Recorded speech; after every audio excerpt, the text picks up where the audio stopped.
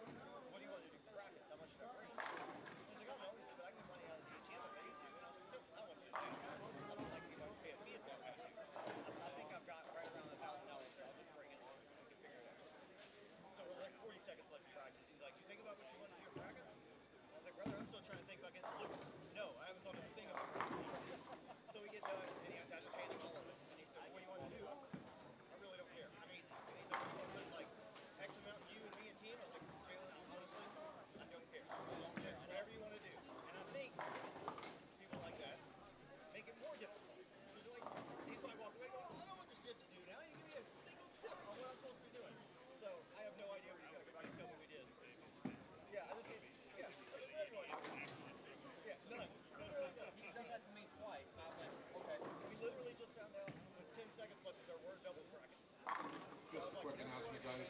We're going to have a couple girls coming through doing a raffle for a couple of signed bottles of bourbon. A lot of the proceeds are going to go to two different places. Some of it's going to the prize fund. Additionally, we've got a young girl locally that's a high school bowler that's suffering from leukemia. So we're donate some of the proceeds toward hopefully her recovery. So we'll have a couple girls coming through selling raffle tickets. Please support the raffle.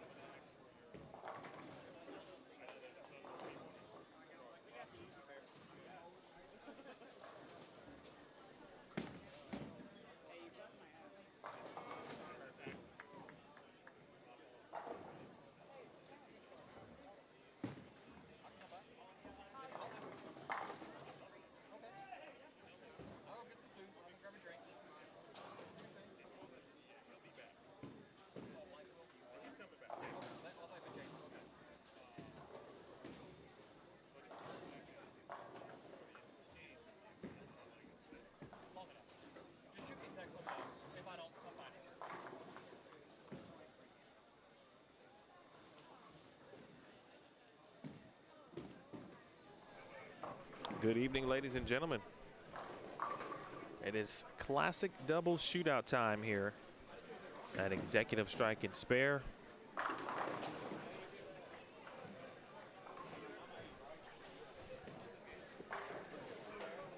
Appreciate everybody tuning in.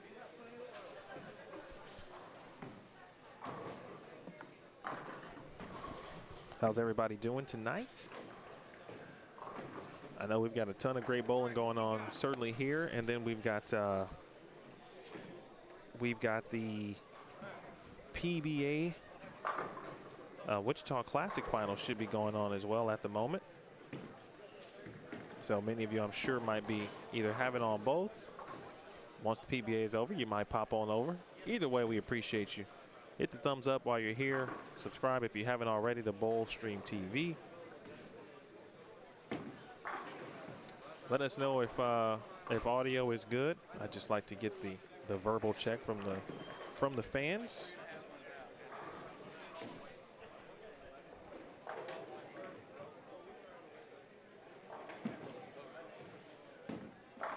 And then to get us started,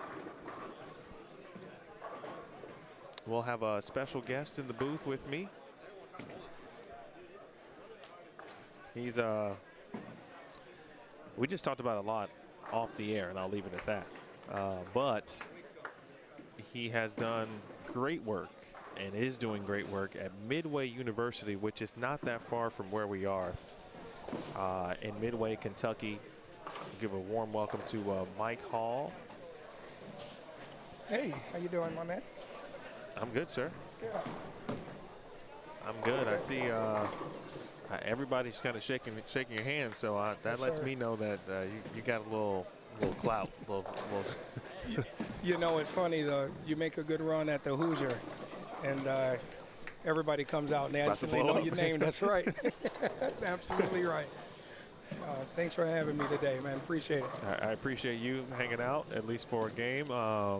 What brings you out actually this week? Obviously, we got a ton of great bowling, but any players you're watching this week? I have a couple of players here on the girls' side, down there on the lower end.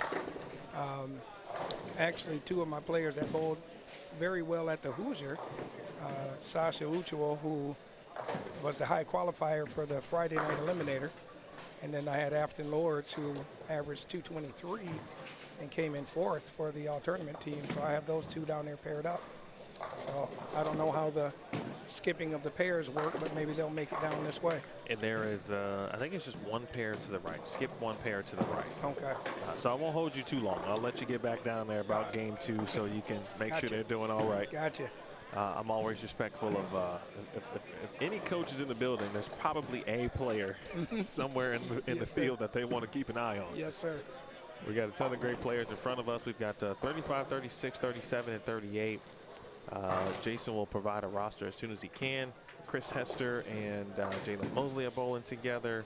I'm actually going to go to the Facebook page and pull some of the team names and doubles teams who should be or were scheduled to originally compete tonight. How long have you been now with Midway? I've been with Midway. This is my 5th season as the head coach, but our 4th season of competition. First year, of course, you got to get down here and find some people, and then hit the ground running. So, which is what we did. You know, coaching and recruiting, they kind of go hand in hand, but they're two totally different things. you know, but it's just about getting good fit for the program and getting all the kids to buy in, and I think that's what Midway did, or that's what we're doing, I should say.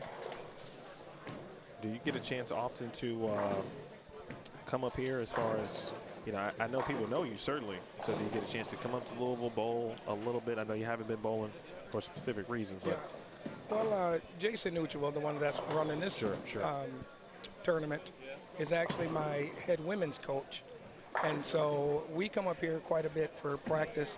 He's able to put a lot of different patterns down for us. And then, you know, the girls come up here an awful lot. So we're up here a little bit outside of any other tournaments that they do have in the area. Louisville's only about, you know, less than an hour away from Midway anyway, so it's not a terrible drive. So we only have the one center in Lexington, one center in Frankfurt, so we're able to come up here and get our pick of where we want to go.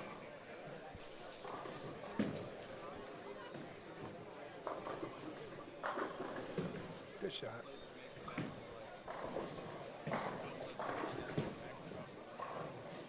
I actually say quite a few coaches out here bowling as well. This is a big event.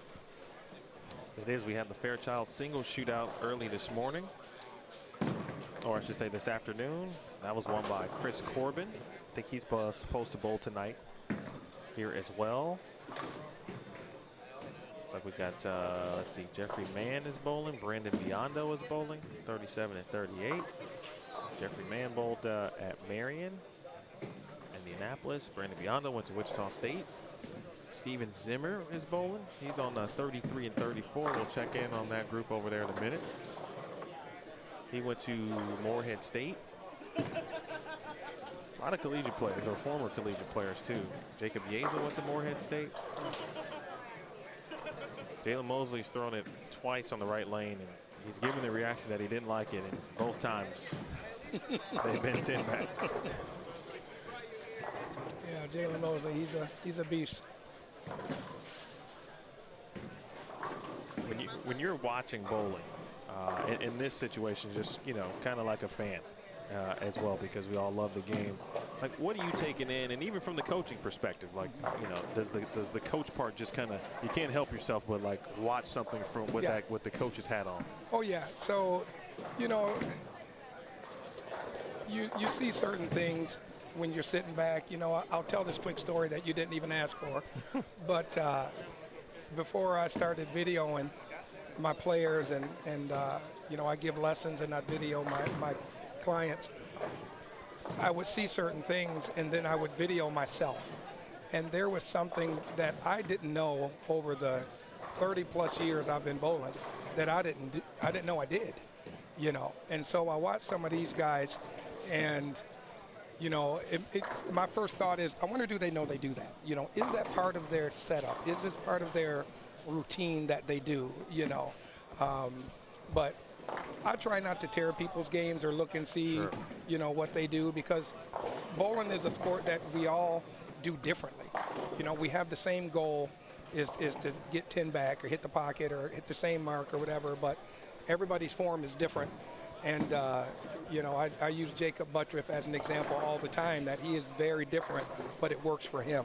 And so, but yeah, I sit back and I watch styles, and, you know, half the time I say, man, I wish I threw it that good.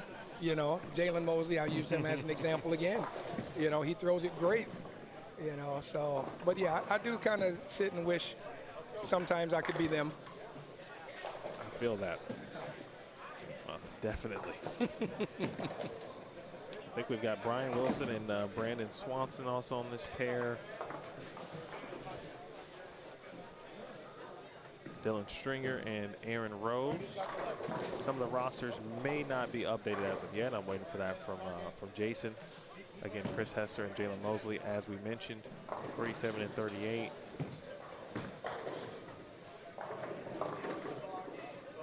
Jacob and Landon Yazel. Let's see. I know Brandon Biondo's partner at the time was TBD, so maybe I'll use a little process by elimination. Steve Barron and Donnie Johnson on this pair as well. There is Brandon. Oof. A little nasty 9-pin. Good shot, Sam.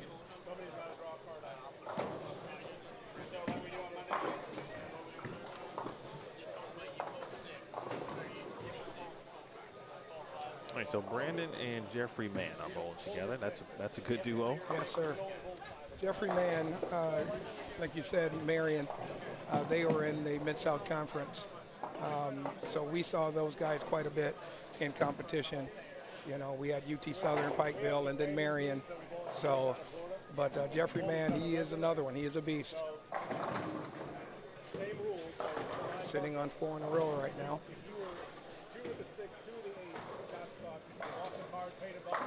Make that 5.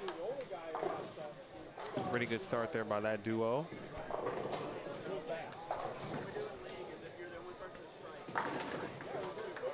Just joining us and have any questions, let us know. Format tonight, 3 games, traditional games, and then the top 8 teams will move on to the bracket finals. And then the format kind of shifts a little bit. It'll be Baker once we get to that point, and then it'll be best 2 out of 3 Baker games for opportunities to advance in the tournament. And then the real fun starts tomorrow. Yes, sir. Dylan Stringer with a messenger on 36. Shot.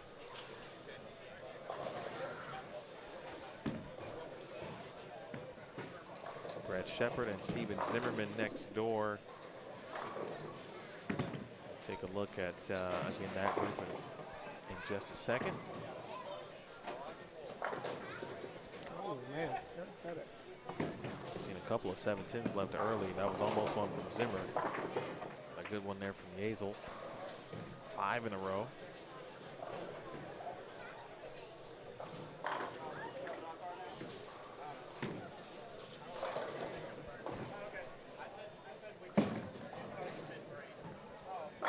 Ooh, nice shot.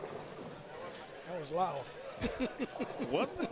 I thought it was just me for a minute. Yes, sir.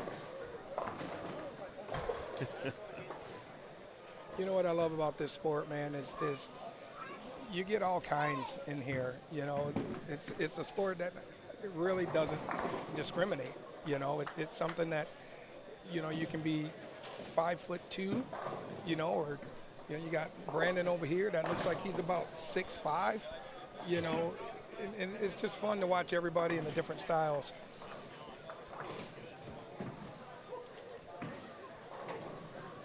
There was, we had at least one 300 during the single shootout. A good shot there from Jalen. That was front, no, someone else had 299. Single shootout, Ryan Liederbach. AJ Rice had 300. Nice. I would fully expect some 300s at least at some point during qualifying. We might even see a Baker 300 once we get to bracket play.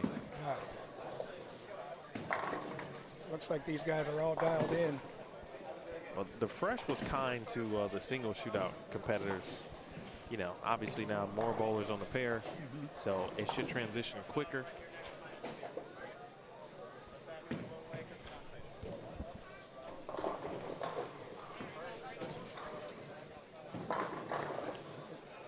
Wow. Front 6. Looks good.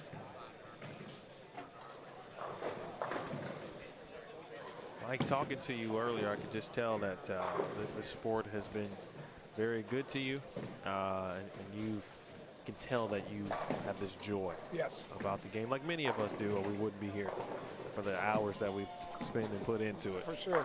When did you get your start in the game? Oh man, that is a story in itself.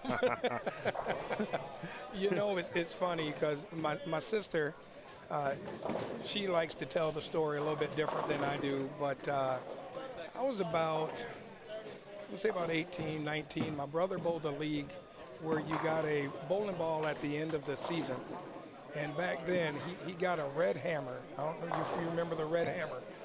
But he would hook the ball from one lane to the other. And I said, man, I need you to show me how to do that. And so he showed me how to hook the ball.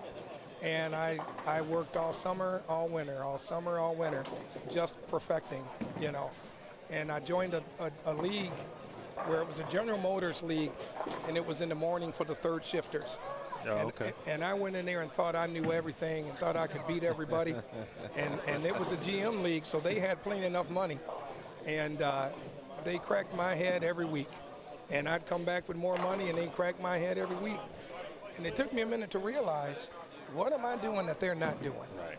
And what they weren't doing, because they were older, they were just playing it straight down and in. And so I worked on that, and my average went, you know, 170 to 177, one whatever, and to where it is now. But it's just something that once it clicked, you know, and it's like golf.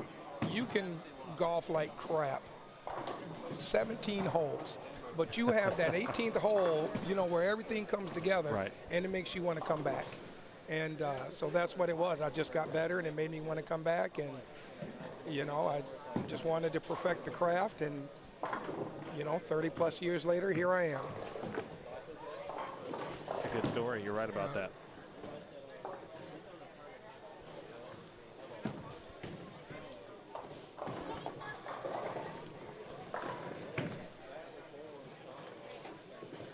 Two, 4, 8, 10 for Landon. Got a little bit wide. Still waiting for somebody to shoot 300. I know it's going to happen. We'll get you over to 31 and 32, 33 and 34 for a look. But first, someone is, I knew this will happen tonight. There's, of course, like triple the amount of people in the building now. Mm-hmm. And that means that someone typically is going to bump a camera, which has happened.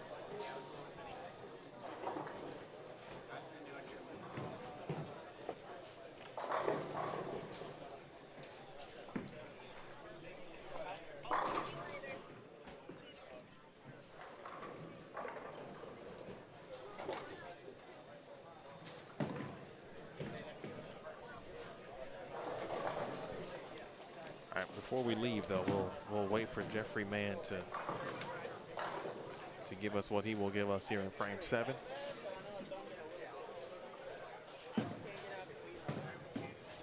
Joined in the booth by Midway University head coach Mike Hall, and if you've ever heard of that university, well, I tell you, it won't be the last time. They performed very well front 7 for Jeffrey Mann at last weekend's Hoosier Classic, and got some momentum heading into sectionals. Yes, sir.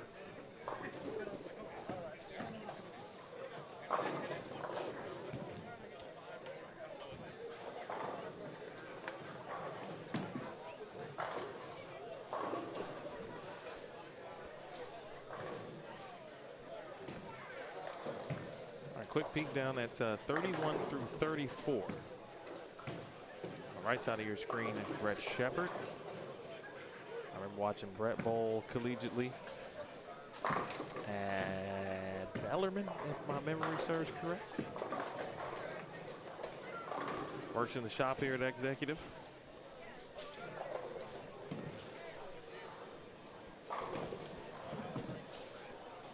Brett actually drills my equipment.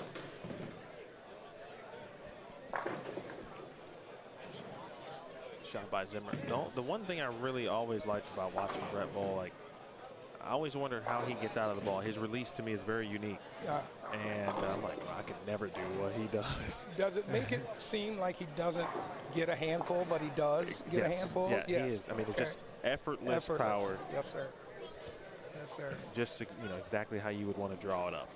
You could say, all right, you can get everything that you have on it, but it won't look like it at all. Right. That's Brett Sheffield. Man.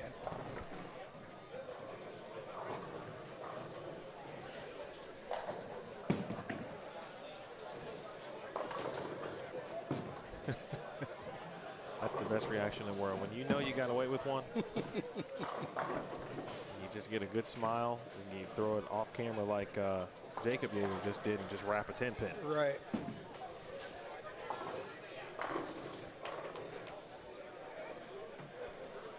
My guys, they used to get upset when they throw Brooklyn, my team. And I tell them that 10 looks good, just as good as anybody that threw 10 back, Oh, we almost picked that up. But that's just the nature of the game, man. You can pound the pocket all day long and leave 10 pins and 7 pins and 9 pins and throw a runaway Brooklyn and get them all day long. Right. You just got to take what the game gives you. Jeffrey Mann sitting on 7, going for number 8 here in lane 37. Ooh, good shot. Oh, man. Wow. Hey, this is a modified house shot. It's not the Bradley open pattern. That's for tomorrow.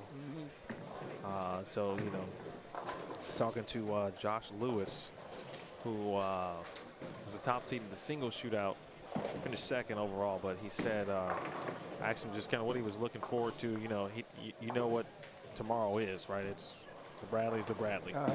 And he said, you know what, today is just about, the last kind of chance to get a little confidence before you before you hit that Bradley pattern.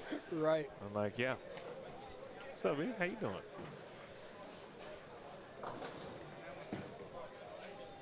And I mean, there's no doubt about it.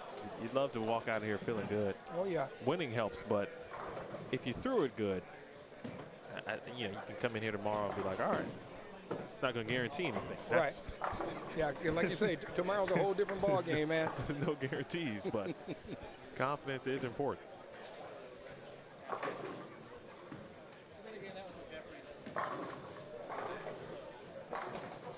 Another good one there from Brett.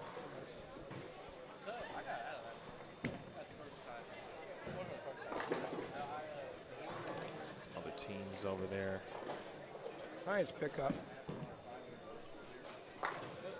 Down on 32. I don't know what spare it was, but it was a big one. I think it was the 367.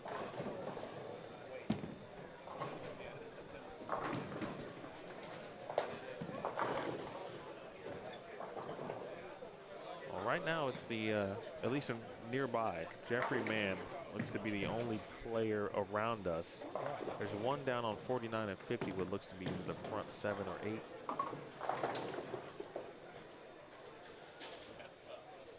Your eyes are better than mine. There's definitely a string. I can't tell if it's 7 or 8 though.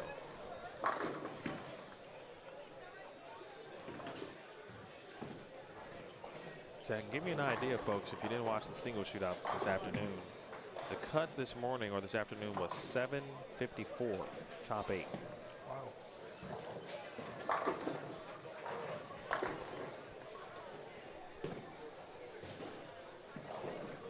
Jeffrey on nice shot, 10 back, front Beautiful 9. shot, front Yes. 9.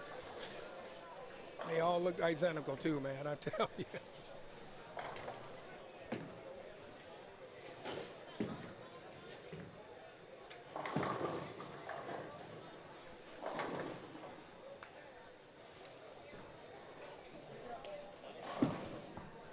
Be right back. Yes, sir.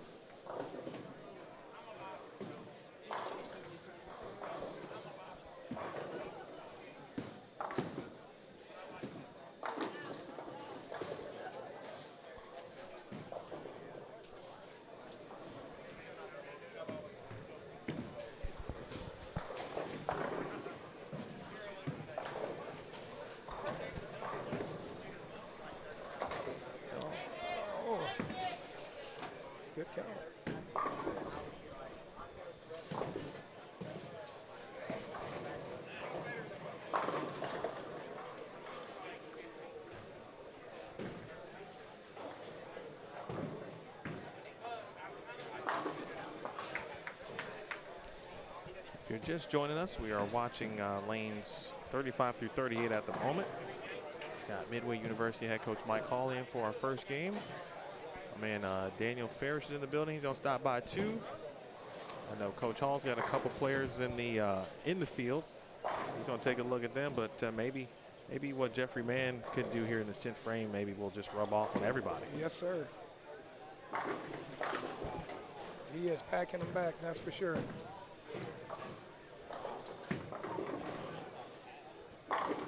Nice shot on 36 from Dylan Stringer. And back. Dylan Stringer is another collegiate bowler that's out there. He bowls for Lindsey Wilson in the Mid-South Conference as well. Oh, he looks okay. They were at the Hoosier. Yes. I was wondering. They had a couple of good players on that squad too. There was a couple that really threw it well. Yeah. So we got Jeffrey up here in the 10th frame, lane 37.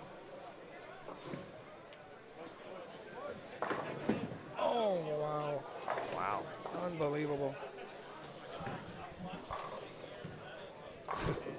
The shot didn't look that bad from my angle. It looked like he missed a little inside, but I'm not going to call that facts. That's just what I saw.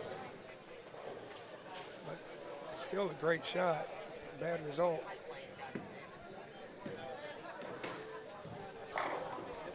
Well, not the way he would have preferred, but be off to a good start nonetheless, especially if Brandon can double in the 10th here.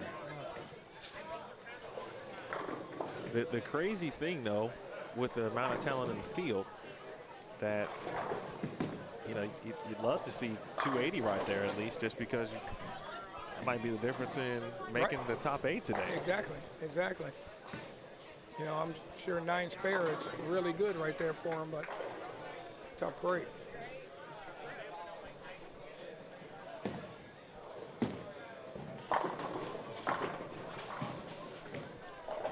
Couple of my Midway girls right there, as a matter of fact.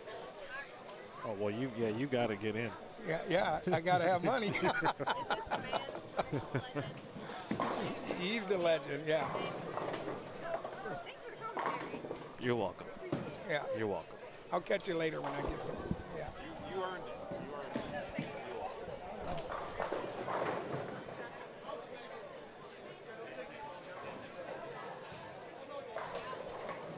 Is that a 50-50 right there going on?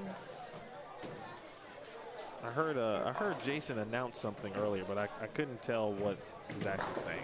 From what I understand, I know he's doing a 50-50. I don't know. He's got a couple of bourbon bottles that I think he's going to raffle off, and I think it was 70% was going back into this prize fund, and then there was I think there was a bowler that found out they have, I want to say, leukemia, and so he's donating the proceeds to that. So I don't know if the girls are telling that when they're selling, but hopefully everybody buys a lot and get this young lady some money. I tell you, man, just in my brief time knowing Jason, you know, the Fairchild Shootout was named after his good friend, Mike Fairchild, who passed away because of aneurysm, and I think he took $10 from each entry and to donate that to aneurysm research. Nice. And he's done that multiple times, some things like that, even what you just talked about right now. So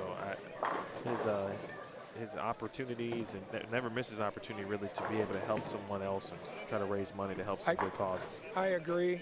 Having Jason on staff at Midway has been huge for the girls, and even just for the program. He brings a wealth of knowledge to the program. You know, I can only do so much. You know, Sure. You can't be in 2 places at once. So it's nice to have him there, his love of the sport, you know. Jason's an all-around good dude. Wow. We just both did the lean. Yeah. Is that making it back? Right. Oh, it is. Remember at the beginning how I said I sit back and I say, man, I wish I could throw it like that. That's one of those shots. That's what I do on a regular basis. This is kind of why, like, you know, I love what I do, but I get to sit here and just watch people strike. Yeah. Right. I mean, and marvel at some of the varying ways that players do it, like we talked about earlier, how they do it, you know, what they're doing to get it done. It's incredible. Yes. I'll say something different tomorrow. You're right. I'll be watching hopefully good spare shooting, because that's what's going to get you to the number tomorrow in the top 50. Yeah, the scores today, you won't see these on the board tomorrow.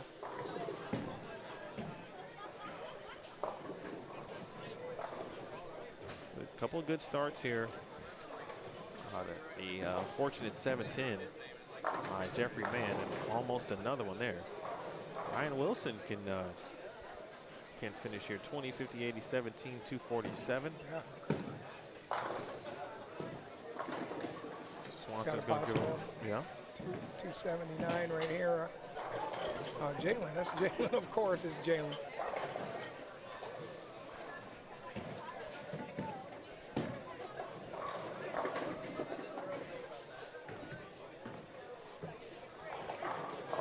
Another good one for Brian. He's happy about that one. I don't know if he was sure the 7-pin was going to fall. Jacob Hayes will get to love tap. If Landon can strike out, that's a good start for those two. Chris Hester's on a 4-bagger, and we can still get to 226, and one more. Mosley's going to be in the 270s.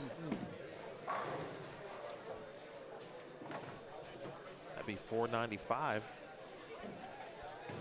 A solid start to game one. Real good start. Beautiful shot there by Ryan. So the tricky part is when you make that move from pair to pair, you know, you don't know, you know, what the people on that pair have been throwing. Sure. So, you know, I tell my players, you know, when we move, you do the exact same thing you did on the pair that you left from, because you don't know what changes to make when you haven't thrown the ball. You know, now that situation changes if we send scouts down there to say, hey, where are they playing? What are they doing? Then we might change it up. But, you know, you got a good start like this, and you just hope that when you make that move that the pairs play the same. Right. You know, that's everybody's hope, you know. Landon here is going front 5, split, and we're about to throw maybe the back 5. There it is. 242. Jalen did get the 2nd and the 10th. 279. It's a good way to start. He just throws it so effortlessly. Yes, he does.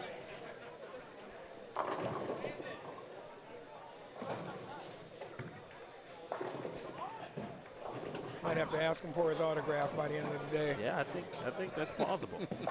Chris Hester. Oh, jeez. Bad break. Good shot. 6'8".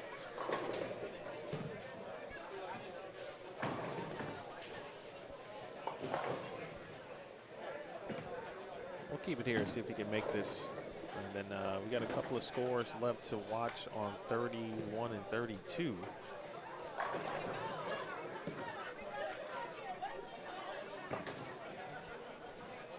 All right. All right, back over to 31 through 34.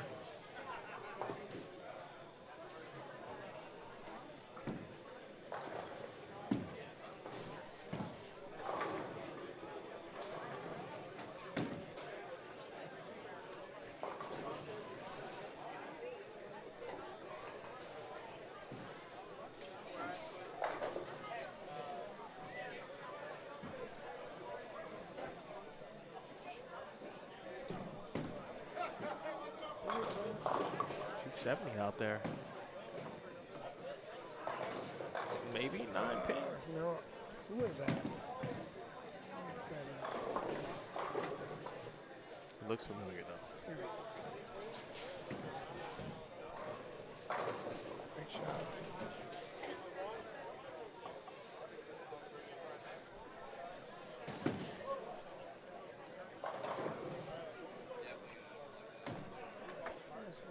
Well, for the amount of teams, I think Jason said there's 80 teams. Looks like 6 on a pair, 3 teams on a pair. That might be somewhere with one or we're going about the full house too, right? Yeah. Oh, wow. He's using 1 and 2 down there. It looks like yeah, it's a full house. It's hopping.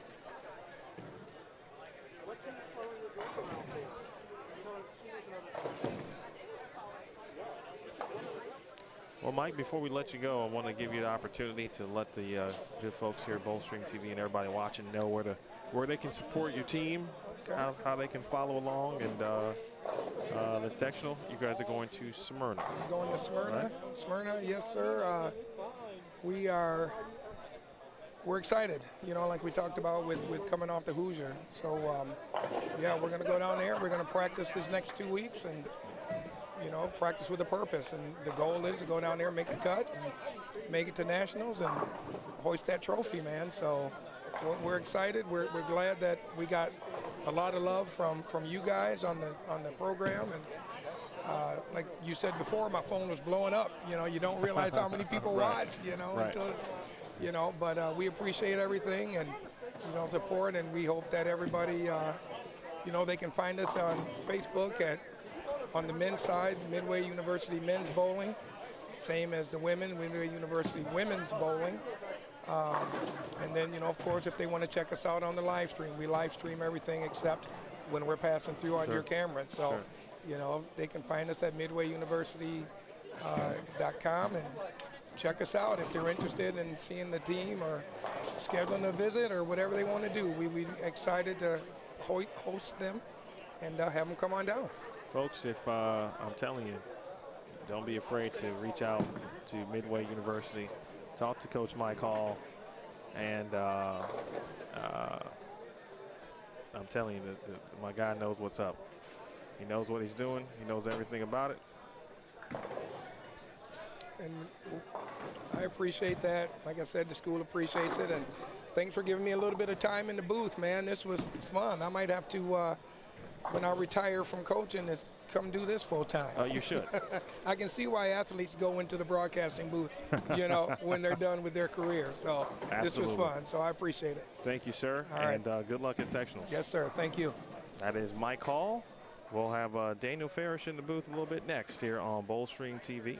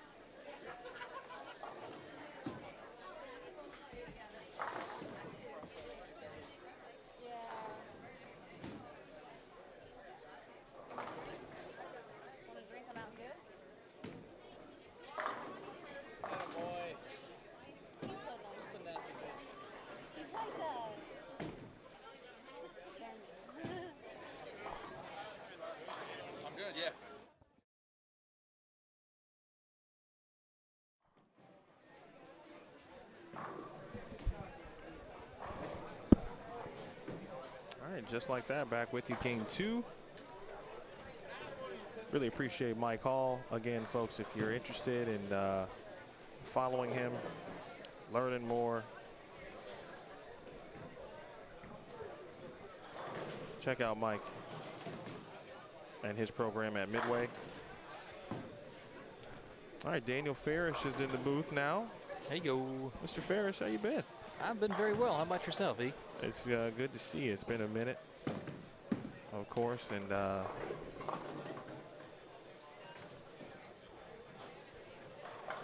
the opportunity to, of course, share a booth with you is always pleasant. Yeah, this is something I would never pass up. Well, that I know. I did not expect to see you here tonight, but even better that you are here.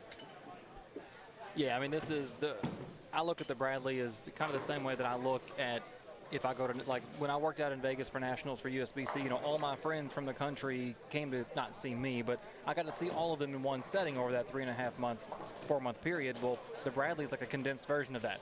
A lot of bowlers that I might see them on the regional tour, or guys that I might see once or twice a year, I get to see them in my city.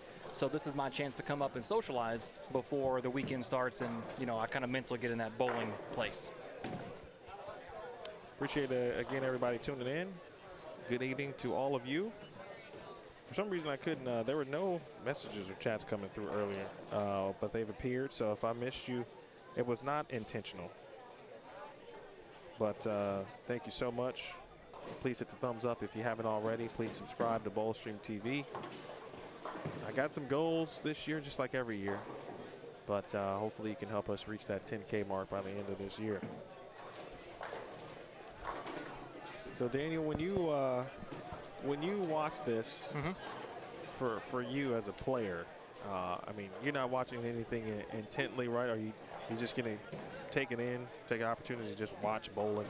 Like tonight? Yeah. Oh yeah. I mean, I don't bowl league in here. I sub a lot of Friday nights. I know this house shot. I think this is a modified pattern, but there's nothing really to watch from the foul line forward. I'm just watching bowlers and having fun and just enjoying the social aspect of it. Watching guys shoot high scores, looking for 300s, all the stuff, you know, you would do live streaming. I'm doing as a spectator, just enjoying the moment, you know. All right, so I was hoping we might get an updated roster, because there were players, or teams I should say, that weren't completely filled prior to registration or check-in. And I know the staff is working on that, so we may not get to it, but if you know some players, especially local players, and feel free, let us know who they are, you know, to discuss them. Well, on the screen right now, nobody locally.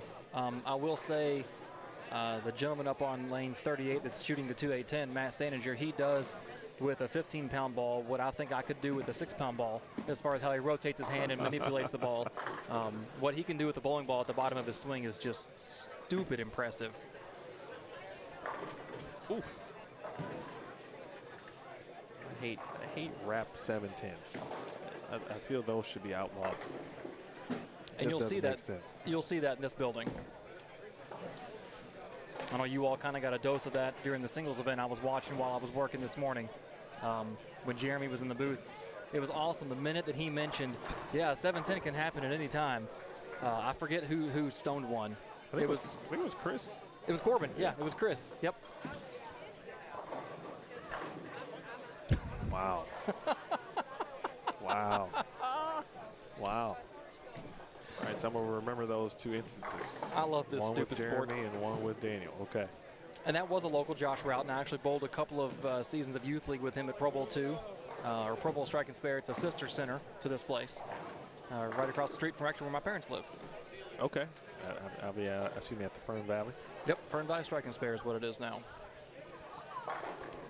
Scooby, are you saying that Simo won tonight? Is that what that means in the chat? I did see the box score after 4 frames, and Simo had the front 4, and Dom had went spare hole, spare hole. Okay. So it wasn't in Dom's favor. 40% into the game. It also makes sense. We got a nice little viewer spike. So I'm sure people were watching the Wichita Classic Finals tonight, and certainly rightfully so. Go ahead and support the PBA. We're here all night, you know, so we will be here. But I appreciate you for tuning in. And I'll tell you something else that I support is I support Simo's decision to just hang out in Wichita tonight, enjoy the win, not come to Louisville overnight and bowl this event, because he's really good. He's better than me. So. Which would normally be a Simo type of move. Like he would, you know, certainly, and he probably considered it already, I'm sure. For all I know, you still may do it. Well, and the thing is, it's 12 hours. I've made the drive from Louisville to Wichita and back. It's about 12 hours, maybe 11 with a lead foot. And it's what? It's 8:10 So maybe there's a B squad spot still left. Well, and that's what I'm saying. He would have to drive overnight. He's probably traveling with people. Sure. But I mean, that's a heck of a drive to get minimal sleep on the road and then bowl at 12:30. And to be honest, I didn't even know, you know, it was that far away. It just didn't seem. But you know, when you look at the map, it's like, well, Kansas is Kansas. It's like right there in the middle. Like there it is. Just.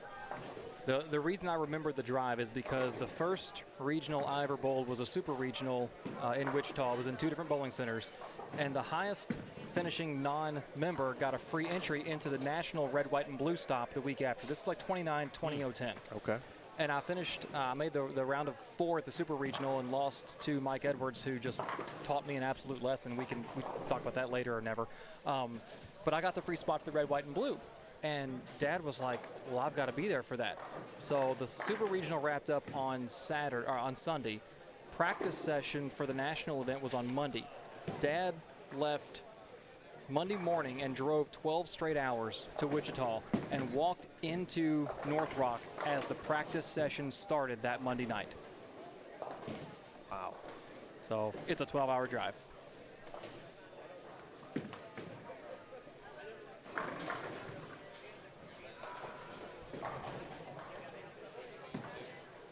Good question on, do we have any Ohio bowlers? I'm sure there are some competing tonight in doubles. Zeke Bate is on lane 32. Dan Higgins is down on lane 11 or 12. Aaron Martin bowled the singles event this morning. He's here. He's from Ohio? That's Tennessee. Jeff White and Aaron are Tennessee, yeah. I'm getting my tri-state people mixed up. But yeah, there are a number of Ohio people here.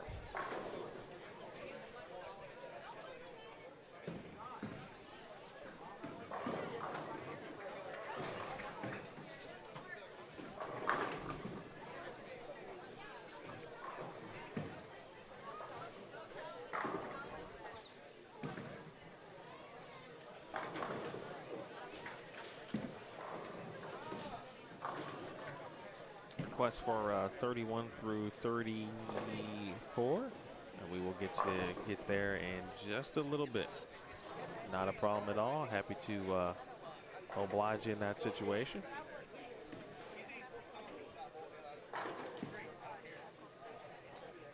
This morning the cut was 754. I mentioned this a little bit earlier. You anticipate having scores certainly in that realm to make this cut tonight. Of course, ×2.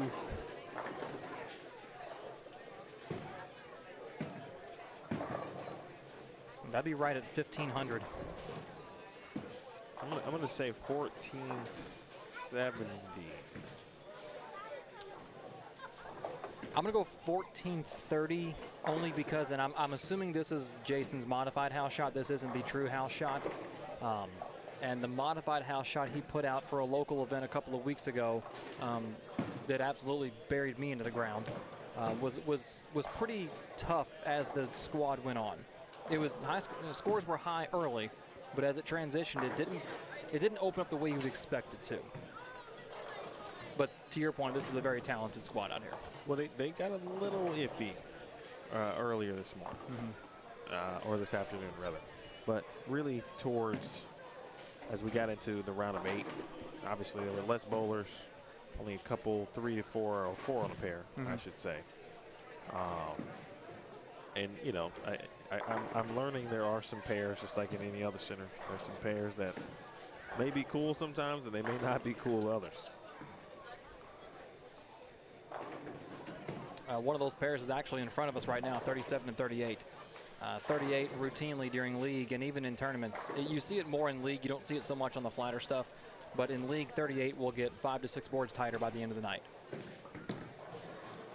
Yeah, this place being as old as it is, you know, even with the synthetic panels that have been out there for 5 or 6 years now, you know, the longer they sit out there, the more the characteristics of the wood start to seep up.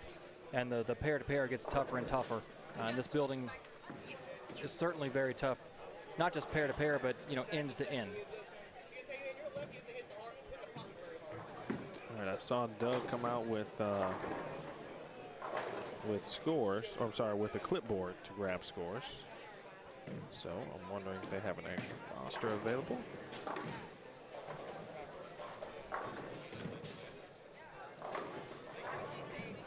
All right, let's take a quick look over at 31 through 34. I saw David Stouffer over there. He finished second at the Bradley last year. There's an A.J. Rice in the finals.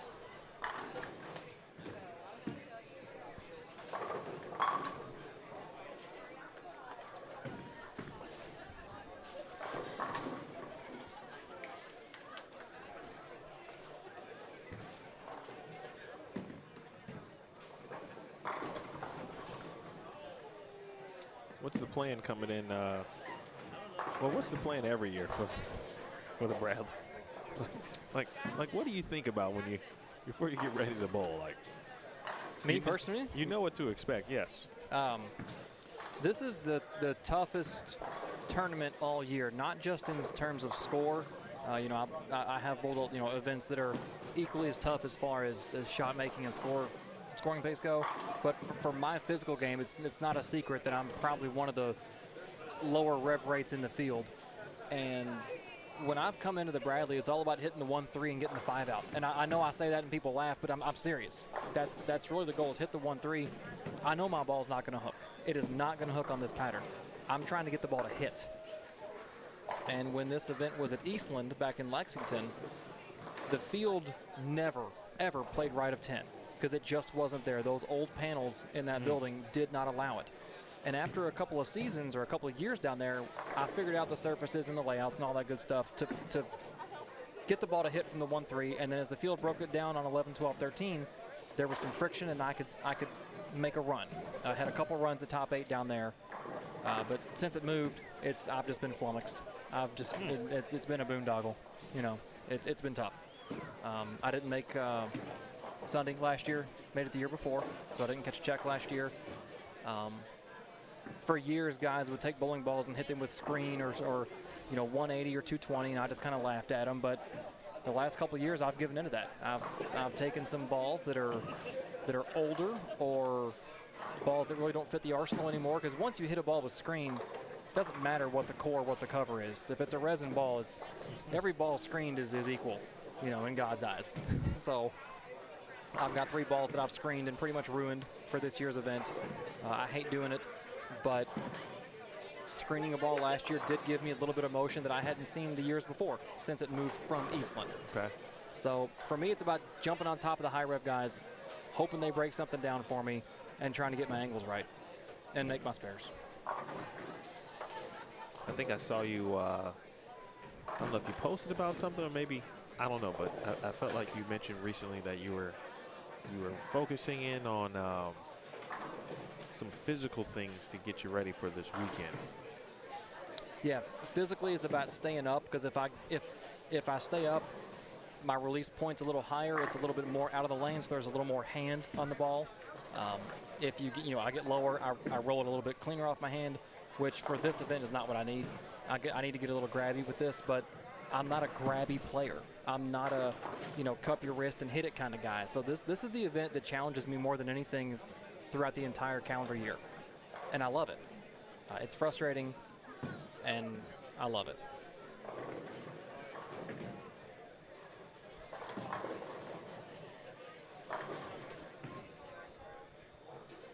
Matt's a great question. Scooby, I'm going to try to get that answered for you in just a second in regards to A.J. Rice. Actually, let me do a quick search. I think he's bowling with Gene. Is it Gene? Gene Perez? Yes. Yeah. It is Gene. Gene, yeah. Okay. He's bowling with Gene Perez. I was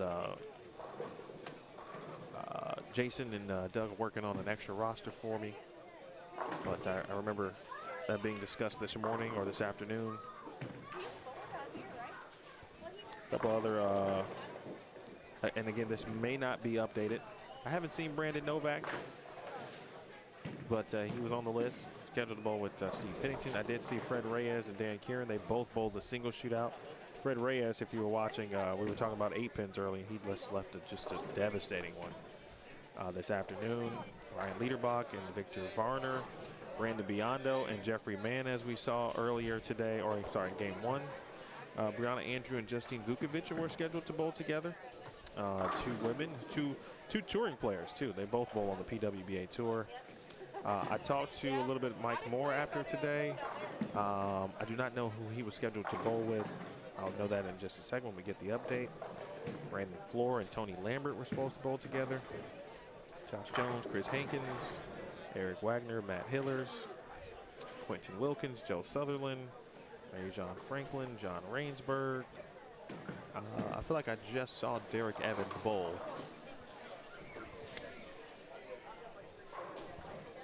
I mean, you want to talk about an absolute loaded roster, and that's it right there. Granted, a bunch of these people are going to be bowling the main event this weekend, and that's Jason talked about this when he was in with you earlier today. Is that this event hasn't run since the inception of the Bradley itself. It was a bunch of guys approached him and said, hey, we're in town the day before. Why not get something started? And that's how the doubles kind of grew, and then the singles kind of grew as an extension from that. It's hey, we're getting in town Thursday night, or pretty much Thursday night, or even earlier on Friday. We're here. Let's run something. So these events kind of started out as sweepers, and now they're full-fledged bowling tournaments. A lot of people have asked me. I bowl a lot of doubles events with Steve Novak, who's bowling A squad with me tomorrow. But a lot of people have asked me why we weren't bowling tonight.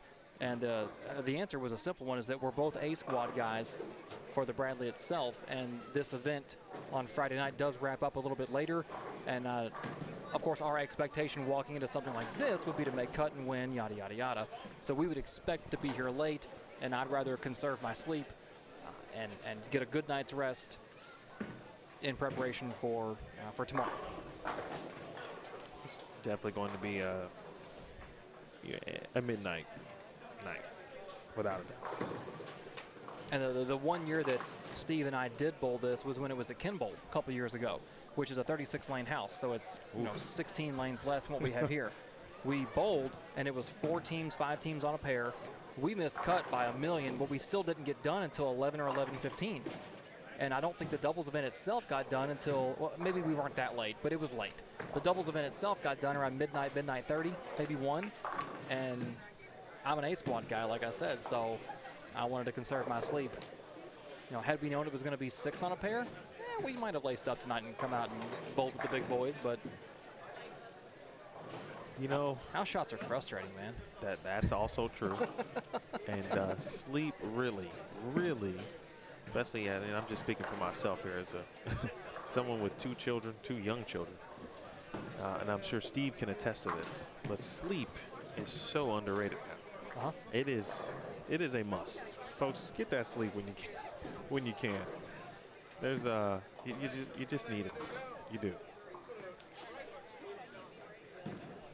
How many college tournaments did we bowl on Sunday morning on very limited sleep? But we went out and performed. I don't know that I can do that in my no. I'm still clinging to the mid-30s. Right. I'll be 37 this year, so I'm still clinging to the mid-30s. It doesn't happen, man. That's great. It doesn't. That's hilarious. Daniel CC says hi. That's CC Ward? It is from Justin Ward. Okay, all right. Jedi Master, love that name, by the way. This is doubles. Got the Classic Doubles Shootout presented by Classic Products. On the high five gear and Motiv.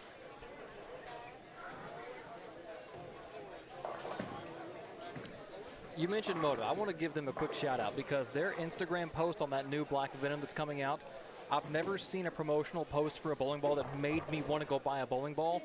Their PR team, their graphics team, their marketing did a phenomenal job with that. I didn't see it. Well, I saw something today, but I saw something on Twitter the other day, but it was based around Santu Teravainen's performance in Wichita, PBA Classic. He's on staff, and maybe he was throwing that ball that is yet to be released. So then they created something. I don't know if it was on purpose, but I think based on his performance, then they intently. That's why he posted what he posted. Okay, because you're right, because Santu posted something yesterday about I threw a ball, led for a while. I can't say what I threw. And I was like, why would he post something like that? And then Motiv put the post up today about the black venom, and now the dots are connecting. I saw that. I saw the post part with the bowling ball, and I'm like, well, that's had to be what he was throwing. I love it, man. Yeah, that's smart stuff right there. My man Chris Muldrow. Make sure you follow my guy Chris too. That's Expert Bowler Gaming. Expert Bowler Gaming on YouTube. Chris also you may know him as Fingers too, by the way. He streams a lot of his league sessions, and along with the gaming part, he's putting together some instructional videos, some how-tos as well. So go check out his YouTube channel. Again, Expert Bowler Gaming. My man spent some time with us at Lindenwood. He's from Chicago, and we support our own. And then Matt, absolutely. There's a ton of, I shouldn't say a ton. I'm assuming a ton because typically speaking, at every event I'm at, especially the Bradley included, there's always a good amount of players who make their way, whether it's flying, driving, whatever, from around the country. Speaking of, we were just talking about there's Zeke Bate, right? We were talking about Ohio, but Zeke's been kind of chasing the PTQs on the PBA tour. And so he's made his way in. Talked about Dan Higgins. Dan is always at any kind of big event, 5-figure payday type event. Just talked to my man Asher Finley. He's from the Chicagoland area. He made the drive up here. Let's see who else. Brandon Biondo's from Illinois. I'm just looking at people that I can see. Let's see who else.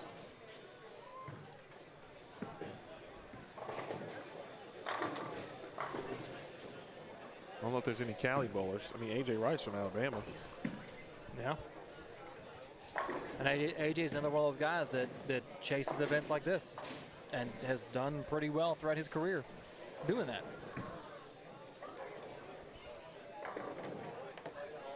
Got a couple strikes going on our main channel, 35 and 36, but they are just in the 5th frame. So we'll keep it here for a few more. See Brian Halen, he had a nice finish. I think he won this thing last year, or was second, one or the other. The doubles event? Yes. Yeah. He was in the photo. Brian's a McKendree product? Correct. Yes.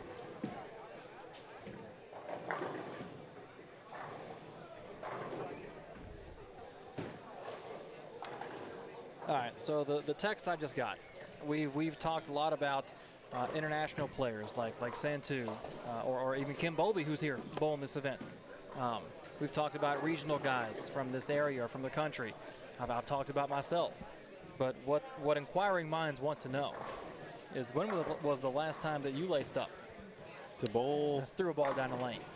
First score. A couple weeks ago. Okay, good. And then I was not the answer you were expecting to hear. No, I'm glad to hear it, though. A couple weeks ago. I bowl league now. I got back to league bowling last season. Let's turn you back on it, Brett. You didn't think it was going to happen, but it did. He didn't think it was going to happen off camera. But yeah, I got back into it last season after. Now the break was like, I think it was 4 or maybe 5 actual league seasons. It had been that long since I had actually thrown a ball for score. And last year was all right. Somehow this year's even better. But I've changed and done nothing different. I wouldn't expect that. Except I was telling this to your dad and your mom about me and, in one ball. I got one ball, finally got it fit, and that's the one ball I take to league every Sunday. And the league's on Sundays, and so I miss a lot of Sundays, of course, for work-related purposes. So like probably all of March, I'm not at league. Right. So hopefully I'll be there parts of April when league's over, or not league's over, it's ending, a couple weeks left, and I'll still have a chance to make a difference. But it's been fun to, get back out there a little bit, bowl, not really think about much. You know, I don't have a lot of equipment either, so it's actually made it simple. It does. Right? You're right. So it's like, all right, here's what I can do. This is what this ball does. You don't have this, this, and this, so don't even worry about trying to do that. And, you know, just kind of bowl in a little box. And it's kind of worked out. I mean, it's a house shot, too. That helps. Right. Don't get me wrong. Well, I wouldn't, I mean. I'm not out there bowling a sport league with one ball. I'm not that good. I don't know what the Chicago bowling landscape is like, but we have one sport league in a calendar year here in Louisville, and it's a summer league that John McCarthy runs leading up to Kentucky Open. So it's not like, you know, we are overflowing with sport competition here in the city of Louisville. So I wouldn't expect you to be bowling a sport league. No, I would be, quote unquote, try to be prepared for that. Well, I can say confidently that the bowling world is the bowling world on that side of the approach is better with you in it. Well, I appreciate that. So I'm glad to hear that. It's been good. It's been good. I'm not gonna lie to you. I'm averaging 222, but I don't know how. I'm telling you, I'm averaging 10 pins higher this year. Than last year? Not an exaggeration. Than last season. And I told your dad the only thing I can think of is the job that I do. You know the job. You've done it. You watch typically some of the best do what they do, and so you just kind of take in all of these mental notes about various things about the game, and I really think that's just what's getting me, you know, it's like, oh, okay, I've seen this, maybe we'll try this, and it might work. It might not, but. Well, and it's funny you say that because, you know, for the longest time, Dad was my coach, and then as I got older, he and I worked hand in hand. It wasn't coach-player, it was bowler talking, okay? And then when I took the job with USBC working with you all, and then even after that, when I continued bowling, when I got out on the regional tour, Dad would start telling people, he said, Daniel's out there, you know, on the PWBA tour when I was with you guys. He's bowling regionals full time. He's learning stuff out there that he's teaching me. So that 100% makes sense that you're picking up stuff out here, even if you don't realize it through osmosis or something. Right. When you're around, you know, when I'm around players that are better than me, I pick up stuff, and I'm sure you're doing the same thing. 100%. There's no doubt about it. Chris Hankins, by the way, has been bowling well. Yes, that is David Stouffer. He's on 34 right now. Which packed it. Just looks like, I don't know, I'm just guessing, but like some with some or an absolute surface to some degree. That's a guess. I don't know for sure. What the rock that he was just throwing? I think so. Yeah, it looks like it. I'm starting to, you know, that's one. Always a common question on any live stream is what are people throwing, and I saw that ball thrown a lot earlier today. Saw what else was popular today? An Eternity. I saw a few people throw. Probably a lot of pearls, I would think. Later in the day, yes. Well, you see the strings. 33 and 34 seems to be the pair, although 31 to 32 is pretty solid. The low 30s in this building are okay. You know, I mentioned 37, 38 is a tough pair. A lot of the 40s are okay. Some of the high 20s are okay. It's so spotty in this building. Ooh, blower 10 on 35 from Josh Roughton. Denny Morrison, kind of one of the locals. He's up on 33. Good guy. Always good for a bowling conversation. You know, he ended up, I think he shot 270 or 260, one or the other, to end his qualifying this afternoon in the single shootout. Oh, kick out that half 10.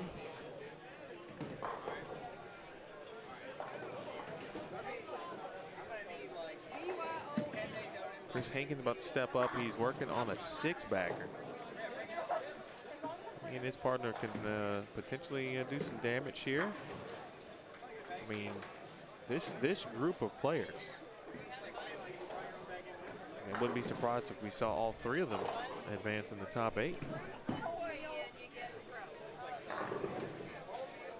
After we see Hankins' shot, take a look at 35 through 38 briefly.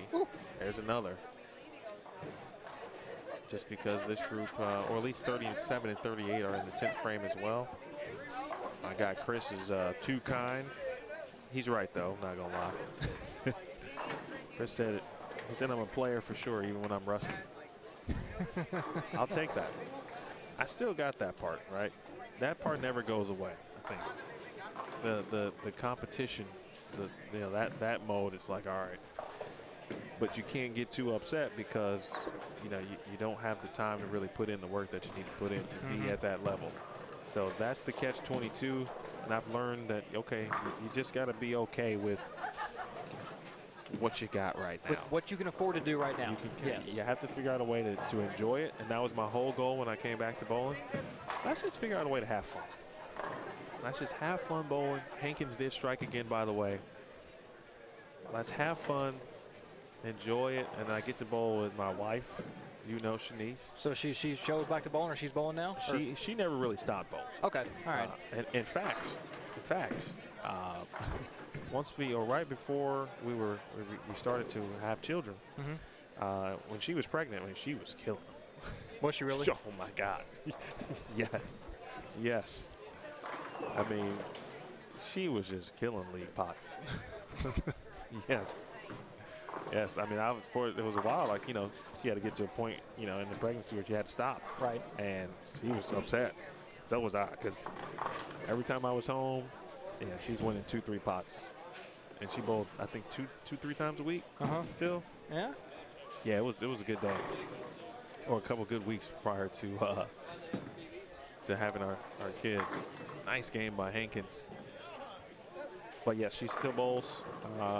She had taken a little bit of time off after our second pregnancy, and then we got Dre kind of was not bowling, but we all used to bowl in the league together, the same league that we went back to, and then we said, all right, well, we all got married, we all had kids, let's try to go back, and then so we went back. So speaking of the kids, what are they into the bowling thing, or are you ushering them towards other sports, or just letting them kind of do what they show interest in? I would say we're not we don't have a plan. Okay. Let me look at Brett's shot real quick, by the way. We don't have a plan in regards to, what activities, sports they will be a part of. Message.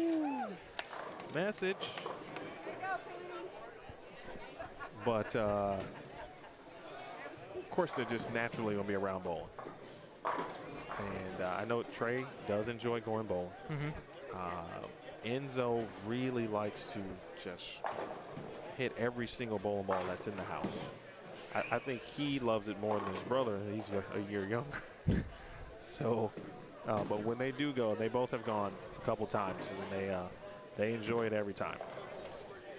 This summer, we might think about maybe baseball for Trey, maybe some soccer, something like that. He seems to kind of, I won't say he likes karate, but we've gotten into the Power Rangers.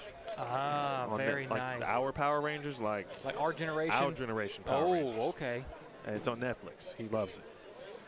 So he's going around, high on and all that. Love to hear and that, I'm like, man. well, maybe, we'll put him in karate. We'll see what happens. Oh, that's amazing to hear. Yeah, it's going down in the Williams household.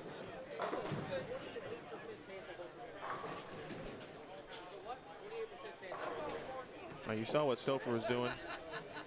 Could be in the 260s. His partner can get into the 230s.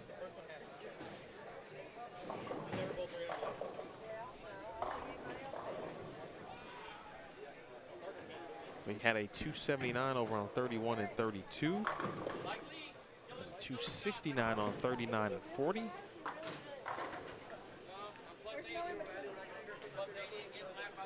And on the high end down on 47 and 48, they're still in the 7th or 8th frame, but a front 7 down there. 279 working on 43 and 44. 260 working on 41 and 42. So still some good scores out there. Good shot. About 10 seconds, that ball's gonna come back, and you can try again, young man. 224. Well, let's go back to 33 and 34 here for a minute as they continue up to wrap up the 10th frame. So this is 3 games, cut to top 8, and then best 2 out of 3 in the bracket, correct? Yes, and the bracket is Baker. Yes, okay.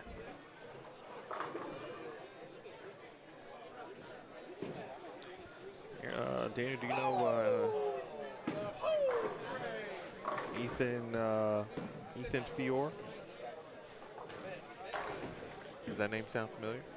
It does. I don't know that I recognize. I might recognize the style if he threw the ball.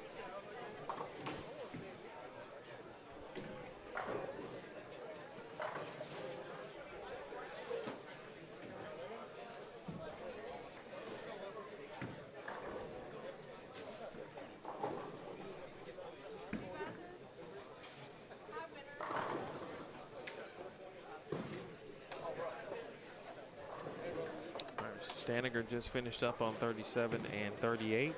We got to 187.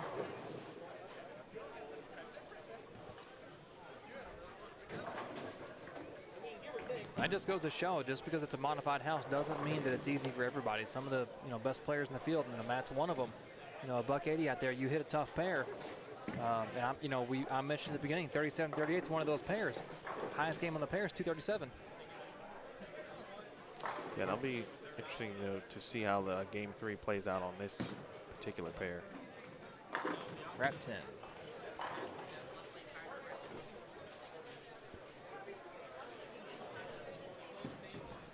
One more shot. That is. Who's that? Straley. Nicely done. A rare 263. That Straley-Morrison duo. They'll be solid here in game 2. I got a mystery score in this tournament because 263 is one of them. That could work. All right, one more shot here for Mr. Morrison, then we'll get back 35 and 36 as they wrap up game 2. Attaboy.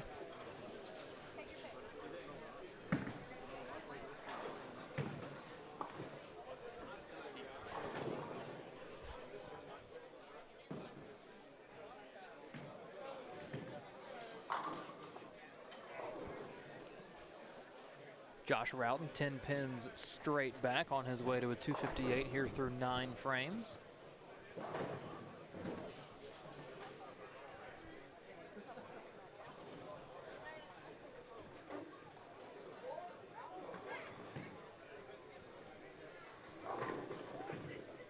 So let me ask if you can divulge any of this. What's like your upcoming schedule as far as live streaming goes, events you've got coming up here in the near future? Sure. After this weekend.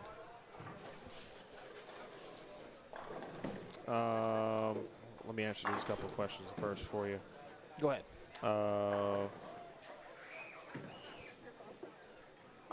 Joseph, I'll tell you, hopefully, well, that won't happen. I'll tell you that the staff will do everything they can to have standings updated as quickly as possible. We probably won't have standings until after game 3 is complete. In fact, once that happens, I'll throw up a message and let you know that the cut number is coming. And so we will all kind of wait on that afterwards. I'm gonna go check on the roster actually after 35 and 36. But I will work on figuring out or see if I can get a score for Jackson and that duo. Linda, same thing from a standings perspective. With 3 games in this kind of sprint format, you won't get too many standings before game 3 is over. So we'll all kind of find out. It's a little bit different than it was this afternoon. Obviously, less players earlier, and you can see big games and how they were accumulating, if you will. Right. Here you see big games here or there, but the partner may not have been on the same pace, so kind of evens out right overall. Then you don't know where that puts them at, and bam, my man. I mean, on cue. That was not Black Cloud-like, but I think that was Zach who just brought a standing sheet. Appreciate that.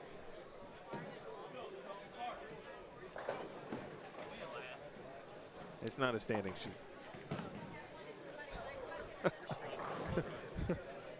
So no, you're not in last. Yeah, like you were saying, I mean, you can see a player shoot, let's say 279 out there, but if his partner has 190, you really don't know where they're pacing. And you can see a team shoot 520 for 2, but they might go the next game and shoot 410. And at that point, they're only plus, 130 for 2 instead of, you've got that 520 stuck in your head. So it's, and like you said, in a sprint like this, it's really hard to gauge who's where, because one bad game can take you out of the running. Just about everyone in our vicinity is in game 3. It's going to be the high end that's going to be finishing last, as they are finishing up game number 2. Yeah, low end looks pretty much wrapped up at this point. Yeah.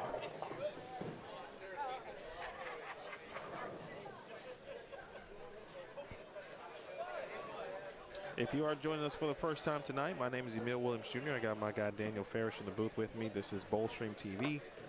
Shout out to the crew over at Bowl TV for another great job. The PWBA event wrapped up today in the Wichita Classic. And what did we say? Simo? Scooby told us Simo won. So Anthony Simonson, I think that's 11 based on what Scooby was saying in the chat earlier. Well on his way to the Hall of Fame. And still but a youngster. Here's Mr. Simonson. So many of you popped on over to say hello and watch a little doubles tonight as the Bradley Open weekend kicks off. 257-213 official final tally. Thanks, Daniel.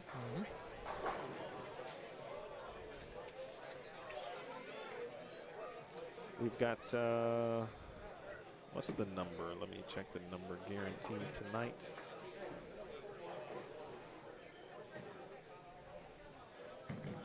$2,500 guaranteed for the winning duo tonight. I like that the singles event today paid out the same as the doubles event tonight, because it was $1,250 the winner today, $2,500 tonight. Math checks out. I'm a numbers guy, so when I see even numbers like that, it's like, hey, that's really good. I like that. I like how that worked out. Gavin, this is a modified house pattern. Tomorrow, if you're unfamiliar with the Bradley, tomorrow is... it's not a pattern. Yeah. Jason just takes a bucket of oil and dumps it on every lane and says, have fun, boys. Hey, something out there, man. Brutal 9-pin there. Good place for it, though. Fill ball. Yeah, if you're a fan, if you've never heard of the Bradley Open and you were just Googling bowling or hopping on YouTube to see what was out there and you don't know what you're walking into, if you enjoy bowlers grinding and spare shooting and shot making being at an absolute premium, this is the event you're going to want to watch, because that's what you're going to see this weekend. The margin for error is almost non-existent. Carry is at a premium. Spares are harder to shoot because your spare ball never gets into a roll. It's just sliding towards the pin. So accuracy, I mean, everything that a player counts on in a normal tournament setting, every one of those variables comes into play this weekend. And whoever wins this event this weekend will have matched up their game to the pin deck, because the pattern is just almost doesn't matter. It's a tough weekend and it's a lot of fun to watch.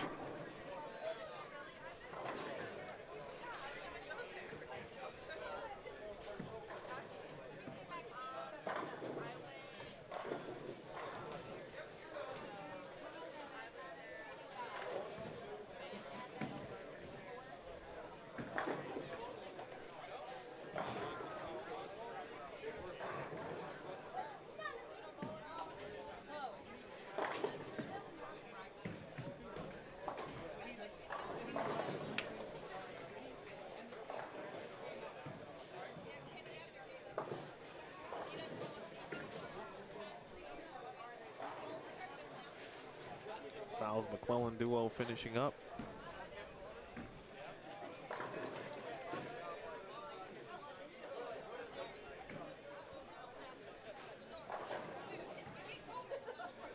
So back to what I was asking you, your schedule coming up. Oh, yes. Sorry. For here on Bowl Stream TV. We've got the Wisconsin State High School state finals next Sunday. in that'll be at Weston Lanes.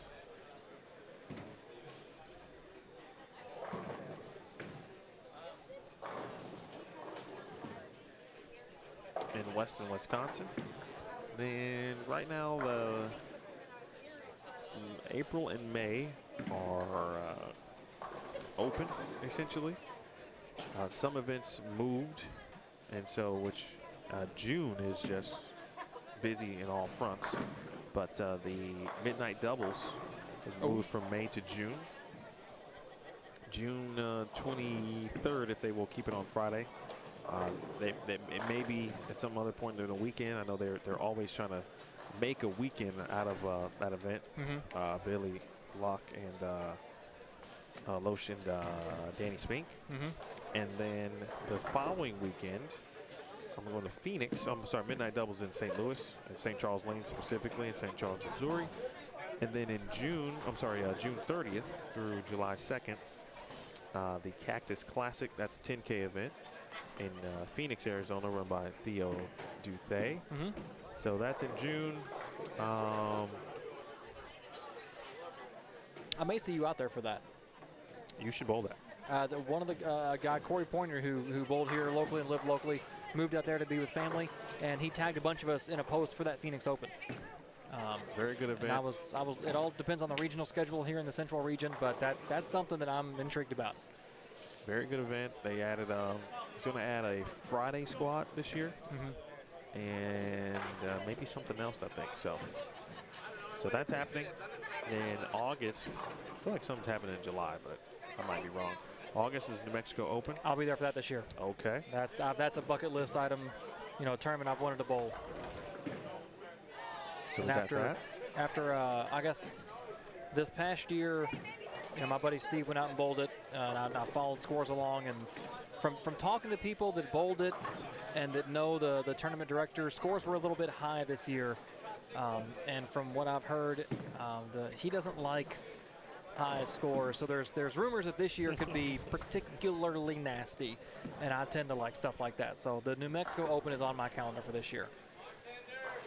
Then let's see, September, hopefully, the National Youth Team Bowling Championships, led by Dr. Jerry Weems, Victor Quintero.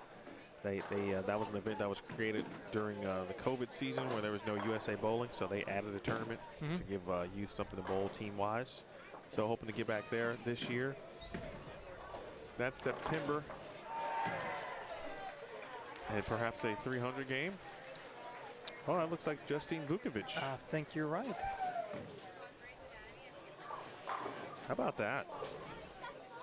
That was the front seven that I mentioned down on 47 and 48. Yeah, 300. Yep. Justine Vukovic just shot 300. But to our point earlier, her partner looks like is in the 180, 190 range. So. Yeah, you just don't know what the scoring pace really is. Yep. She's bowling with Brianna Andrew, again, two PWBA touring players. I was talking to Coach Hall here. He's got two players. Jason's daughter, Sasha, is bowling with a Midway teammate. So a couple of all-women duos competing tonight. And then we get into September. I mentioned September, October, and November. No, October is the Midwest Youth Main Event Youth Tournament. Great event, the inaugural one last year. And so the good folks out in Waterloo, Iowa, the Youth Bowling Scholarship Foundation, and Coach Brandon Steen, Angie Erickson, Matthew McConaughey. I'll be there. I think November's open, and then potential for December, end of December event at the moment. Potential. And maybe if I can, with Jerry Mars and I can never figure it out, put some on the schedule too. There you go. I don't know how many events there were, but I think I got about somewhere between 6 and 8, including a couple pendings. Okay. Well, when you first told me you were taking over this, this channel and this responsibility, I was really excited for you. And just to hear that you're adding stuff to the calendar, you're getting to come to my fair city. I'm going to get to see you a couple more times a year. It makes me smile. We've We've come a long way. I tell you, I mean, and I'm being honest, folks. If you're a fan of bowling, we appreciate it. But if you are a bowler and you're thinking about, competing in some events, some of the events that I do stream are pretty high-level events with some big money paydays. So, again, this one, Bradley, New Mexico Open, that's 10K. Actually 10K plus. I think it paid 11. Did it? Close to 12 last year with extra sponsors. Steve does a great job. Steve Mackey. 10K at the Cactus Classic. So there's some good stuff to bowl around the country. I got to give a shout out to my guy Craig Ellie, though.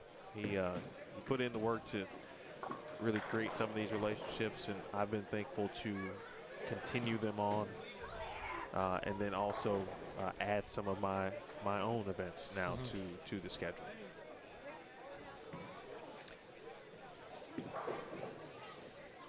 I've got to find a way, and I just say this because of my love for the event. It's probably my #1 event on the calendar each year, but I got to find a way to get you in town for the Kentucky Open.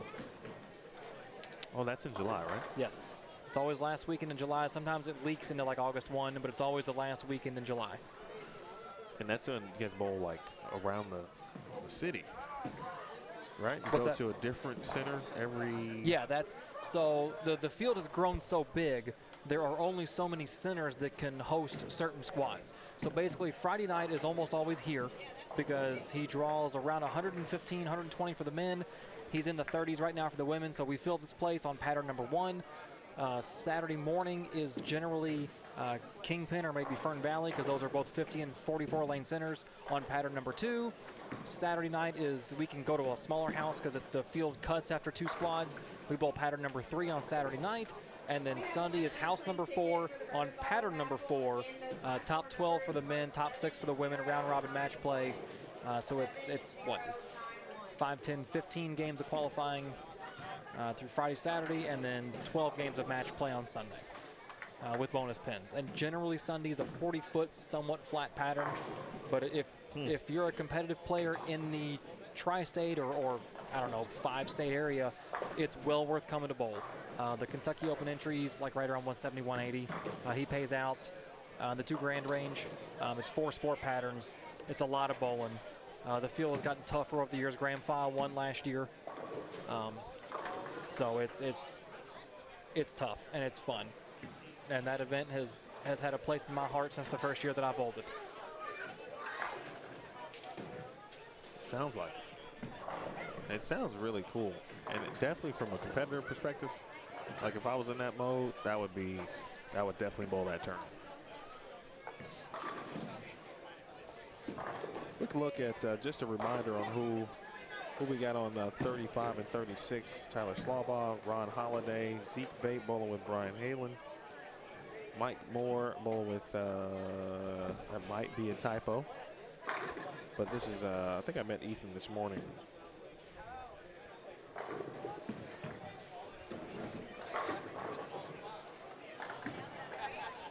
Then over on 37 and 38. We just saw this duo, Josh Jones with Chris Hankins, Dave Stouffer with Lee Rathjen, and Denny Morrison with Cody Straley. Again, thanks to Jason for giving us that updated roster. Mr. Styles. Let's see, I know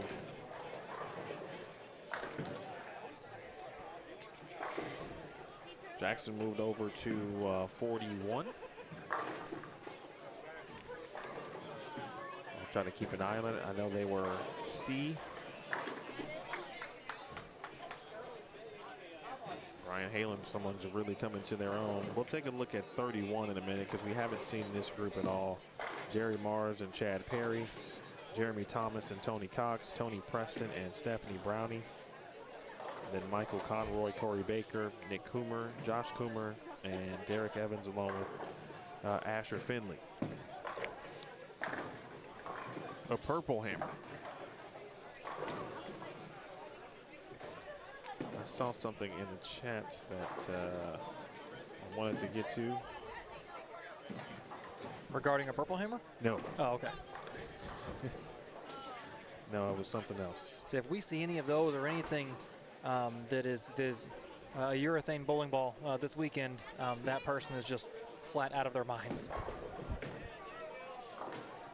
I want to give a shout out to Chad Roberts.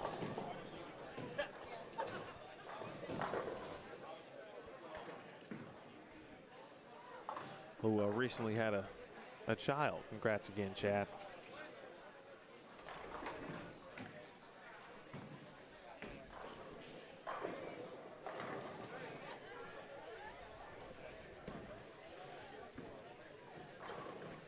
All right, let's move to 31 through 34 for a little bit. We'll watch this final one from Denny, and then we'll circle back here after we check in on the other group. Ooh, was left, but he caved in the 4-pin.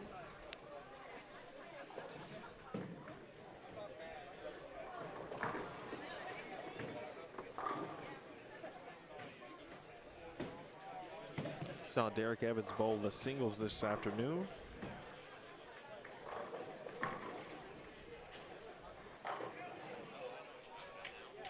Again, Derek bowling with my guy Asher Finley. Double 8-spare strike. Tony Preston to the left. Come on, Tony. I don't think I've seen Tony bowl in person since college. Hasn't changed much. That's a good thing because he struck then. He strikes now. He and I bowled the doubles event about a month ago over at 10-pin, another one of the strike and spare centers here in the city, and came up with a runner-up finish. He strikes a lot.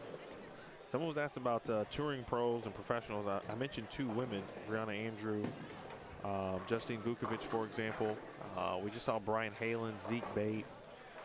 Jalen Mosley is in his rookie season out there on the PBA tour. Ben Sobel was down there. He's been fighting out the PTQs. He's been chasing it as well. Benji Martinez was the Midwest, is he here too? Midwest Regional Player of the Year in 2022. He's bowling down there tonight, I'm assuming this weekend. Kid throws is phenomenal. Let's see who else.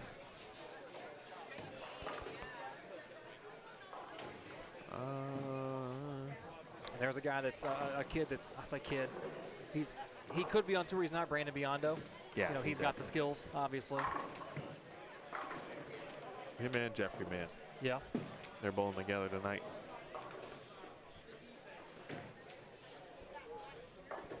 Jeffrey wiped the floor with me up in Anderson, Indiana last year on Cheetah in match play.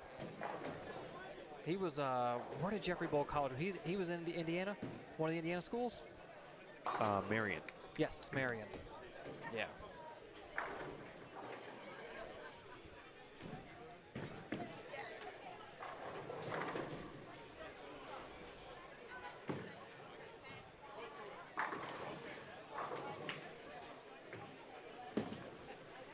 There's Jerry. Speaking of tournaments, if you're ever in the Chicagoland area, Jerry runs several events throughout the year. He still runs the King of the Hill, maybe? At, where is that, Poplar Creek? That's it, yeah, Poplar Creek, yes. I think that's X in the chat. Like BX. As you all are finishing up, please make sure you all turn in your score sheets down to the tournament office. Real quick, speaking of Jerry Mars, Jerry bowls a couple of doubles events each year with our guy Brian Valena. I'm going to give a shout out to BV. BV has, you know, a lot of people have asked me how he's doing. He's kind of settled into his life down in Florida. He's not traveling the country anymore. BV has gotten himself healthier. He's lost a lot of weight. He looks good. He sends Dad and I videos of him bowling every now and then to kind of critique him. Our guy BV is doing very well. I told him he looked like he's ready to win a major because he's been putting in the work for yes, he has. His own well-being. So I'm very happy and proud of him too. I was hoping to see him this weekend. Last year he surprised me. Like I didn't expect to see him bowling, and he was bowling with Jerry last year, and of course bowled to Bradley. I love Tony Cox.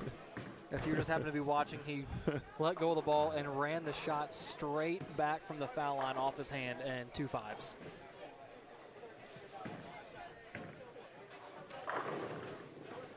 if I'll say this, if you want to have fun when you're bowling, Tony Cox is the guy to bowl with. And by the way, he can also throw some strikes. But he is fun to bowl with.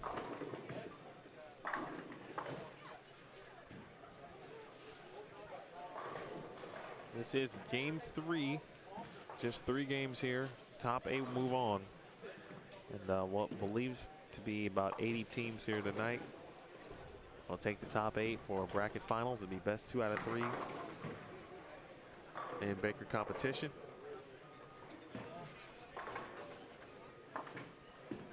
Stephanie Brownie, that name sounds very familiar.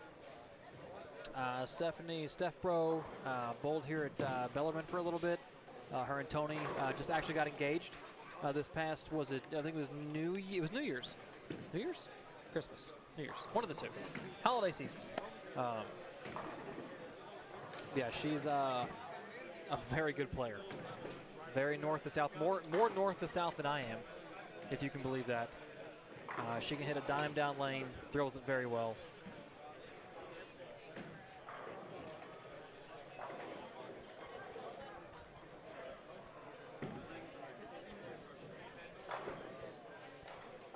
Brian, I don't know. I perused the last roster I saw for the Bradley, but it really depends on if Justin is going to the next tour stop like a lot of players are. I know he's been out, speaking of Justin Knowles, that is.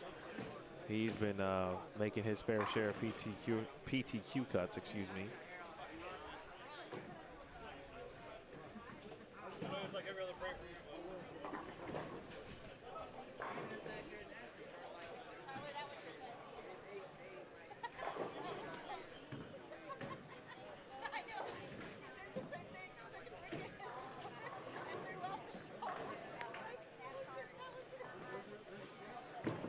Up on 32 right now. Jeremy Thomas, you had him in the booth for the singles event, a portion of it earlier.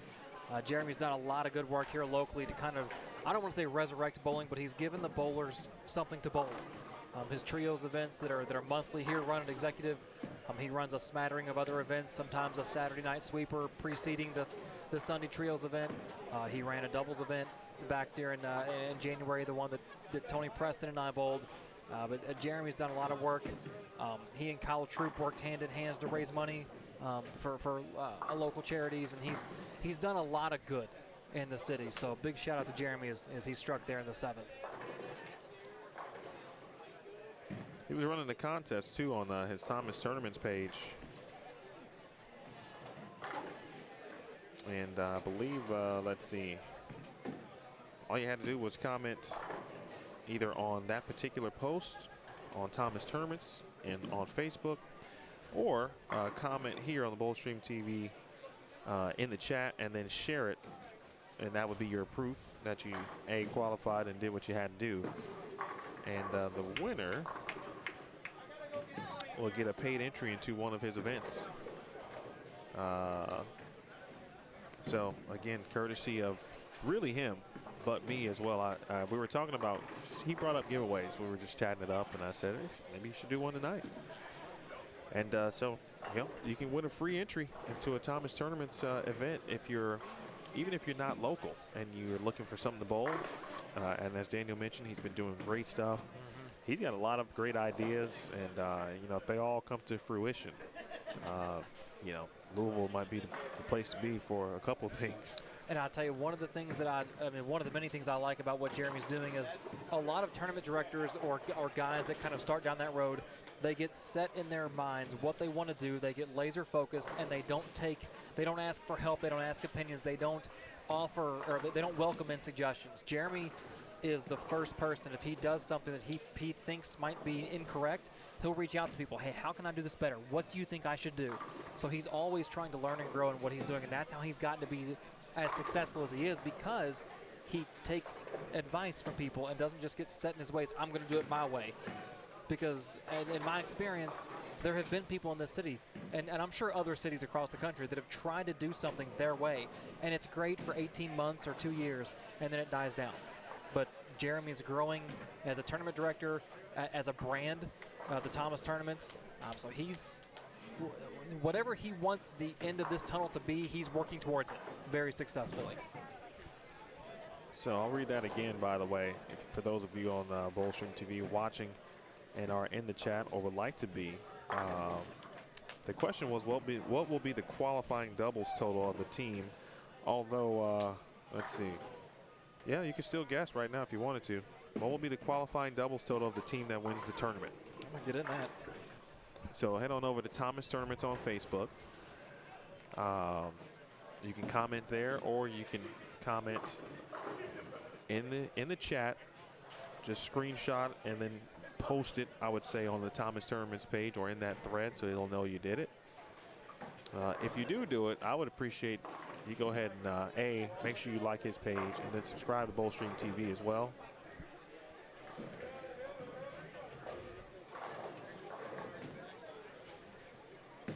Just getting started this weekend. And really think we got, going back to Jeremy real quick, I mean, last year I met him at this tournament. And I think he was maybe just kind of starting to put together some tournaments. Pretty much, yes. And now, a full year later and some change, he has done a phenomenal job.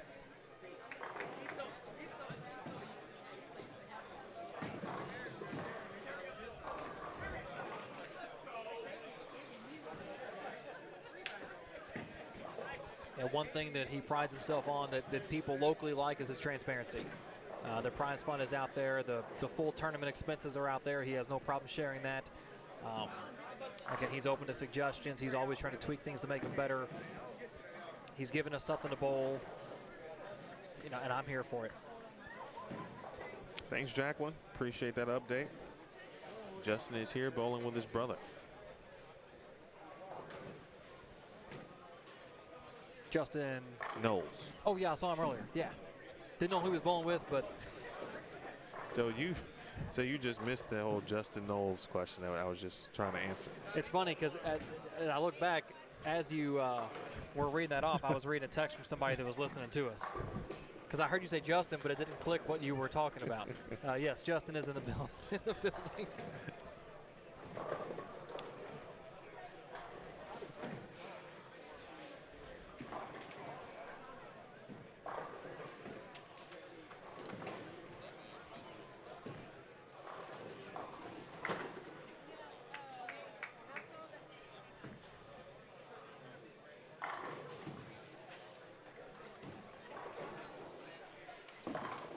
I would anticipate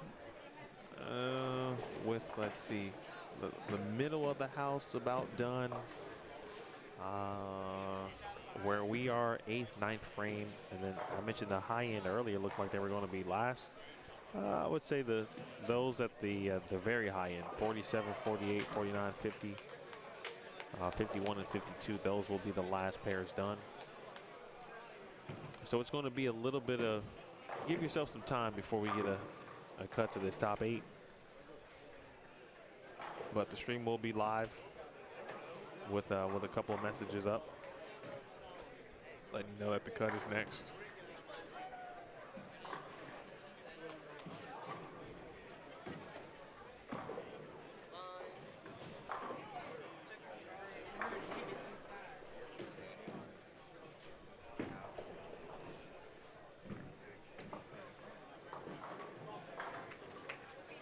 We talked about earlier about sleep and how important it is. You've got 2 young kids.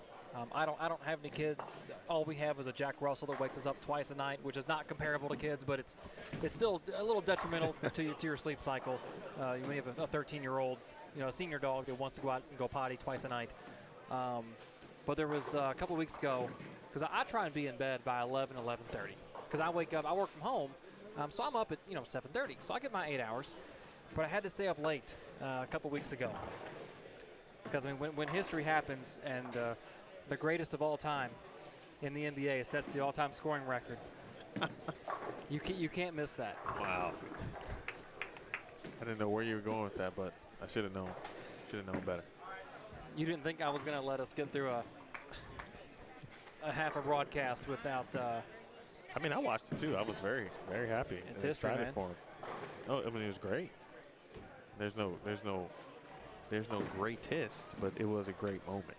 Did Kareem not look like he wanted to be anywhere else but that building? I mean, Kareem probably thought that record was going to be. I mean, I guess it had been what 40? I think 40 years. About, yeah. So, you know, yeah, I'm sure that he was like, yeah, records are meant to be broke, but not really. Come on, man. 280 pace right here, by the way. For those of you that don't know, with E being from Chicago, I've always given him a hard time, always being the last decade or so since LeBron, kind of made his comeuppance, and I've always got to give E a little bit of flack. But we all know who the GOAT is. Yes, Michael Jordan. Michael Jordan. Between Nick and Josh, they can still make some stuff happen, but man, it's impossible to know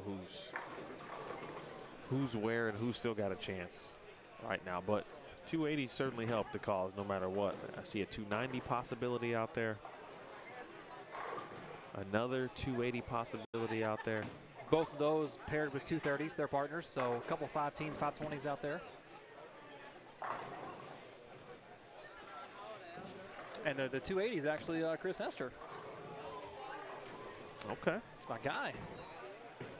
Trying to make a run with Jalen Mosley. He didn't like it, but he struck. That's why he struck it. He didn't like it. Good job, Chris.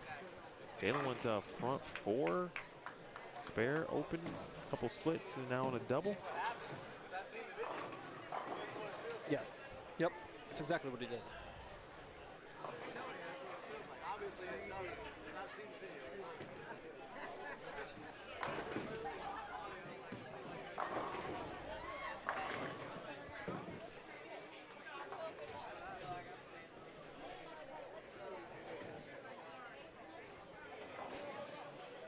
Oh, Jerry Morris with a good 5 spare. Granted, it was in the 11th, so it wasn't as important as it might have been in the middle of the game, but your big 4 with a 3-pin knocks it down there in the 10th. For those of you who don't know, too, we're talking about Justin Knowles, past Bradley Open champion as well. You did see him do work at the U.S. Open. That was a fun show. I hated that he and Frank Snodgrass matched up in that first match. Those are two guys that I've kind of crossed with, more Justin than Frank at a lot of the Central Regionals and stuff like this, amateur stuff. Those are two really good guys. So I hated to see both of them square off in the first match of that telecast, of that 2 telecast event. But that was a lot of fun to watch. It's good to see.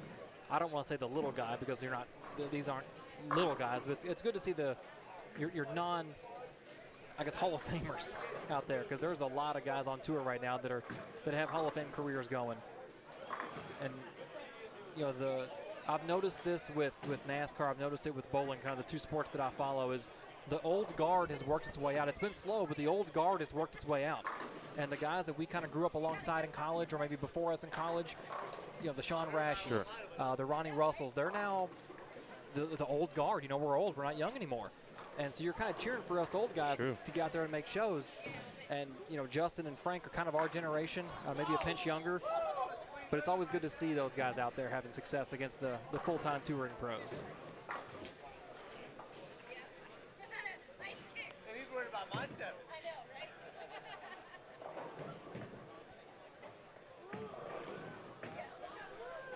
Tyler Slawbaugh and Ron Holiday putting in work here on 35 and 36. We'll take a look back at them in a minute.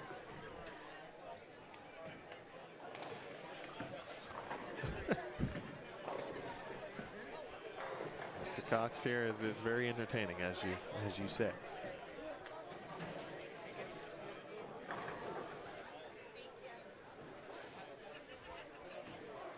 Tony Preston, Phil shot to get to 226. Stephanie Browning still working on that 5-bagger. Brett Shepard was the 290 that was going that we talked about. He finished with 79. His partner with 37. They're down on 41 and 42, just kind of off to the right of our far viewing channel.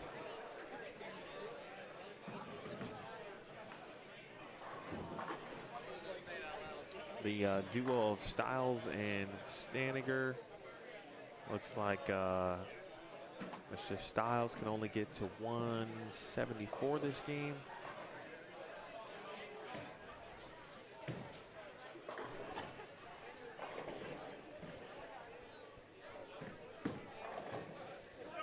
And Staniger had 248 out there, stepping up to the 10th, but he just washed out.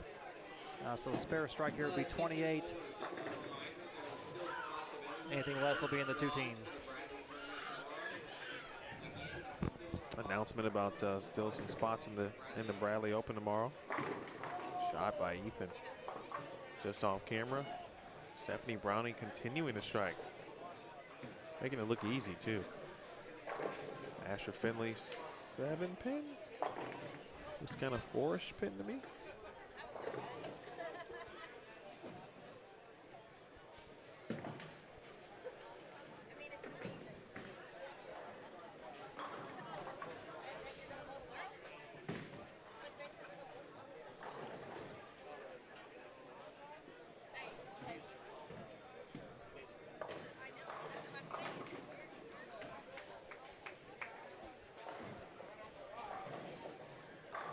So again, folks, there's going to be a wait, but the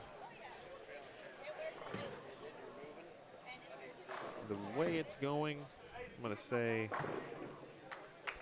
39 and 40. They're in the 7th frame. Everyone just about done here in the 10th. Hearing a lot of oohs and ahs. You look around. Say 51-52 is through 7. I'm not sure who Dylan Vaughn is bowling with, but he and his partner both have the front 7 down there. Which lane is that? 51-52. Oh wow, that's on the end.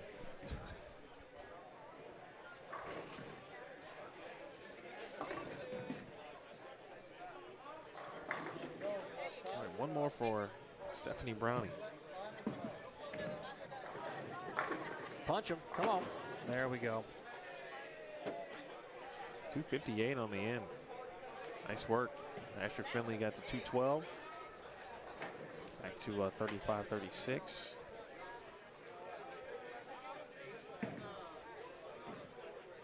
Seven.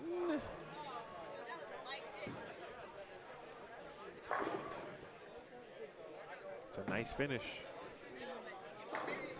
Just put up the number and hope it's good enough.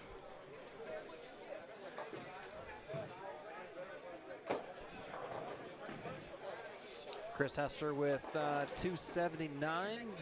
Jalen didn't double the 10th, finished with 212.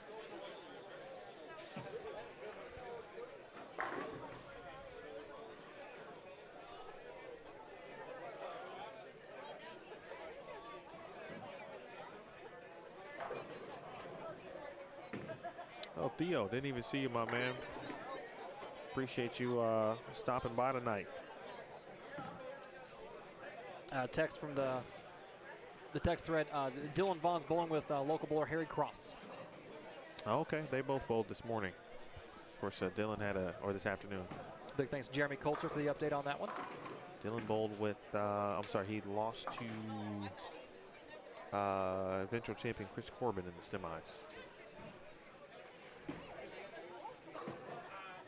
Yeah, his first match against Lambert was tough to watch.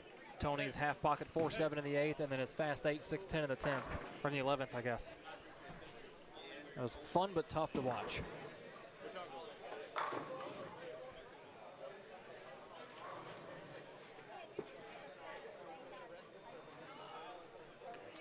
I have to get some video of that down there at some point if we get there. We'll be complete here on 35 through 38. We'll still have bowling on 39 and 40. I'll just turn the camera there so you can still watch a little bit of the action.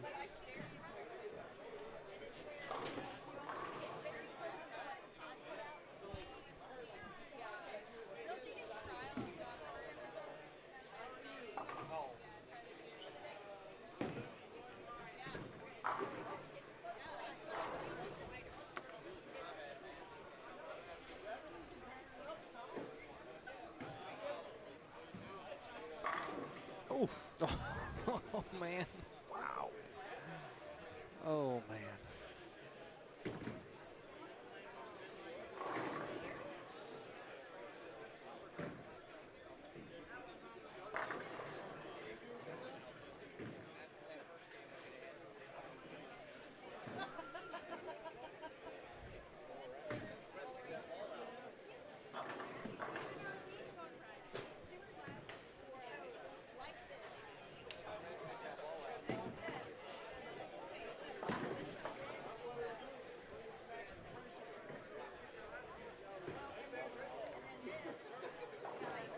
I didn't know how late that I was going to stay tonight, but it's only 9:30.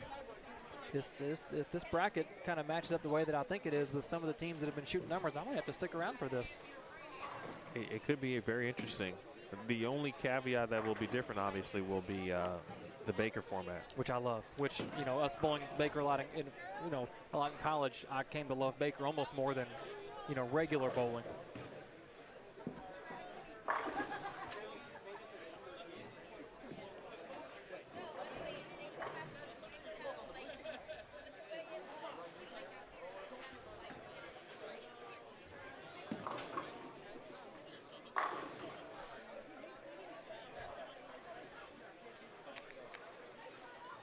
So Harry and Dylan both on the front 7. Looks like Harry strikes there in the 8th. This is way down on 51 and 52.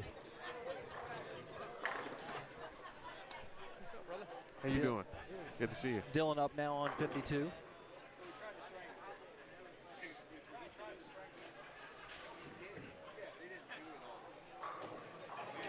That's a strike. Yeah, I think it's happening down there.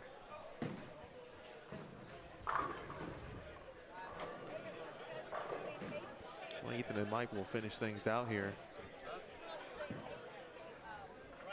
A nice 230, 250 right here in front of us. A little 496, 495.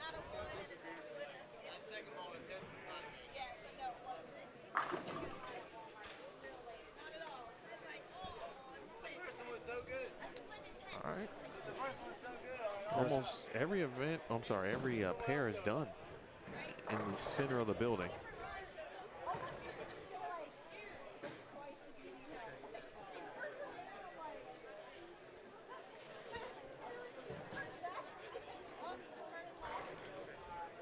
So it gets you a little bit of 39 and 40.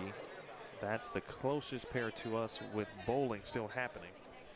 Yeah, we saw these guys just last game on 35 and 36. Josh Rout and Jonathan Lane up right now in front of you. Josh strikes on the right lane. Jonathan looking to strike here on the left lane.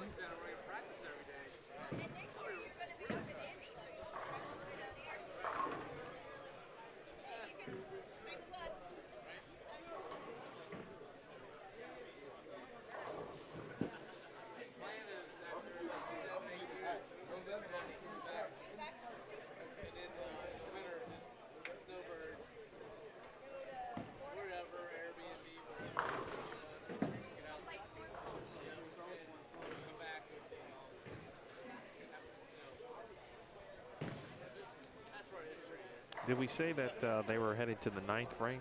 That's yes. Okay. That's what it looks like from as far away as we are.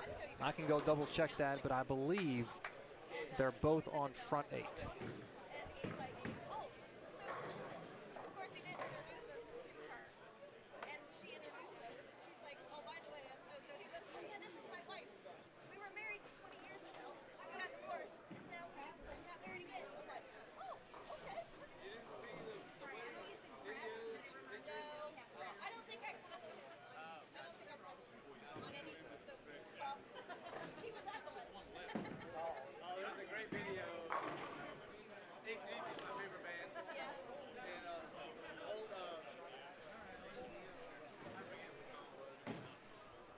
Front 7.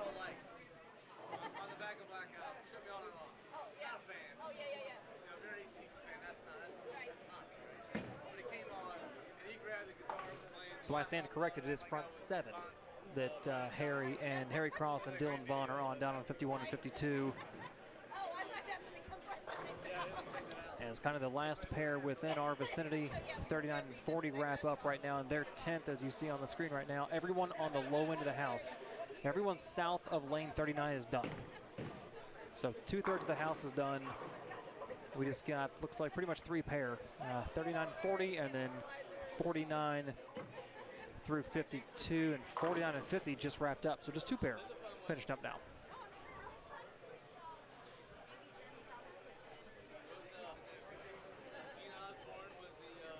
Oh my God. No.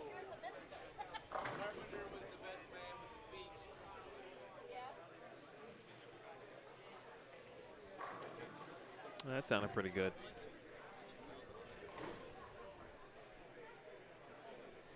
Yep, Harry Cross buries the 8th frame. Now Dylan, his partner, steps up on 51.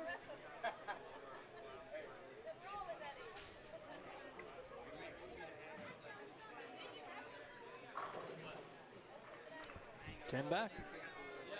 So I think we saw 1 300 earlier today. That was A.J. Rice in the round of 8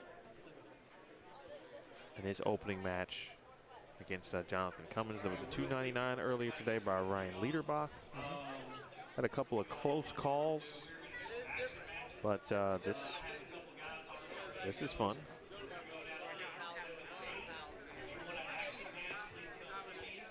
Jeremy Thomas is like about to run a little action down on the low end, which sounds similar. I think they did this last year, or at least someone was doing something down on the low end while the round of 8 was taking place. I mean, I got some balls in the trunk that aren't at 500 or 320.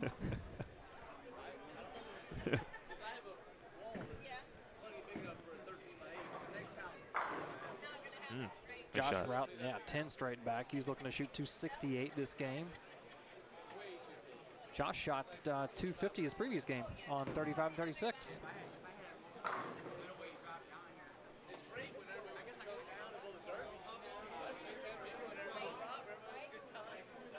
You know any other individuals on that end pair there?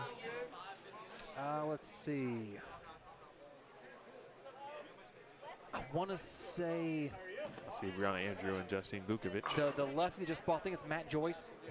Matt is from the Lexington area. I only ever see Matt at the Bradley. Sometimes he bowls the Kentucky Open, but that's pretty much all I see Matt at. Lefty, always bowl well at the Bradley. The 2 PWBA players you mentioned, and I don't know who Matt's partner is.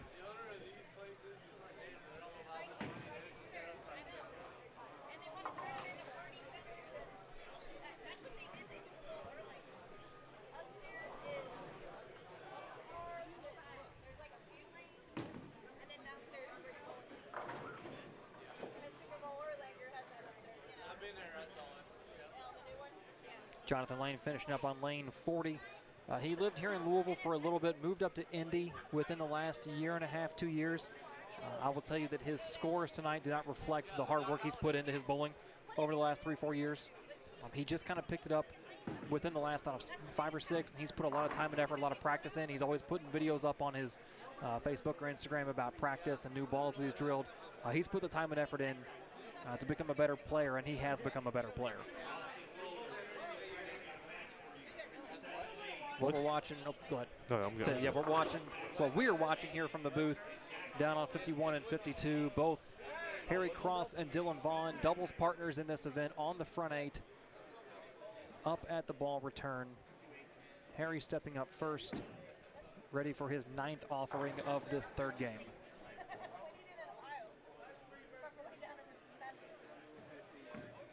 Stepped it off, ran it out a little bit.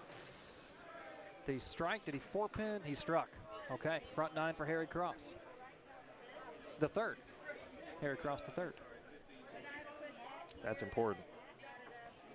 Important note, only just because my son is now the 3rd. Yes, he is. Dylan Vaughn, his offering here in the 9th frame. Sounded soft. High fives all around. That's front 9. Dual front 9s down there.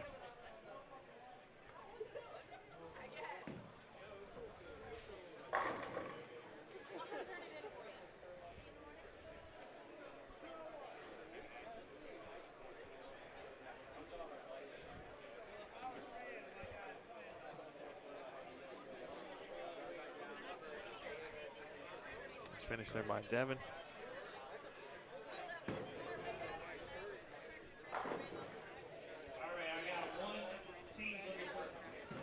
Clellan finishes up.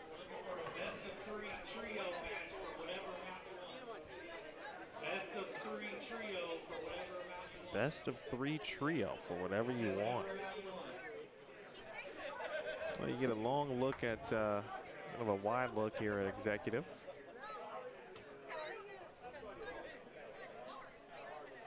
I got $15 on me.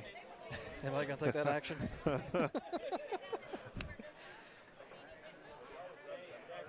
If you are just joining us, I got my guy Daniel Farish in the booth.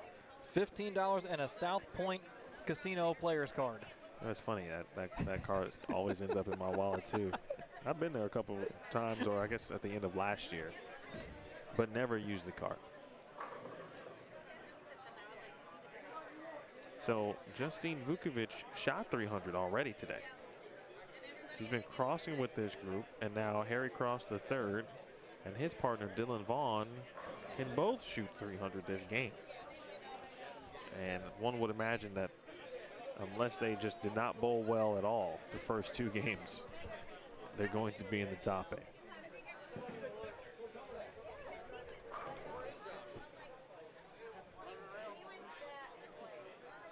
Yeah, we talked a lot about through games 2 and 3 how you don't know. You watch a team bowl real well one game, but you really don't know where they're at in the standings. This is a situation where we feel like we know.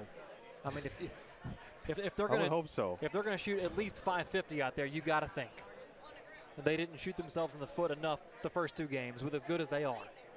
You know, we saw that from Dylan this morning, that this is pretty much going to cement them in that top 8.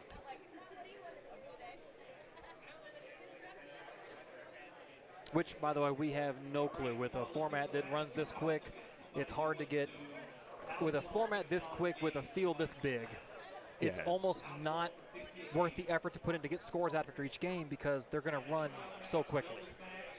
So like Emil has said earlier in the broadcast, you bowl 3 games and then you post your scores and you hope.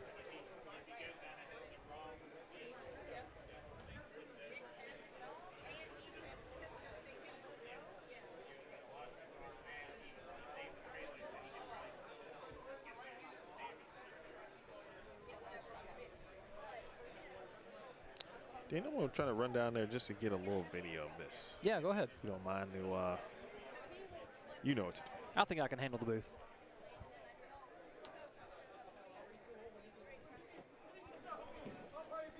As E runs down there to get video, big thanks to him for welcoming me in the booth tonight. It's been a while since I've had the opportunity to do some live streaming. And it's always great to do it alongside a good buddy like E. Bowled together in college for 2 years, roommates for 3 years. That's a friendship that was forged in the fires of Lindenwood University, and it's something that I'll always cherish. So as we take a look down there, Harry's going to step up on the left lane. I'm sorry, on the right lane. Dylan in the red shirt on the left lane. We watched Dylan bowl in the singles event this morning and make the Final Four. Defeated Tony Lambert in the round of 8, and then eventually lost to our eventual champion, Chris Corbin, in the semifinals. But Harry steps up here in the 10th on lane 52.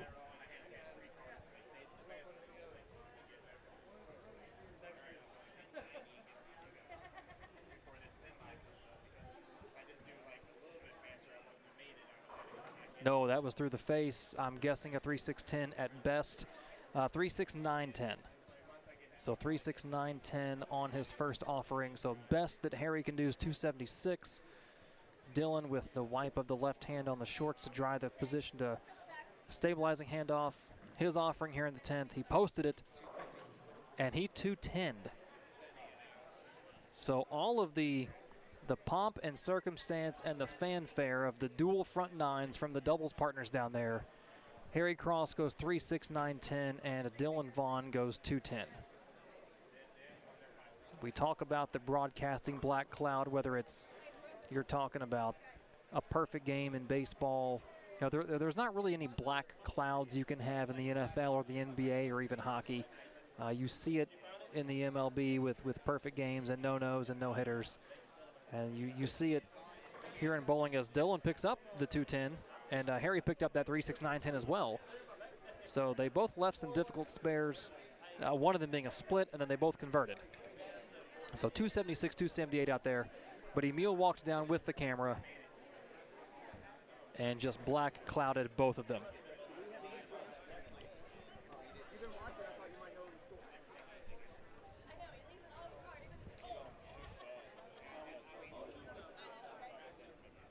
Oh, is there a score update? None. No, we have no score updates. That's where you're going to. Nope. So E, I was mentioning how the black cloud exists in this sport, and you walk down there with the video. Yep. And 3, 6, 9, 10, and then a 2, 10. Very much 2, 8, 10. It was 2, 8, 10. Oh, okay. So he didn't convert the split. Very much par for the course. Very much par for the course. That was a one of those weird endings to what was really, really, really, really, really cool for 9 frames. But again, assuming that the first couple games went decently, you would imagine that team would be into the top 8. But again, no guarantees, especially with 80 teams on the board. So was 80 the final number? It wasn't confirmed, but that's what Jason had mentioned just after we got started. Okay. So it wasn't confirmed, but we believe it to be 80. This morning there was 59. There was one late dropout. So folks, we've reached that point where scores are certainly being tallied, confirmed, score sheets are being handed in. And there's going to be a little bit of a break, but we're not going anywhere. We're certainly waiting for that cut announcement. And then once the announcement happens, it actually is going to go kind of quickly. And so players will learn where they are. They'll know where they're going to bowl. And then they kind of get bowling pretty quickly based on how it went down earlier this afternoon in the Fairchild single shootout. And I think we should have semis if we're doing it the same the way we did it earlier. We should have, round of 8 matches on 29 and 30. No, 27, 28, 31, 32. Then 39 and 40, I believe, and 43 and 44. And then we'll have semis on 37 and 38 and 33 and 34, and then we'll have a final on 35 and 36, if it goes the way it did this afternoon.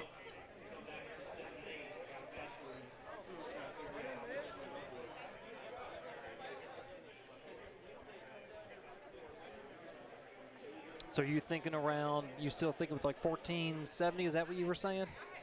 I did say 1470. Okay. But I don't know about that. That might be a little hot to make the top 8, because as good as as good as players were bowling, we didn't see the duos bowled great at the same time. So that always leaves it to, well, maybe it's not really, maybe the scores overall aren't that high. We're seeing individual players having some really great success, and then, but the team game is like 480. And 490, his 495 is really good. We've seen a couple of 495s, but we didn't see a lot of 500 games. Well, like I mentioned, Josh Roughton went 260, 250, 2 games here, but his partner was minus for those 2 games. So you never know. And just looking at the 6 pair that are in front of us without squinting our eyes to look further, this 3rd game, I see 2 games over 250 on these 6 pair. So you're talking about what? You're talking about 36 bowlers there. And 2 games over 250. So scores came down. About to find out here shortly. All right, so the cut number, or the cut announcement, is next. I'm going to try to briefly confirm just to make sure that the lanes in use will be the same, so I can prepare to make sure we're ready to go for the round of 8. Daniel Farish is, well, he said if the scores are, or some of the teams that he thinks might make it, he might hang out for a little bit longer. I mean, I got nowhere to be. Well, you got an A squad. Yeah, it's at 8:30. Okay.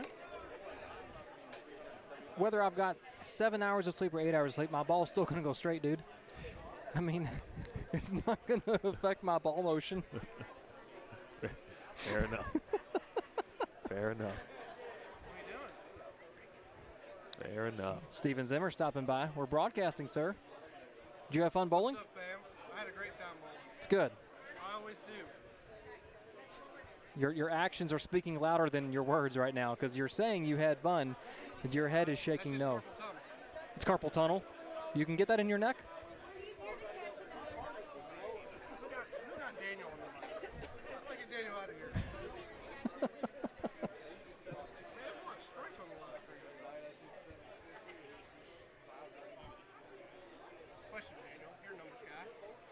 520 going to win a third game pot? Is 520 going to win a third game pot? I mean, if it was between like the pairs in front of us, maybe, because scores weren't super high last game. Have scores been high all day? To start, yes, scores were high to start. Game, they were high? They were higher. 520 would probably not win you a pot game 1, but game 3, I think you're in. You can hang around to find out. I wouldn't be putting your shoes on yet.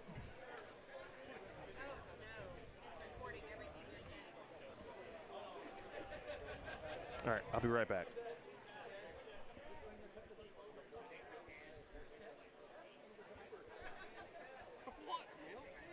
I think E's going to confirm the lane assignments for match play. So we'll just kind of hang out here, leave you some ambient noise as we wait for the scores. Live here on Bullstream TV at the Bradley Open 2023 Classic Doubles Shootout presented by Classic, High Five Gear, and Motiv Bowling. And we'll be right back.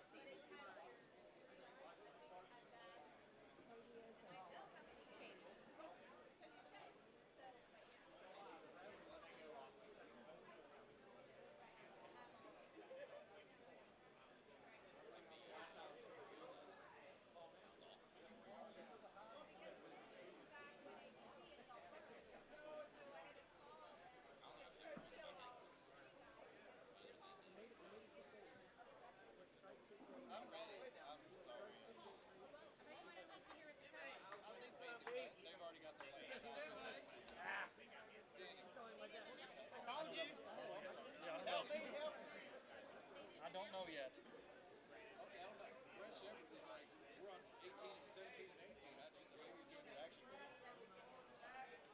Yeah, because the back play starts like oh, so he's that far down. He's doing that. So, yeah, okay.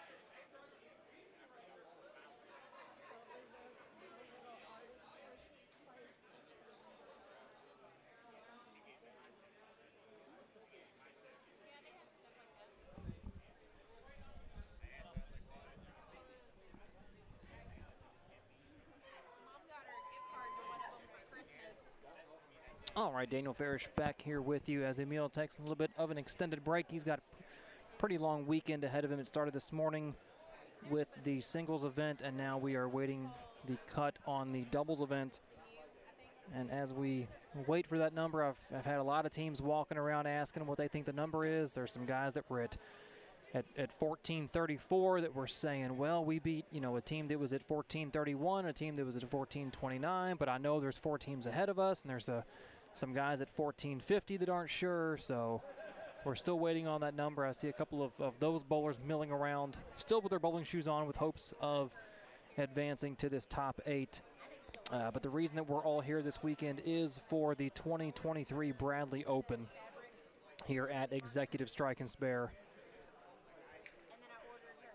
Format for this weekend, Squad A starts at 8:30 Eastern Standard Time tomorrow morning. They will bowl 5 games. Squad B comes in at 12:30. There is no rerun. 12:30 is a quote-unquote burn squad, which is laughable when you know the pattern that's out here. But B squad is 12:30. They will bowl 5 games. The top 50 bowlers from each of those 2 squads will advance to tomorrow night. Scores do not carry over. And then there is a re-entry or a Desperado squad that will start right after Squad B gets finished up. That's a 2-game Desperado, and the top 8 from that squad will fill out the 108 bowler field that will come back tomorrow night. There is no set start time for that event because for that squad because it's dependent upon when the Desperado wraps up. If you could please report to the tournament office. Thought they were going to announce a cut there, but it was just asking a bowler to come to the tournament office. But tomorrow night's squad, which essentially for those that make the cut, tomorrow night kind of starts the tournament because your scores from the morning or from your first 5 games drop. But tomorrow night's squad does not have a starting time. It's kind of dependent upon when the Desperado gets done. They strip and rerun the pattern for the night squad, and then we all start after that. 5 games tomorrow night. And then after tomorrow night, they cut the top 40. I'm sorry, tomorrow night is 6 games. So your qualifying squads tomorrow morning and afternoon are 5, and then tomorrow night is 6. The top 40 advance to the Cashers round on Sunday morning.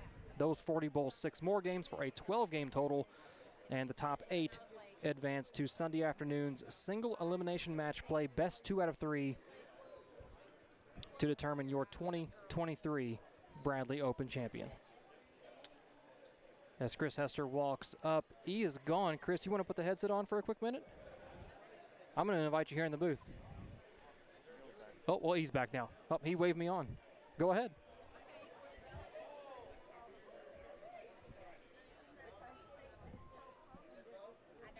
Testing, 1, 2, 3. There we go. You are here. All right. So how did bowling go for you tonight, sir? Well, apparently I was nervous on the camera pair because I managed 192 on the camera pair. Fortunately, my partner bowled 279. And your partner is? Jalen Mosley. He is good. He's a stud. Yes. I don't understand why he continues to give me chances, but I'm going to take them as long as he's willing to give them. Okay. So we moved pair, and through 7, I had the first 7. He was bowling 279, and we turned that into 240, 220 because we're clutch. So then the last game, we had Jalen had 212 in. Oh, Gene thinks we're in. I like it. Gene Perez says that Chris and Jalen are in. So the last game he had 212. He started 4-bagger, week 10, 7-10, changed balls, and went to a sensor, and it never saw the lane, and he 2-4-10. Ball changed back to his Black Widow hybrid and struck to the 10th and left just a brutal 8-pin first ball to 10, ball 212, and I had 279. Didn't see that. We are at 1434, and I hope Gene Perez is right. Oh, here comes Emil. Yep, he's coming over. Let's see what he has for us. Emil's waving me off, so Yes, never mind. he is. So I know for sure we're beat 4 times. I've talked to 4 teams that beat us. And then I know there's 2 teams that had 1429 and 1431. So that was very beneficial that we stayed ahead. Yep, I was just referencing you guys. I said that I talked to a couple of players that said they were in the 1430s. They knew they had beaten 2 teams, but they were behind 4, so they weren't sure where they landed. So you were kind of my test subject, right, talking about cut number. And Gene Perez seems to think you're in. We haven't gotten an official number yet. Gene was, I think they're at 1450, 1454. I think they had. And he bowled with AJ Rice. AJ. Well, I talked to Chris Corbin. He said they were in the 1450s. Yep, that was another team that he beat seems us. pretty comfortable. Cam Crow and them had 1520, I think Chris said. And then there was another 1450 that I don't remember who it was. Chris was telling me about it. But I know down our way, now I don't know what Harry and Dylan got to, but they both had the first 9 last game. I don't know if you saw that. We did, yeah. They went 3, 6, 9, 10, 2, 8, 10. Yeah, so they were 140 over that game. I don't know. Brett said he thinks they had 480 the first game. So if that's the case, if they showed up the middle game, then obviously they're ahead too. Yeah. But I really don't. Did you see the match down here that's being bowled? I heard the announcement from Jeremy Thomas about the action matches. I don't know who it is or what the stakes are. So I don't know what the stakes are, but let me tell you how stupid this is. It's Tony Lambert, Zimmer, Brett. So Steven Zimmer, Brett Shepard. Against Tyler Slayball, Ron Holiday, Courtney Burks.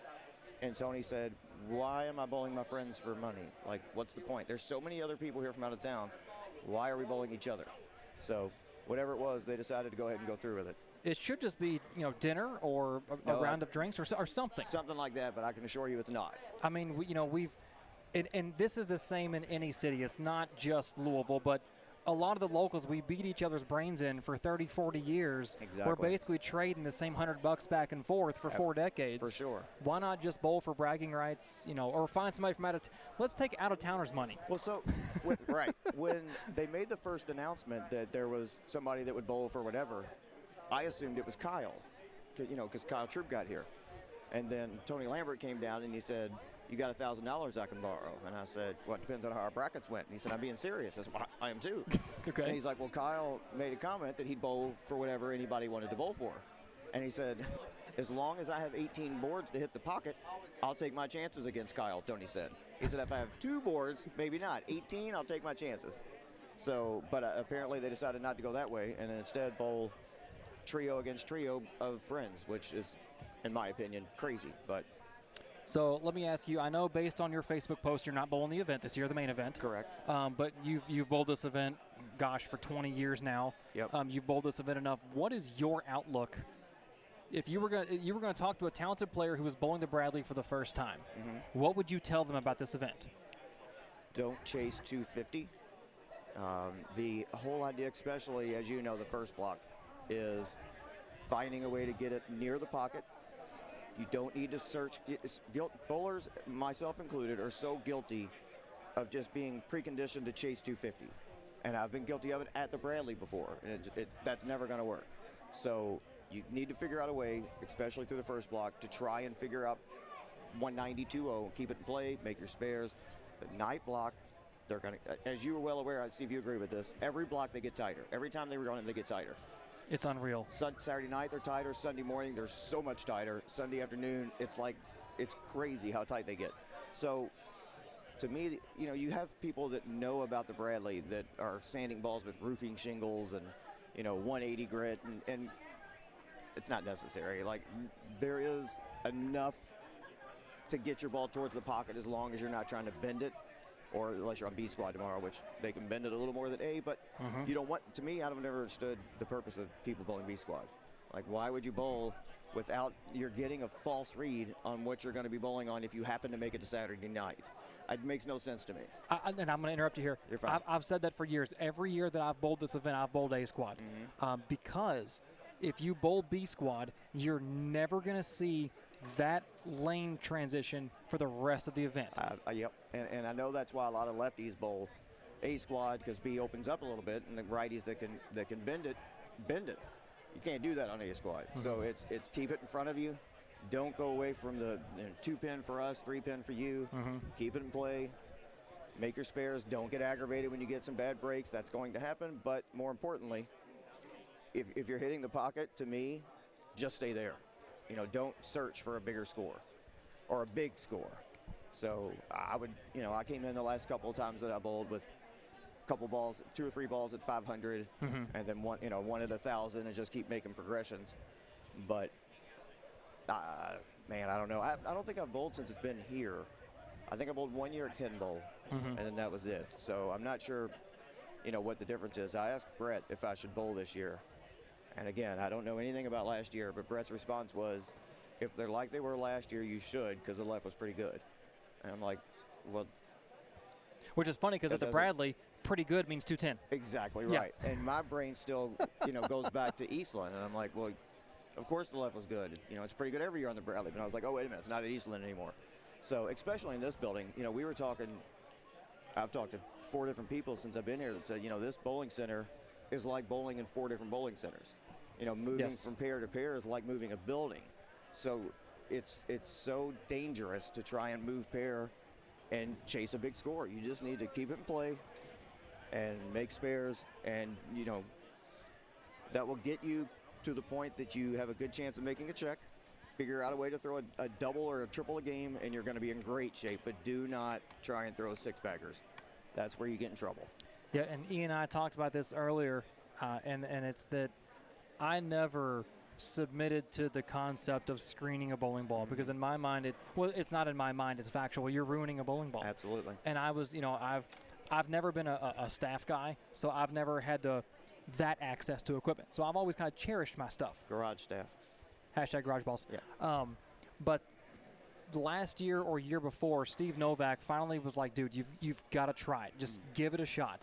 And I tried it 2 years ago, and I had roll. I didn't have motion, but I had roll. And I was like, wow, this is, I can do this. Doable, so yeah.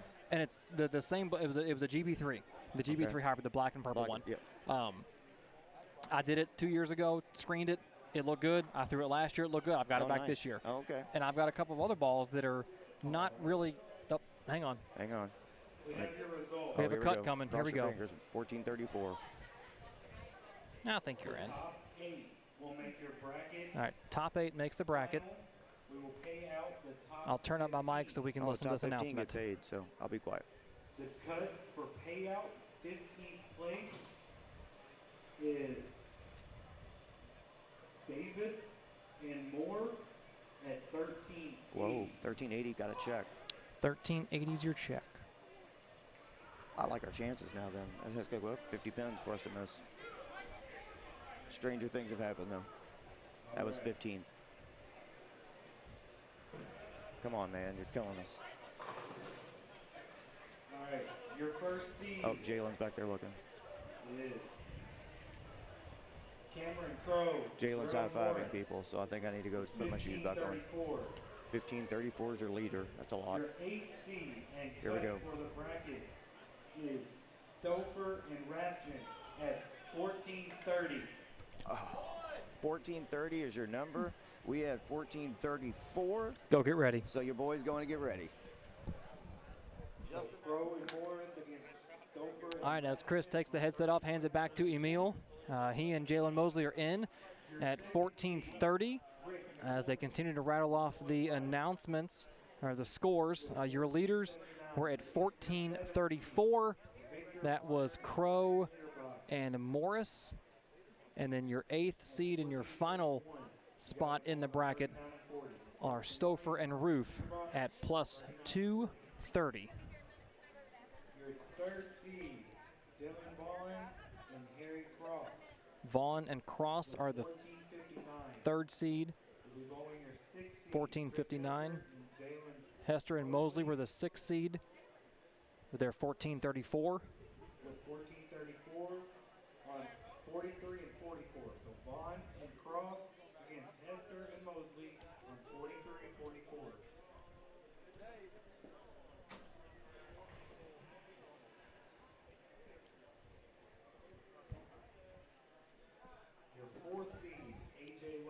4 seed. AJ Rice, Gene Perez, 1456. Corbin Dino, 1451 were your 5 seed.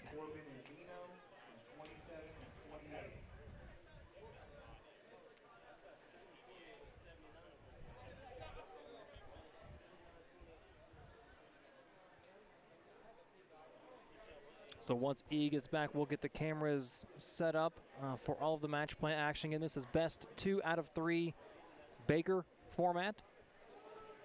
Each round is best 2 out of 3, round of 8, semifinals, and your championship match.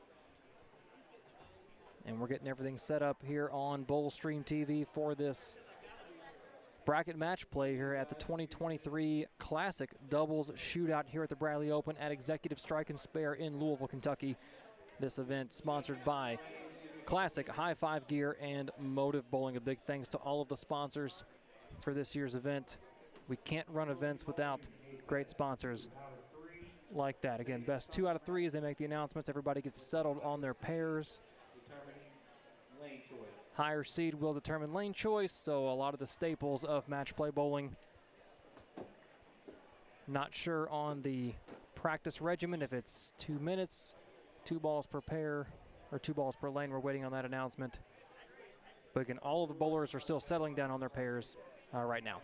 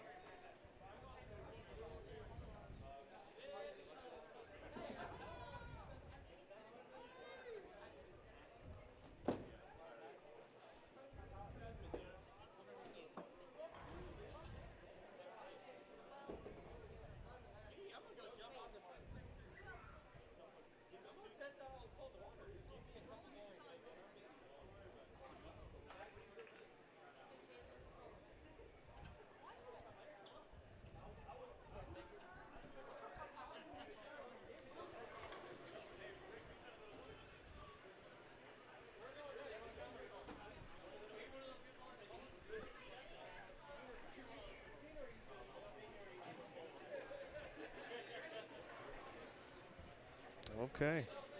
Thanks for holding that down. You got it. Had Steven Zimmer. Then you had Chris Hester in there, right?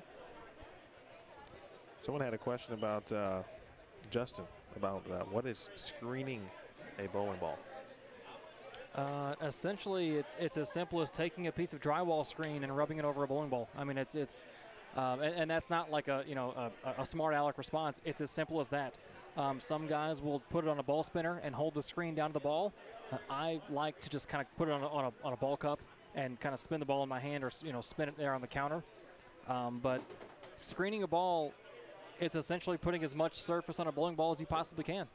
The unfortunate side of it is you're effectively ruining that bowling ball. I mean, you can put it on a resurface machine on some diamond wheels or on like a 320 pad and try and get those scratches out of there, but basically you're scratching a bowling ball beyond reasonable repair. So once you screen a bowling ball, you've effectively, I don't want to say ruined it, because it can be used, but it's hard to bring it back from there. So the guys that do screen bowling balls for this event, myself included, you're essentially guaranteeing you're ruining a couple bowling balls. And it's hard for me to do that, and it's hard for a lot of guys to do that. But if that's what we think we need to do what we need to do to score once a year, I can submit to that. I like it. If this was anything like this afternoon, then we'll get a few balls on each lane, I believe, before they get going. It could change because there's multiple people, more people now. You got any more questions about the Bradley? Sounds like you guys are maybe a little low. Hoofin said it's a good way to ruin it. That is true. Hoofin also says that Rice and Perez are going to win. Earlier I was talking about lefties, and we've got a couple lefties leading the way. We've got Who else was a lefty? Oh, of course, AJ and Gene, Cameron Crowe and Jarrell Morris. One Should be lefty with interesting. Hester. Right, Chris Hester. And I tell you, Chris Corbin looked pretty good. He's still bowling. He shot 780 tonight. He shot 780 this afternoon, too, I think. Yes. I'm sorry, 776. Close. Round up. But then in the finals, because it was best of 3 and it went all 3 games, it went 232, 267, 255. He won the last 2 to win. All right, last BRB for me. Be right back, and we should have practice beginning momentarily. Appreciate Daniel hanging out tonight. This should be relatively quick. Relatively, as soon as they get going.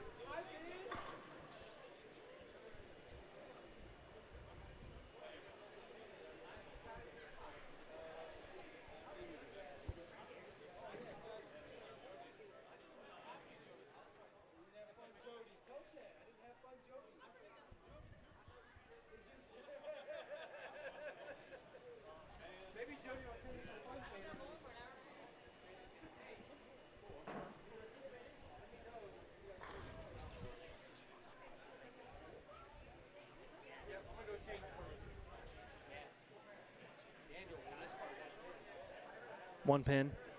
Dan Higgins said he missed by 1 pin, and Kim Bowlby missed by 1 pin. Kim made a 6-8, 3-bagger, stuffed 9, and then a blower 10 in the second ball to 10. Oh, But this is what it is, right? it's bowling. Big Varner, how you doing, sir? So Dan Higgins, he and his partner Kim Bowlby missed by 1 pin. If you got heard, he gave the rundown there. Kim, 6-8, 3-bagger, stone 10 in the 10th. And it's easy, as you know, we as bowlers, you miss a cut by 1 pin, you're going to look at your most recent frame, and you're going to look at that and go, if I'd have carried that 10 pin, if I hadn't, chopped that 6-10 in the last game. But over a 3-game stretch, over a 5-game stretch, over a 24-game stretch like a U.S. Open, you miss a cut by a couple pins. There's a lot of frames you can look at, and you want to put the blame. You want to find a frame that you can pick on and say, oh, well, if I had done something different that frame. But the way that I look at it is that if you play the what-if game and you say, well, what if I had made that 10 pin in the 7th frame of game 18 in a 24-game block? Well, if you get to play the what-if game, then everybody that beats you gets to play the what-if game. So it's not worth doing that. It's not worth looking back and wishing you could have done something different. It's about preparing to do something different in the future. And on softer conditions like tonight, like a modified house shot, sometimes it's not about doing something different in the future. It's about the carry going your way. And the 18s we're about to watch, they made great shots. The carry went their way, and they are advancing on to contend for a doubles title tonight here at Executive Strike and Spare.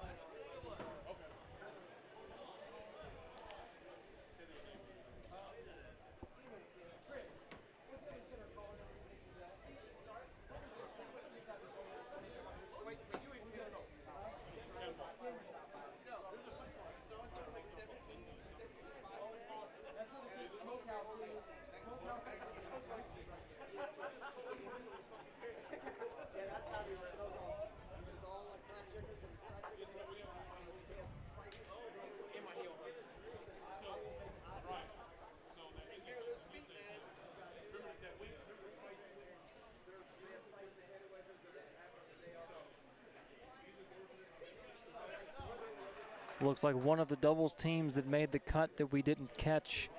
I see them sitting in the pit area right now, Nolan White and Rick McCormick. Asking about players from Ohio. Somebody asked that a couple of hours ago, maybe an hour and a half ago. But Rick and Nolan, 2 very good players from the Ohio area. I don't know if they've both bowled all of the PTQs at the PBA events this year. I know Nolan's been there at a number of them. But both those guys bowl a lot of events on the Central Regional Tour, and they both have their bowling shoes on, and they're on one of the match play pairs. So I'm assuming they made the cut.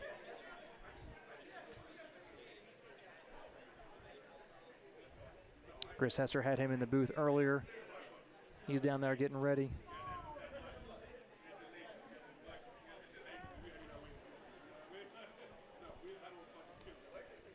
Somebody asked about Brandon Novak, two-time Bradley Open champion. He won it twice when it was back at Eastland in Lexington. He is in the building.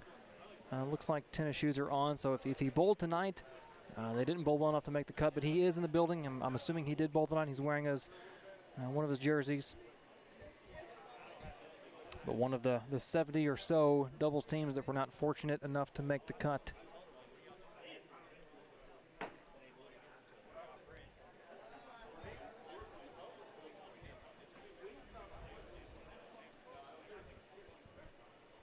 A lot of eyes right now kind of focused on the front desk and the tournament office, waiting for the announcement for practice to get started.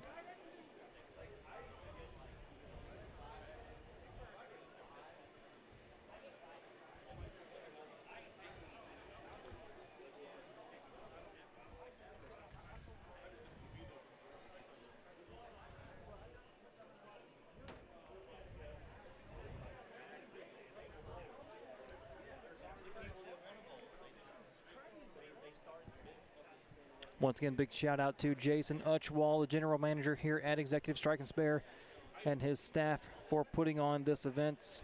As a lot of bowlers and proprietors know, a Friday night can be a lucrative night for a bowling center, and they have given up the whole house for this event tonight.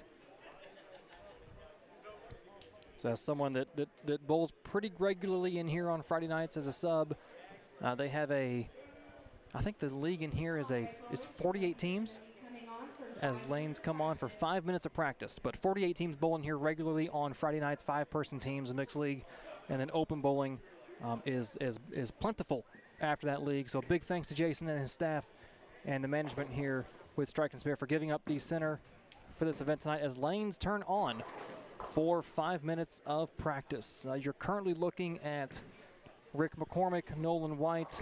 They're going to be squaring off against Brian Liederbach and Vic Varner. To the right of them, Chris Hester and Jalen Mosley squaring off against Harry Cross and Dylan Vaughn. And then down to our left, looks like Gene Perez and AJ Rice up against Chris Corbin, our singles winner from this morning, and Daniel Dino. And then our fourth matchup, which is going to be on 31 and 32, Crow and Morris versus the runner-up for the Bradley last year, Stouffer, and his partner, Roof.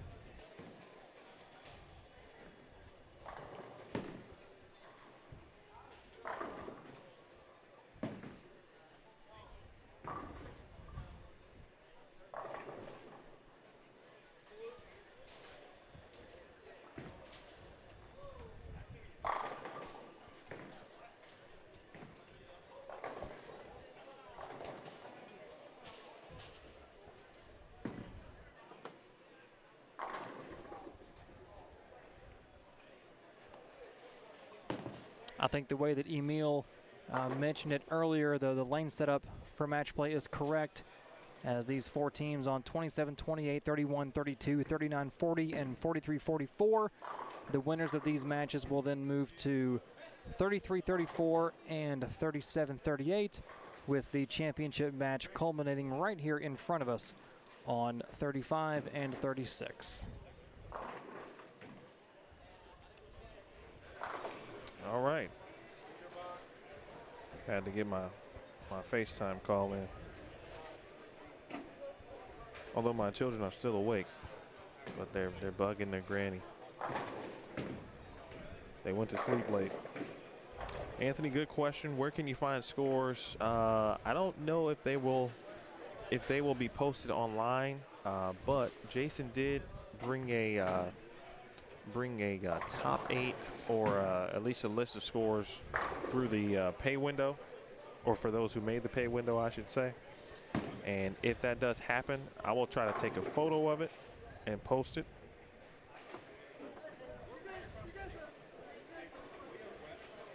Brackets are Baker, best 2 of 3. Matt Sanders, we had 1 300. We thought maybe there was going to be 3 total. With Dylan Vaughn and Harry Cross the third both going into the 10th frame with the front 9 in game 3. But the only 300 of this particular tournament, Justine Vukovic. And then this morning or this afternoon, AJ Rice shot 300 in the round of 8.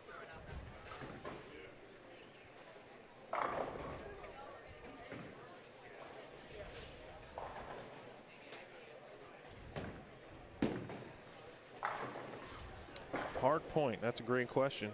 Appreciate you asking.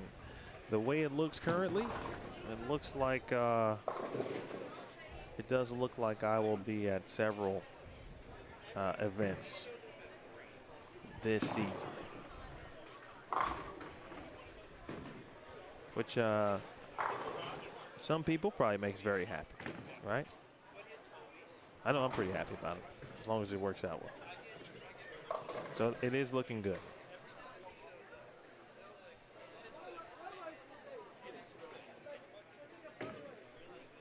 I always like to wait till it gets closer to make sure like it's official. But I have planned for them. So I look forward to chatting with you. Well, that's the Matt Sanders. Yeah, she shot 300. They did not advance her and Brianna Andrew, but she shot 300 in game 2, I believe.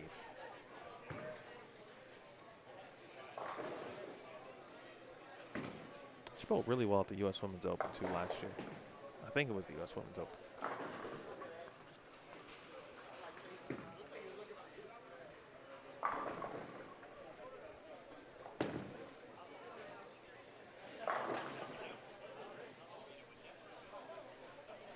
All right, so Daniel gave you the rundown. We will kind of make it back. Do a little back and forth action here. We'll give Victor just a little bit of headroom there.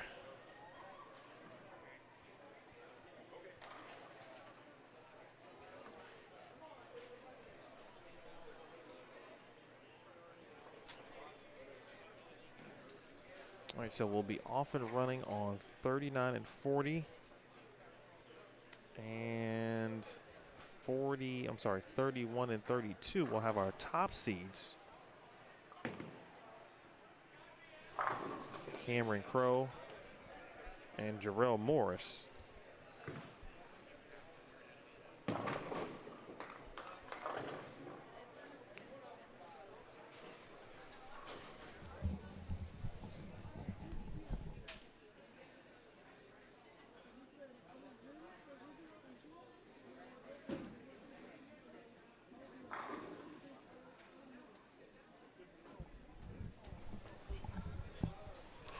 Well, I was about to write some stuff down, and right on cue, the tournament staff brings me the bracket.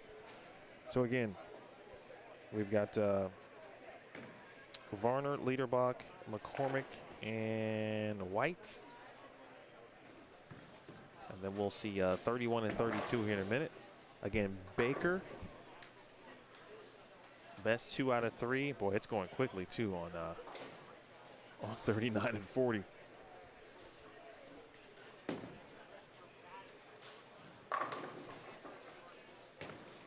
These should be relatively quick for the most part, too. I wouldn't be surprised if we do see a Baker 300. Park point 2, I appreciate that. It's I have been here or there. I was at the Hoosier last weekend. I just did the collegiate sectional show. I'm going to be at a sectional in a couple weeks. I will not be at the Masters, at least right now. It could change, you never know, but at the moment I will not be.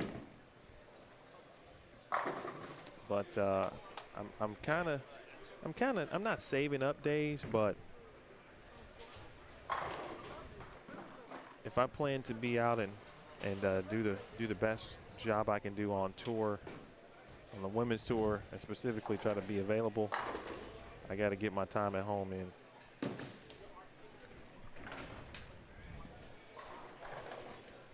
As best as I can. 5 in a row early here for White and McCormick, by the way. This is the number 2 seed. I did not get their total, but it doesn't look like it may matter much. They're coming out hot. Meanwhile, again, 31 and 32, really just underway. We've got folks already in the 6th frame in this match.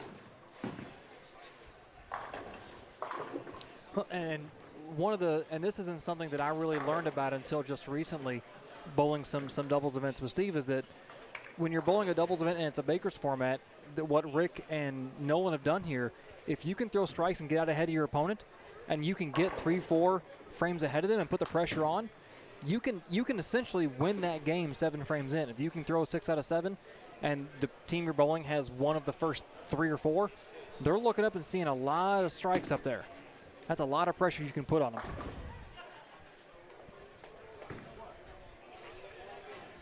You're right about that. This part, as you mentioned earlier, kind of definitely reminds me of college, and same kind of pace, right? If a team, from a college perspective, generally got out in front early, threw a 5-bagger, 6-bagger to start, it was kind of like, you know. And if the opponent doesn't do the same, or if they don't find a double, in this case, Ryan and Victor have yet to double. That shot there for Mr. Varner in the 5th frame. So yeah, I mean, maybe not strategic per se, but they got out to a hot start, and it could certainly propel them. This is game 1. Game 1, we're in the round of 8. Our top 8 has been determined. Our 8th seed was Stouffer and Rathjen, and that 8th seed was 1430 was the number. What did I say earlier? I know I changed it. You said 1470, you backed off of it, but from the beginning I said 1430. You did, okay. Well done. 2 southpaws struggling with carry right now. And the righties just trying to worry about getting the 4-9 down. We're going to be done with a full game before we even get over to 31 to 32 and take a look at our top seed, Cameron Crowe and Jarrell Morris in that squad. Again, best 2 out of 3.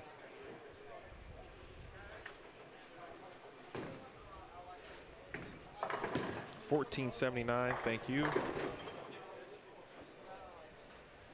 Put that down right now, $14.79. Cameron Crowe and Jarrell Morris had $15.34. Those two, of course, products of St. Ambrose University. Cameron Crowe, a former Team USA, Junior Team USA member. Won the U.S. Amateur title a couple years ago at this point. McCormick and White going to be in the 260s potentially, with one more in the 10th. Before I move over to the 1 versus 8, I do want to see how the lefties kind of handle the last couple of frames, because they've been struggling with carry. So with this one in hand for McCormick and White, interested to see how Liederbach and Varner, they make a couple ball changes or try something. Yeah, at this point, you literally have nothing to lose. You might as well try some stuff. As McCormick flat 10's there, 257 going to be their score of this game. To the pair to their right, Hester and Mosley have 279 going into the 10th. The best that Vaughn and Cross can do, as Dylan bowls on the far right of your screen, the best they can do is 244. So pretty much Hester and Mosley have game 1 wrapped up, and then McCormick and White have their game 1 wrapped up.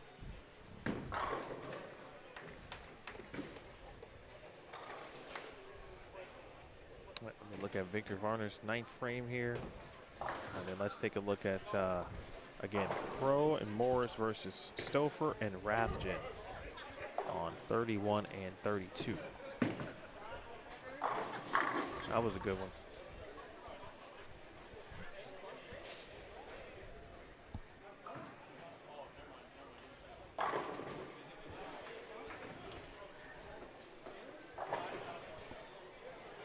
And then on the very end, it looks like Rice and Perez, they went spare 3-bagger, split spare strike, and then Corbin and Dino It's like spare hole, 3-bagger, spare hole. So somewhat even match in there. I can't see the frame-by-frame totals just looking at marks. I'll take a step down there once they get closer to the 10th. Mosley and Hester 279, they win their first game. McCormick White, they win their first game 256. I think Ryan Liederbach moved in, and that might be the move for him. They've got the back four between those two. 256 officially for McCormick and White.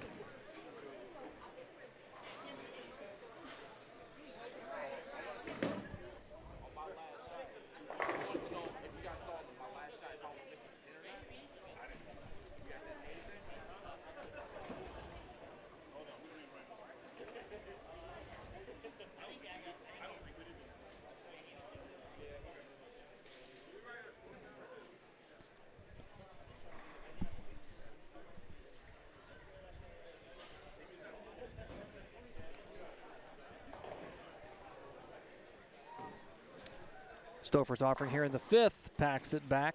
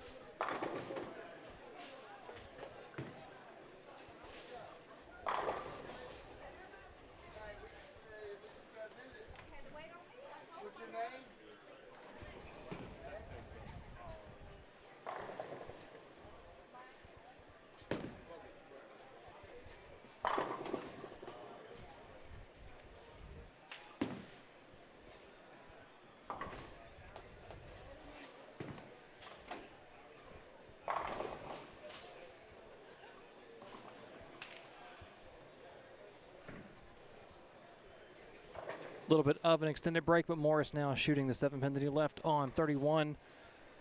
Max score for Crow and Morris, 268. Picks it up, Stouffer and Roof there, max score 256.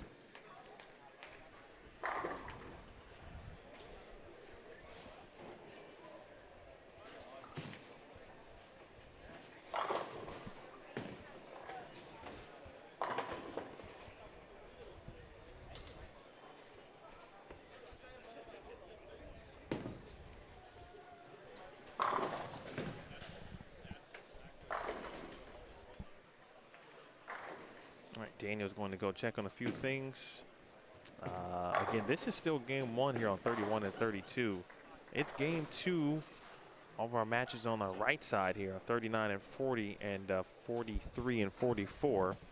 And the move right may have worked certainly as Varner and Liederbach maybe wrapped a mean 7 to Victor Varner. So front 4 7-pin now for Varner and Liederbach there, Linda. It looks like they made some changes and tried a few things, certainly, as they had the opportunity to do so in a game that they had already lost in game 1. Although I didn't see the final of that particular game for prosperity's sake. But they trail 1-0. On the far left-hand side, Rice and Perez in the 220s. The best that Corbin and Dino could do was 200 on the nose. So Rice and Perez take game 1 in that match.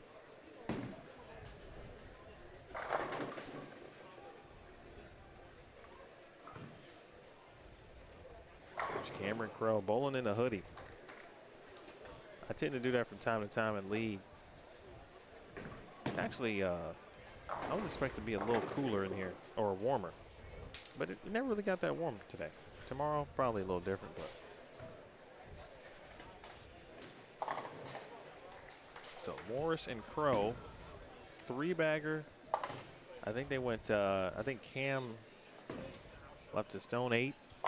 7-pin for Jarrell, and then 3 here. As Rathjen leaves a 10-pin. So Morris had a good chance here. Trying to kind of wrap it up early. Boy. I've seen Jarrell a little bit before, but never really got a chance to watch him exclusively. and he throws it hard. I've heard he can strike.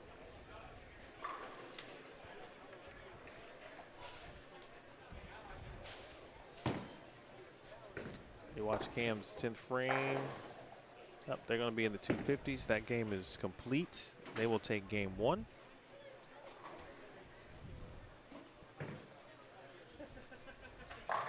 Ninth frame for Stouffer.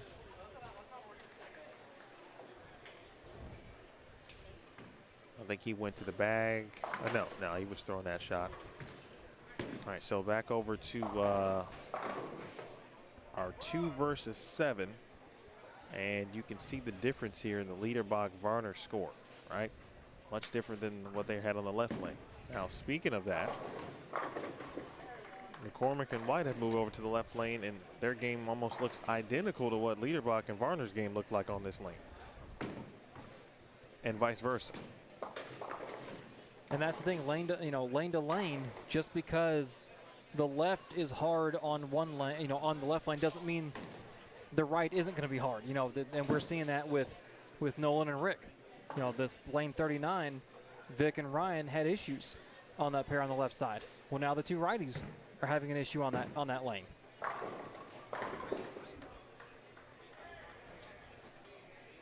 A little bit of lane equity coming into play here. Yeah, this game is going to belong to Liederbach and Varner. So we're going to go 1-1. Barring anything uncertain happens in the 10th frame from Ryan. And the higher seed in that match are McCormick and White. That is correct. They had choice of lane to start on. Meanwhile, on the far end pair, Mosley, Hester versus Cross and Vaughn. Through 8 frames, Mosley and Hester can get to 258. Cross and Vaughn can get to 257.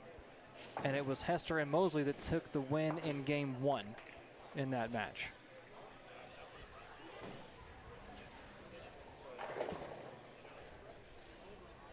It's interesting the pace for all these matches. Like 39 and 40 is just went out like a rocket ship, zooming through the air. That's how quick they got done with game 1, out of the atmosphere in 2.5 seconds. As game 1 is now just ending on 31 and 32, just ending. 257, 186. Top seed gets a dub. They're up 1-0. Speaking of Crow and Morris and Stouffer and Rathjen.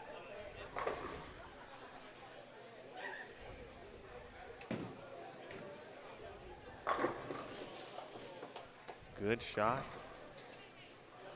at the 10-pin. We'll keep it here to kind of same situation on this left lane, just to see if McCormick and White elect to try a few things kind of late here in this game. Since it's wrapped up, it's going to be 1-1. 1-1 on 39 and 40.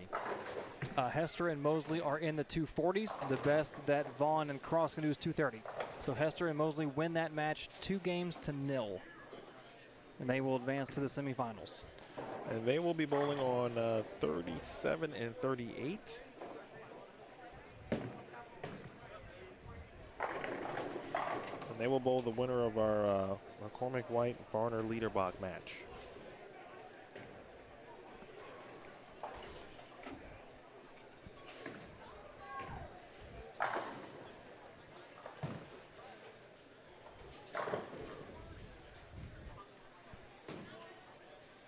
Off camera, Cameron Crowe just left a 7-pin that defied physics.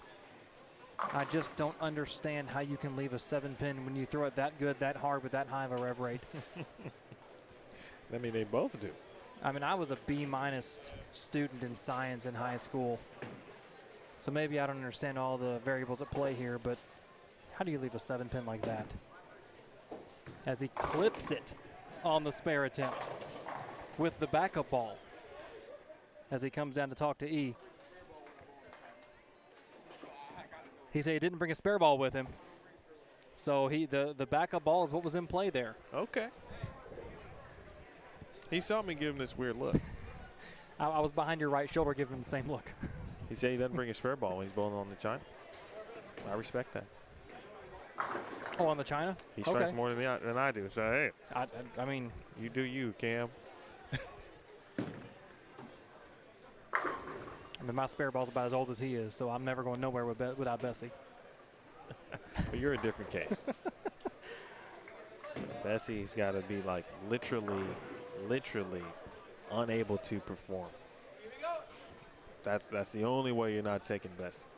This is a spare ball too, by the way, folks. 20-year-old Cal Visible. She'll be 20 in September. Yes, she will be 20 in September.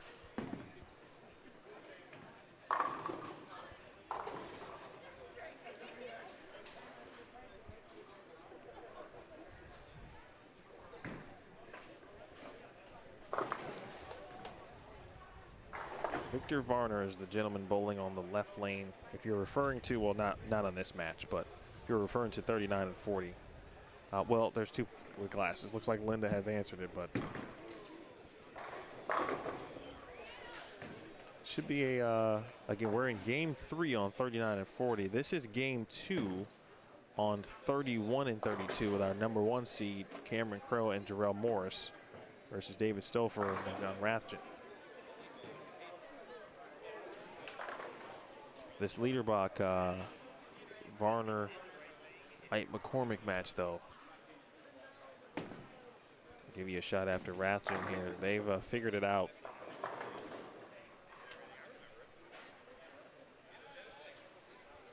I'll tell you what Jarrell does in the 5th.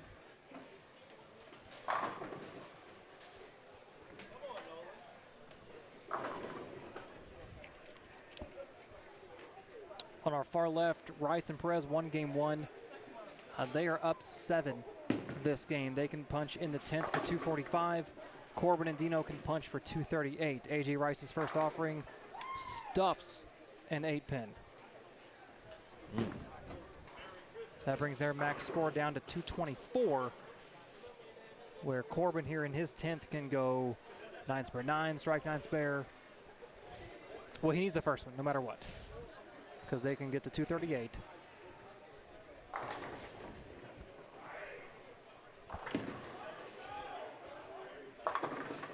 So Corbin carried his first one, looking to extend their match into a game 3. Here in front of us,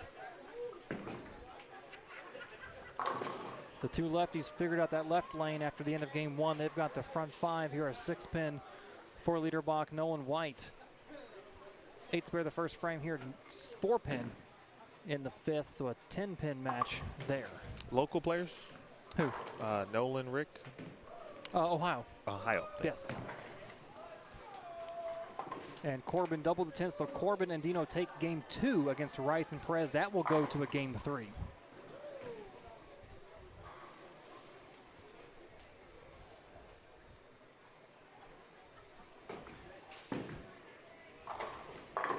Oh. High and tight for Vic Varner. Oh, man.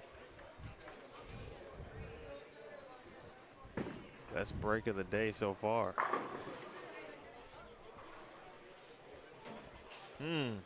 Well, right now, Rick McCormick and Nolan White need a non-strike in these next 2 frames. Not going to get it from Ryan Liederbach, though. This one could still go down to the 10th frame, but it's in control, or it's in the hands, I should say. They are in control of the match. Speaking of Victor and Ryan.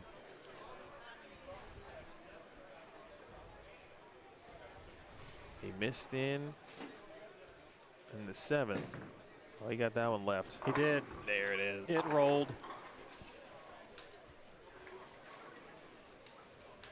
A double. We'll wait. Still applies, so a double. Max score for White and McCormick, 269. Of course, 279 there for Liederbach and Varner. First one here is Crowe into Liederbach. You see that score there? Liederbach, bang.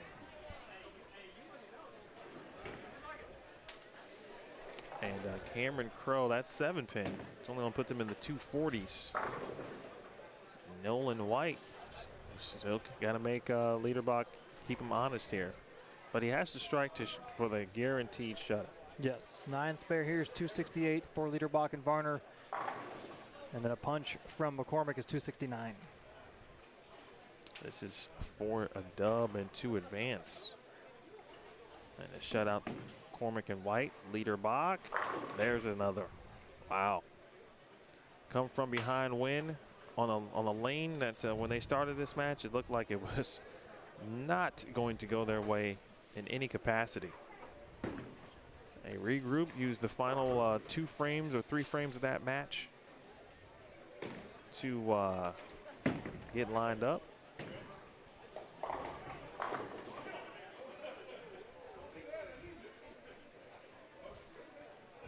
That was almost a very intriguing situation. Ryan looked like he slipped or stuck at the line, nearly fouled, but it was already a 6 count left by Rick. Had that not, right, had Rick he not not bowled yet first, yeah. That could have been all 3 in the 10th to tie, potentially, if he had fouled. All right, so we got our matches set, or at least our additional match, first semifinal of 37 and 38. In fact, I'm going to set that one up. Stouffer needs this one. While, he can go 9 spare strike for 248. Crow and Morris already with 48 on the board. This shot right here wins the game and advances to a game 3. Otherwise, a potential tie or loss. He buried that one. Posted it, 250s for Stouffer and Rathjen. They're going to advance to a game 3 against Crow and Morris.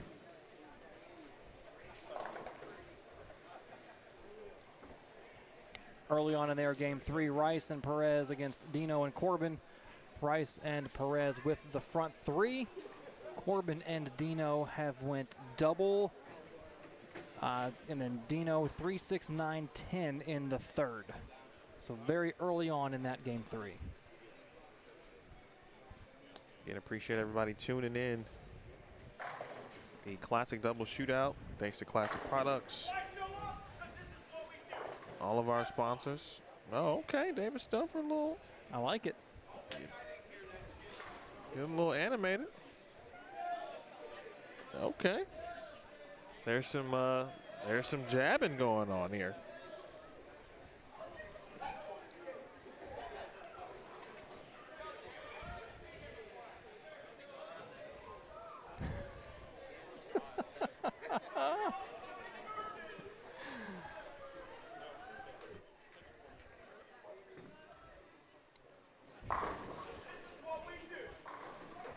Stouffer says this is what we do.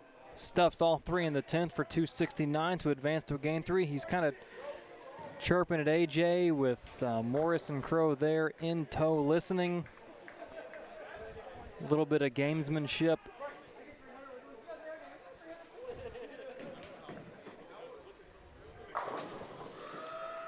Cam throws the shot and turns around before the ball even gets to the arrows and stuffs them.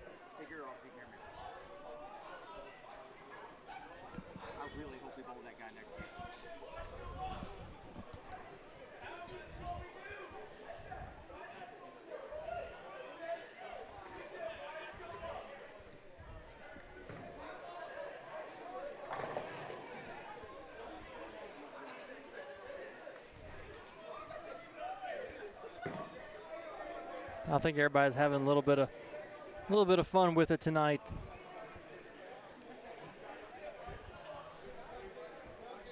You know, $2,500 on top, just enough money to keep you honest. But not, you know, not a ridiculous amount that you can't have some fun with it while you're trying to win it. As Morris packs 10 straight back, and that's the thing. You know, Stouffer's, he's been around for a while. He knows this game, and he knows that a little bit of gamesmanship, it can go your favor, or it can rile up your opponents to a point where they just don't miss. And it's got to be accurately placed. As Crow buries 3 in a row, for the team. You know, some guys react to the verbal trash talk well, and some don't. And right now, as Rothgen opens with a Greek church, quickly they are behind 21 pins in the overall score. To our far left, looks like Rice and Perez. This is a game 3. They went front 6-9 spare. Corbin and Dino went double 6 spare 4-bagger. So that's a 3-pin match right there. I tell you what, you know, maybe it's because we've reached that point in the evening that I was kind of expecting a little bit of this earlier. Yeah. But you know, we've reached that point. I think you said it best. Like, there's just enough amount. There's just enough cash on the line that hey, listen, you know, you want it, you got it. I hear you. All that other stuff, and now front 5.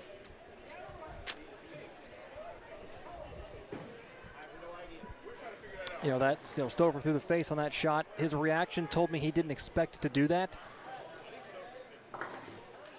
And that's never how you want to follow up a little bit of trash talking. You don't want to follow it up with back-to-back shots, you and your partner missing the 1-3.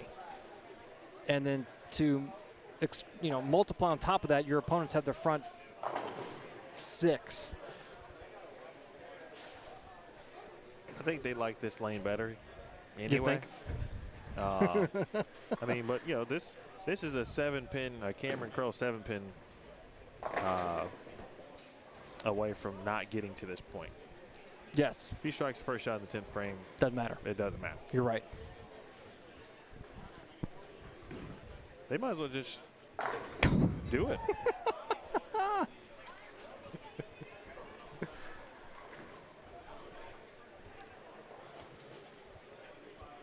On the far left, looks like Corbin spared the 8th. I can't tell if Perez and AJ hold in the 8th. Looks like they did. So they're in the 240s where Corbin and Dino are still in the 250s. Gene struck in the 9th. Dino stuffs a 9-pin, slowly rolls it out in the 9th. Is that it? Oh gosh, that's it. Oh my gosh.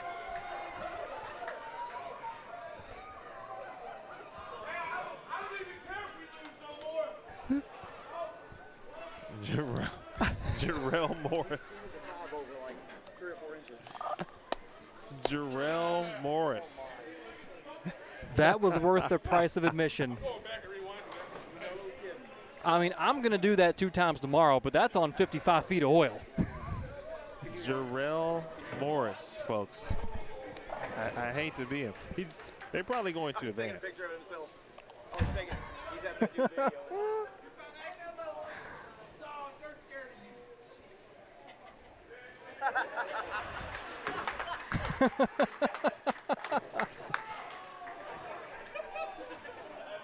Wow. Meanwhile, to the left of them, Corbin just smashes an 8-pin that I think cost them an opportunity to win. So it looks like AJ, yeah, because that puts Corbin and Dino in the 230s. AJ threw the first one in the 10th. If AJ strikes here in the 11th on the far left-hand side of your screen, and he 3-7s. 3-7-9. Let me go double check that total score.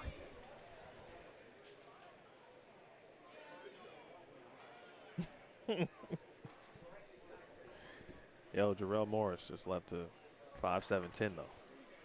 Scores out here. 5-7-10 on front 7. Yikes.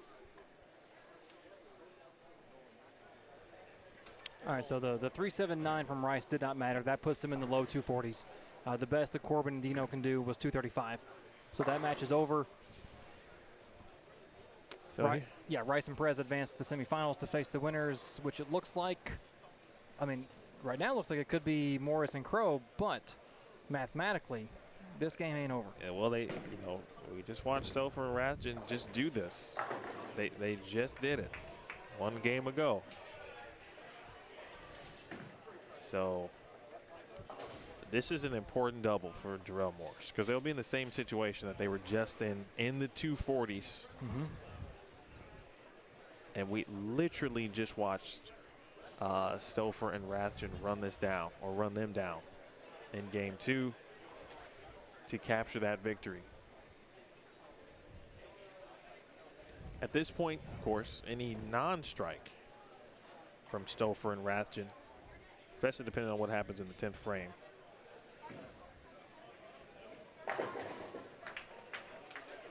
So Stouffer and Rathjen can get to 269.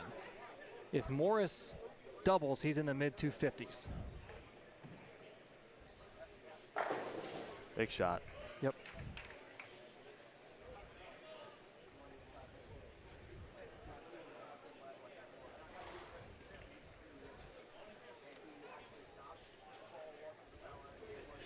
Wow, this is interesting.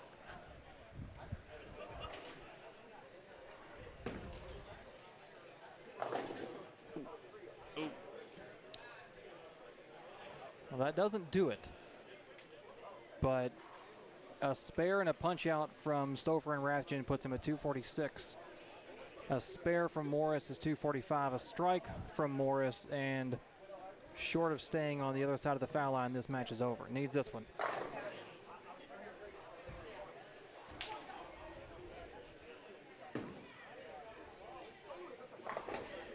That's a good spare, though. It is.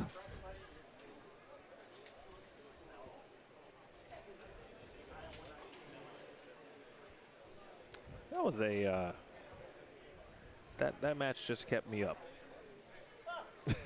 The beginning of it, I mean, the 5-7-10, the possibility of the comeback again from Stouffer and Rathjen. But, you know, you saw there, you know, they were shaking hands, dapping each other up. 99% of the time when you see that kind of trash talk, there's respect behind it. So when you get to the end of the match, you respect your opponents, whether they beat you or whether you beat them. And that's what we like to see.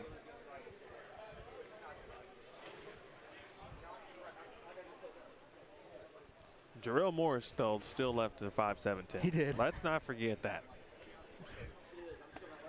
And that's going on. I might stay up tonight just to clip that and post it.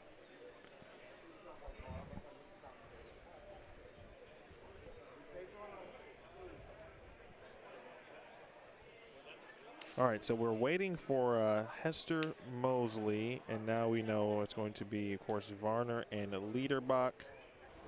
That's going to be on 37 and 38. And now officially it'll be Crow, Morris, our #1 seed, and they will face Chris Corbin, Daniel Dino. Is that, no, is that Rice and Perez. Thank you. Yep, Rice and Perez.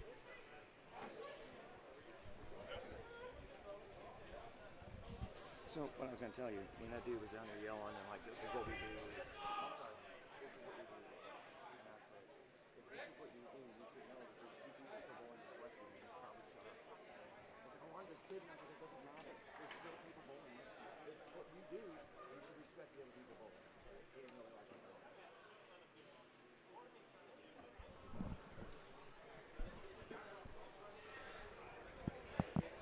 All right, I'm going to go, well, I don't know if the match will be complete or not.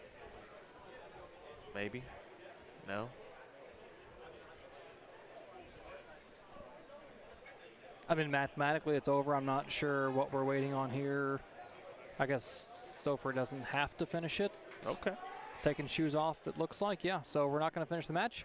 So that about wraps up. That not about wraps up. That does wrap up the round of 8, as Emil just kind of recapped it. On the left side of the bracket, we're going to have A.J. Rice and Gene Perez, a couple of lefties, one that uses one hand and one that uses two hands, up against Morris and Crow.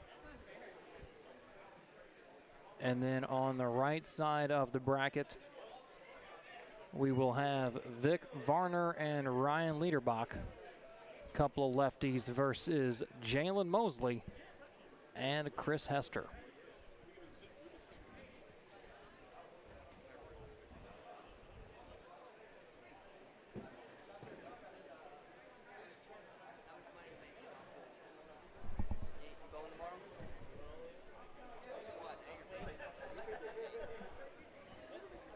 So as E is adjusting the cameras, we'll take a short, quick little break here. Shouldn't be too long before the semifinals start here, as we will work towards crowning a champion at the 2023 Classic Doubles Shootout here at the Bradley Open from Executive Strike and Spare in Louisville, Kentucky.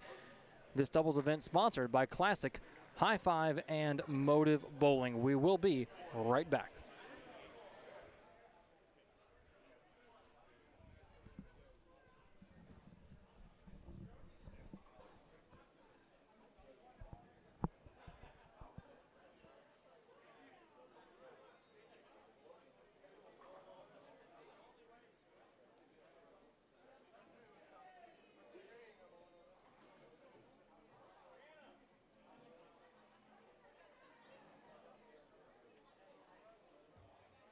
All right. Your winners moving forward. First seed, Crow and Morris. We're bowling the 4 seed, Rice and Perez on 33 and 34.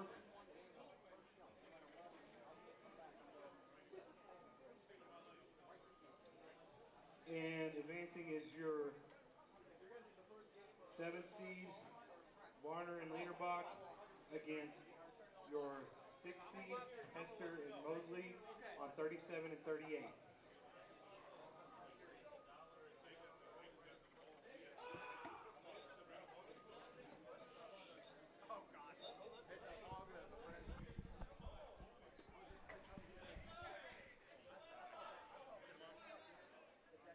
You will get 2 balls of practice on each lane.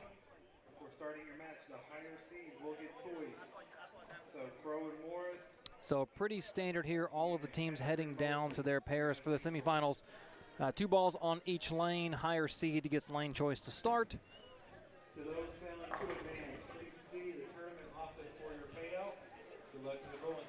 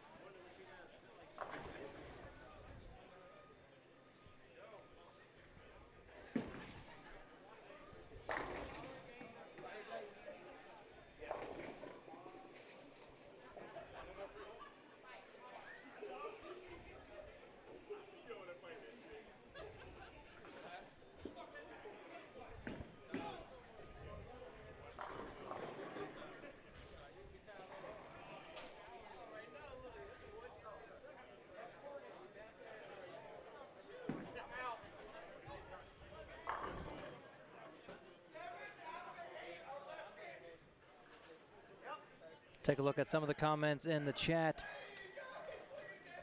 Yeah, Music Man Gamer, sometimes, you know, when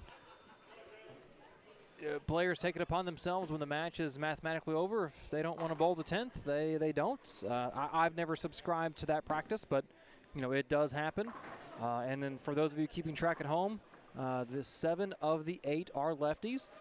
You know, you do sometimes see this on a house shot, because you know, there's more traffic on the right side. The right side breaks down a little nastier. You know, this can happen. It's just the nature of the beast. Everybody knows it going in, but then, you know, you flip the script, and on some of the tougher, flatter stuff, the lefties don't, you know, have the area that's created where the righties do. So it's a discussion and a struggle that will be continued as long as this sport continues. And you know it going in, and you lace up and you bowl.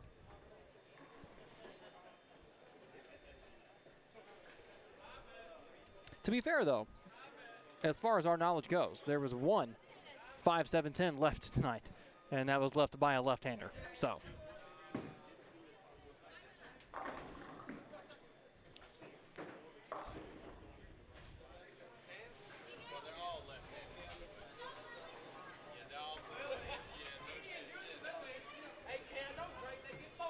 All right, Mr. Farish, Yes, Mr. Williams. This is someone said, who said that? The Music Man Gamer. Music Man too. I think we chatted a while ago. I haven't seen you in a minute.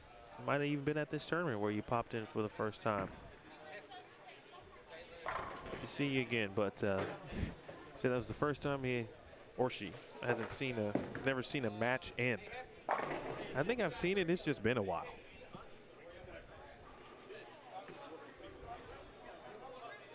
Folks, while you're here, if you wouldn't mind doing me a favor and just smashing that thumbs up, I'd appreciate it. Subscribe if you haven't already to Bowlstream TV. Daniel and I was going through my schedule for the year. A couple events coming up. One in let's see, we've got Wisconsin State High School tournament or state tournament, excuse me. Next weekend, next Sunday specifically. I'm trying to think, are we done with practice shots? It looks like we are. All right, so already underway. Let's go next door for a moment since they're up next and already started. Cameron Crowe, Jarrell Morris, AJ Rice, Gene Perez. That's a battle of lefties, as has been mentioned by Mr. Farish.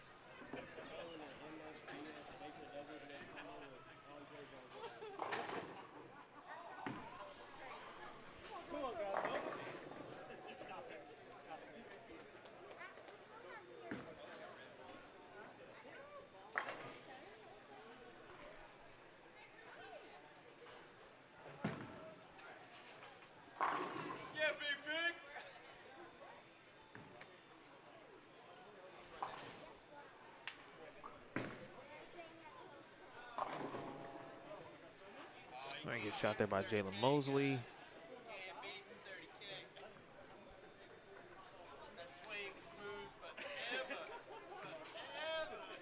Uh-oh, my bad.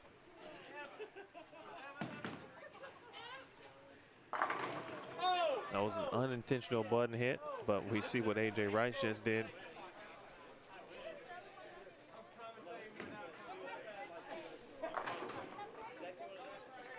Cameron Crowe.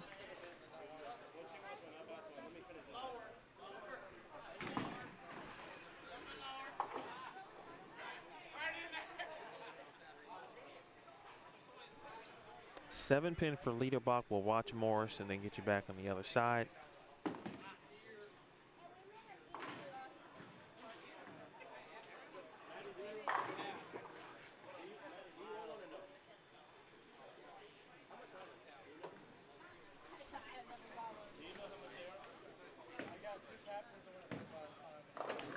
Gene has left kind of a lazy 6-7. Same format, best 2 out of 3. Cam Crowe struck off camera. They've got strike spare 3-bagger, Crowe and Morris, spare for Chris Hester.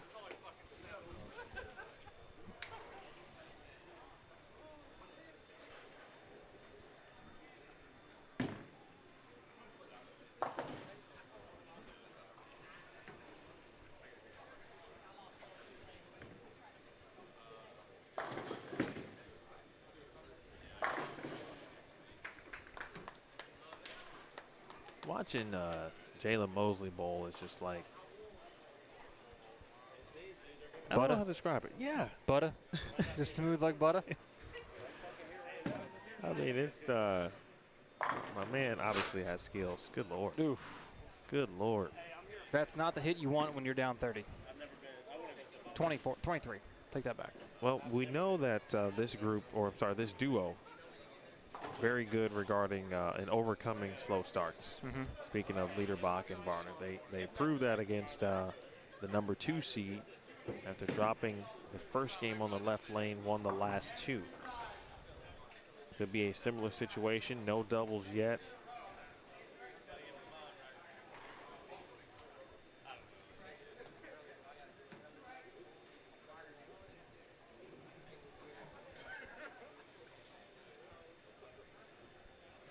Here's AJ Rice.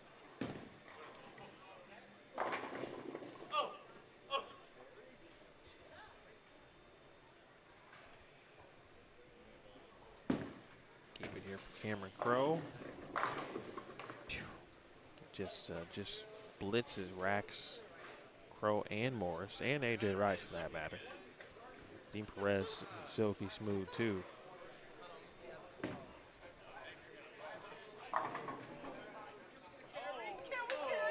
Chris Hester, what in the world? He just carried his 7-pin off camera. He sent the head. There was a, I think it was a lazy 4-pin sitting in the channel with like the butt into the pin hanging out of the gutter, and the head pin came off the right kicker across the pin deck, hit the 4 into the 7. That's old man carry right there. Ooh. Well, that evens things up a little bit. That's exactly what Liederbach and Varner needed. We'll keep it here. As boy, Crowe and Morris, I mean, when they strike, they strike. Well, lane 34 looks troublesome. This will be interesting to watch Cam and Jarrell bowl on that lane. And AJ kind of lofted that one as if if you assume it's purposeful, and anything that these 8 guys that are left, anything they do you assume is purposeful because they're that good. A little bit of loft there makes me think he thinks the heads might be going away, so he was trying to help the ball down the lane. And not only that loft helped the ball down the lane, it helped it all the way through the back of the curtain with that 3-7 or that 7-9. Morris there strikes in the 10th. That game is over. So Morris and Crowe are going to win game 1. Here in front of us, Liederbach and Varner need a double to try and take advantage of back-to-back non-strikes from Hester and Mosley. Stuffs it high. Can't get the fortuitous roll on the scout, leaves the 6-pin.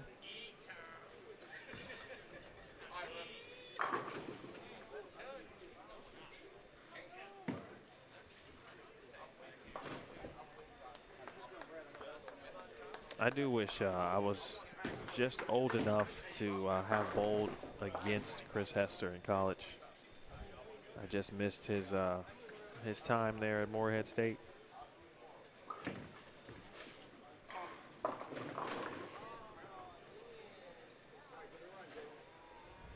All right, Jalen's starting to see a little bit here.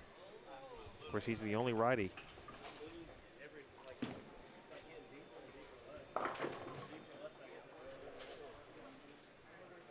Someone says 6 out of 8 lefties. I think it's 7 out of 8. It's 7. Whoa! Talk about some fortuitous carry. Ryan Liederbach stuffs it through the face, breaks down to 6-7-10. So they can get to, Liederbach and Varner can get to 213 out there. Hester and Mosley are all of a sudden trailing in this match, where just 3 frames ago, they had a massive lead. And that is just how quick this game can change. Varner needs to strike here, though, put some pressure on, gets it. Ball motion wasn't great. It wasn't great through the pin deck, but it knocked down 10. He can address the ball motion if they get back to that lane in game 3, because he's done for this game. And all of a sudden, Chris Hester in arguably a must mark, if not must strike. That looks right off his hand. And it is 2-4-7-10.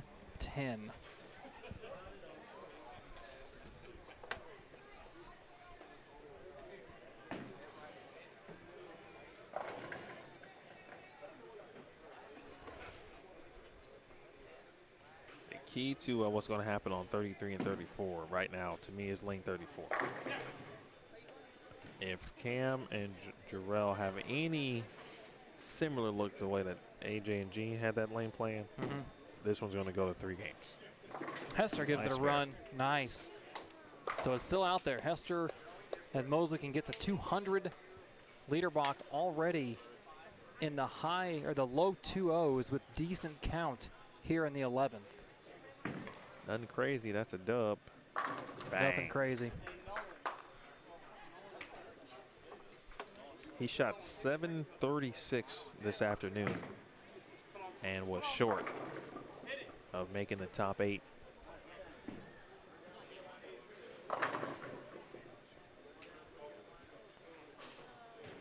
You said it 4 frames in, by the way. Varner and Liederbach, the comeback. You called that. Good place for that A pin.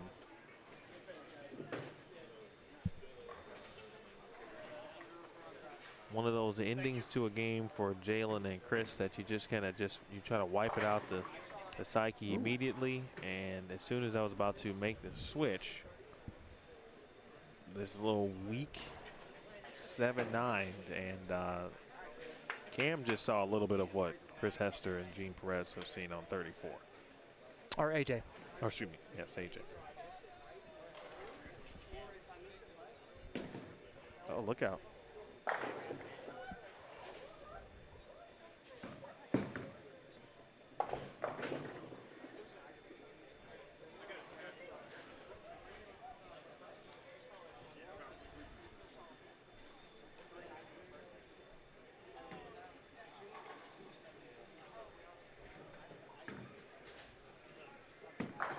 And now it does get kind of fun because now you've got 7, you know, people complain or talk about it, but if you get past all the negativity, you've got 7 lefties out there that are on top of each other. So now they're going to see some instant transition that they're not used to in a real short time period. It's a great call. And it's about how they can adapt and how they can adjust to what they see in front of them. A little lob there for Jalen Mosley. He really liked that one. Uh-oh. I swear I didn't do that on purpose, Linda. I keep pressing to switch a half second prior to Ryan. He did strike, by the way. All right, so we'll see AJ. He should go first.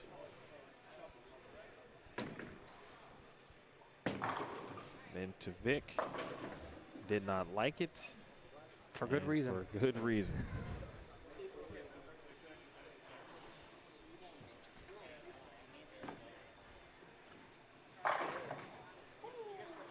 For the most part, it looks like through 5 frames, Crow and Morris have that look. Cameron's splash 7-9 in the second. I thought it was a little left off his hand, and instead of missing left and rolling from that spot, it burned up, wiggled, and went straight. But the other 4 frames have been, 11 pins straight back. Their opponents are also throwing pins straight off the deck. Gets the late 7 out there, does Crow. Difference in that match, the 11 pins between the split in the second for Cam and the 9 spare in the third for Gene Perez. The match we're watching here, Liederbach after Varner's 6-7-10. Ryan trusts it, hooks, strikes. He's been a strike machine here this match. He made that nice jump right after game 1, or at the end of game 1 when they lost the first game in the round of 8. And since that moment, I don't know how many times he's actually really missed.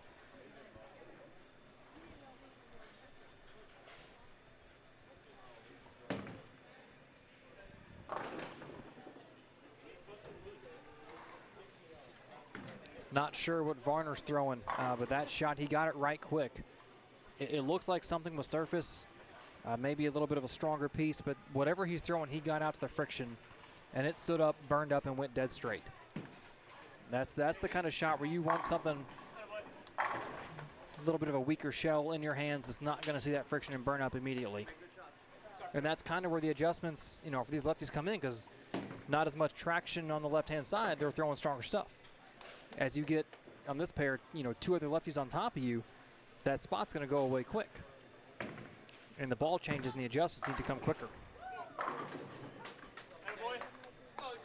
So Vic has some figuring out to do.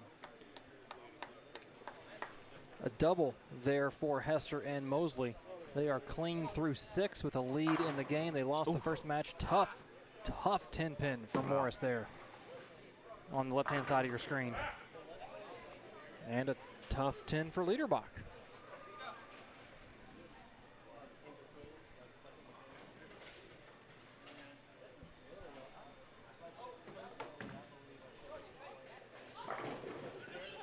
And a flat 10 for Gene Perez on the far left-hand side of your screen. Are we sure these are left-handers bowling? A lot of 10 pins out there. Hester plows them back. Not for Chris Hester. No, sir. That's a clutch three-bagger, too.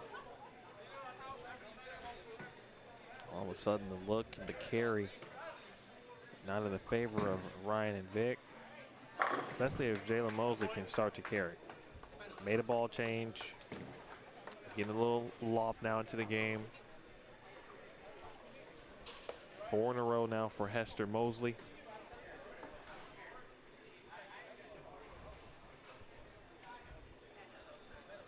This, let's see, we've got 258, 247 max scores right now.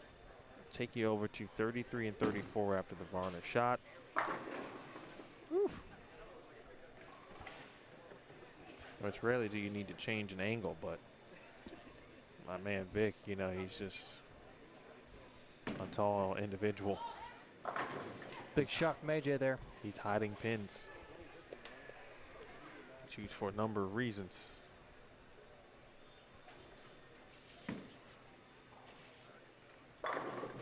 Hester did strike off camera 5 in a row.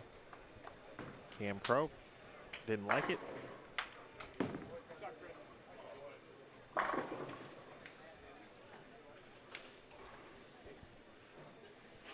Is this game 1? 2. Cam and Morris won game 1.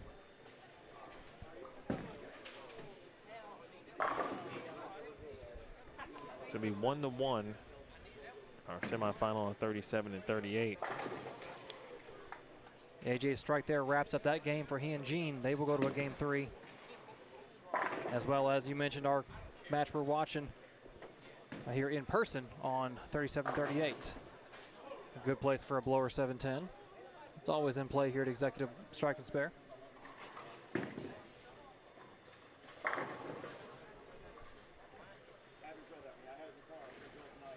Impressive what Jalen Mosley has been able to come back from.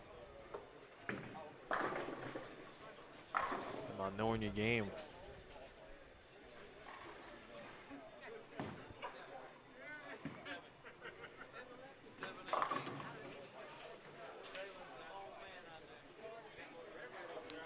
(58-35).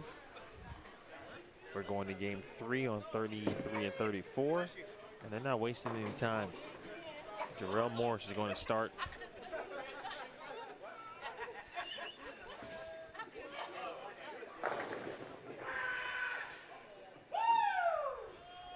Okay, I like it.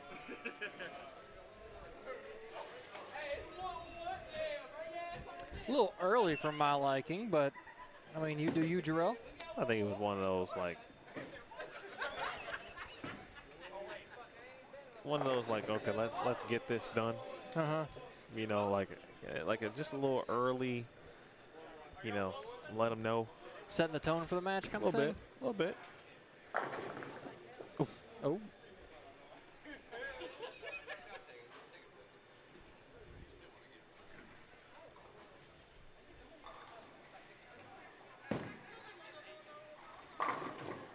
Wow. Whoa.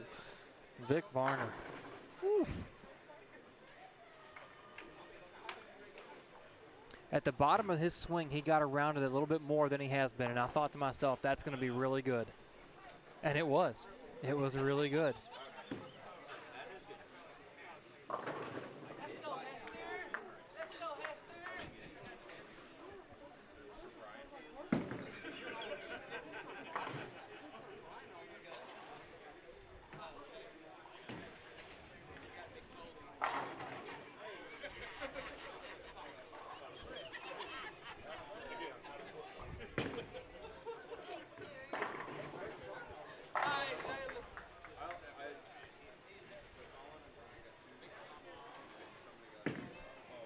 So both of our matches now down to a de facto sudden death game 3. The pair we are watching, Jarrell Morris, Cameron Crow, max score 280 through 3. Perez and Rice perfect. through 3. Bryce trying to make it through 4, and he goes high flush. 4, 6, 7. And then the same pin takes out the 6 and the 4 for a 7-pin. Meanwhile, to our right, Hester and Mosley front 3, Varner and Liederbach. Spare strike. Varner's offering in the 3rd on the right side of your screen. Half pocket strike.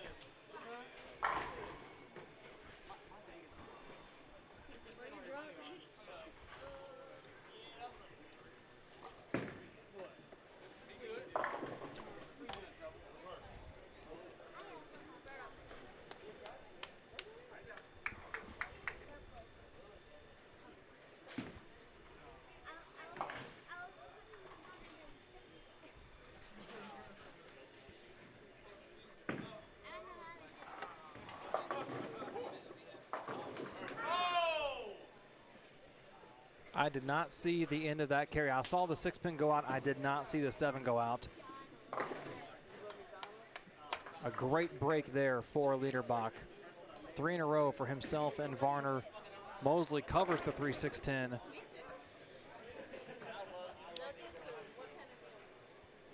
To our left, an 11-pin match. Morris Crow and Rice Perez. Varner's offering in the 5th. He's getting that ball to just almost roll out and face up at the right spot. It's not getting flush, but the flush shots that Vic has thrown through the pin deck, the pin carry hasn't been great. He's playing that half pocket hit, and if that's how they're going to fall, you don't move off that. You don't try and adjust out a strike.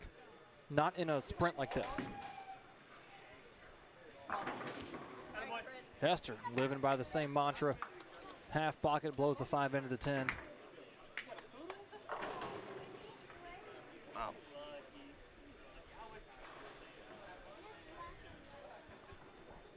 At this point in the tournament, shot, the long gone is the fresh. At this point. How would you classify? What would you classify what the players are bowling on right now? Obviously, it's not fresh. Of course, it's on the burn. We reached the double burn in this situation. It is modified house, so it's not too crazy, but we've seen some instances where, obviously carry has been troublesome in certain situations, just like that. I would say for the players in front of us, for the lefties, it's the burn. Now, if we had more righties out there, it might be the double burn. I'm not sure, but it's hard to tell. And I've said this for a long time, as long as you and I have been around the sport of bowling, and as many, the hundreds of thousands of shots we've watched, my eyes still can't completely adjust to a left-handed ball reaction. So I think they are on the burn. We know that for sure. The lefties are on their burn, despite the fact that Cam's throwing it as hard and straight up the left side. But you watch just the one righty, Jalen. He's lofting over the cap. So the righty, Jalen's on his double burn. Hester begging for some help there. Gets it. But the lefties are seeing something they don't see a lot. But that Scout 7, a big shot from Hester, puts their max score 277. And that just about stuff 7 from A.J. Rice there. They were in 68, now they're at 47.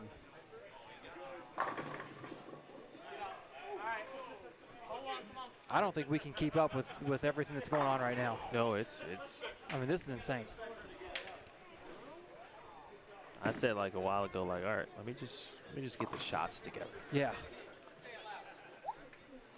Daniel's here. He knows what to do. So y'all can do the math. Varner Liederbach, and he missed the 7-pin. Bounced it out, but missed it. That puts him at 36. 236 max score, where Crow and Jarrell Morris at 259. We're watching Varner here. They're at 35. If Hester and Mosley can just mark out without losing count, they're at 36. Big shot from Cam Crow there in the 10th. That locks that match up. They're in the 240s. They will advance to the championship match. Jarrell Morris and Cameron Crow defeat Gene Perez and A.J. Rice 2-1 in the semifinals. Great shot there from Hester. Jalen's going to step up here. He might bowl before Ryan. Ryan is just kind of sitting back on the chairs, watching what's unfolding in front of him. Jalen, a strike here, wraps it up.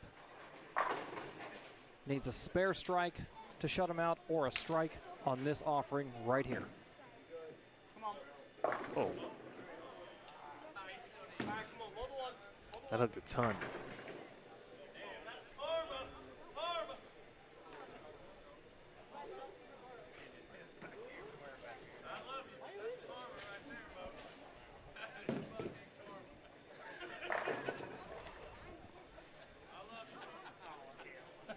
Liederbach needs all three no matter what.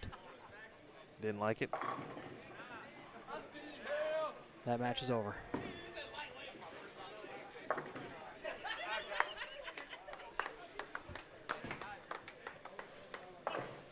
So your championship match here at the 2023 Classic Doubles Shootout at the Bradley Open will be Chris Hester and Jalen Mosley versus Jarrell Morris and Cameron Crowe on 35 and 36.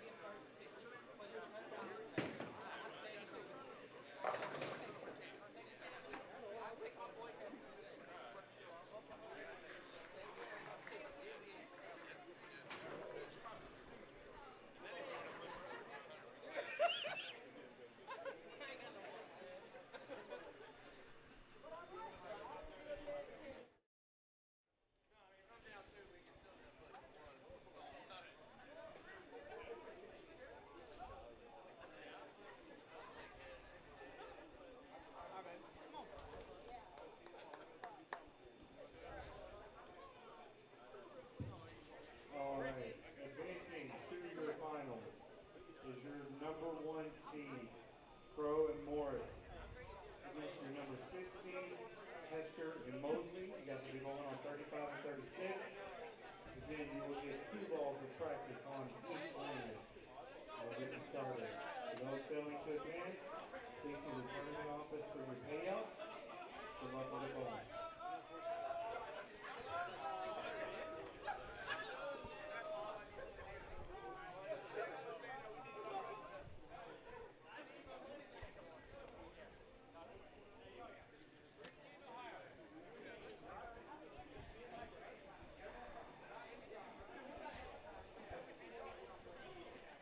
I will say the one thing that I love about this city is they do show out when it comes to bowling tournaments and spectating.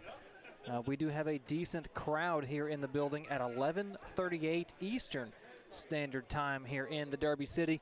Louisville, Kentucky, a good crowd on the concourse to watch this championship match. And a big portion of this crowd, if they are local, they are cheering on Chris Hester and his partner Jalen Mosley, squaring off against Cameron Crowe and Jarrell Morris.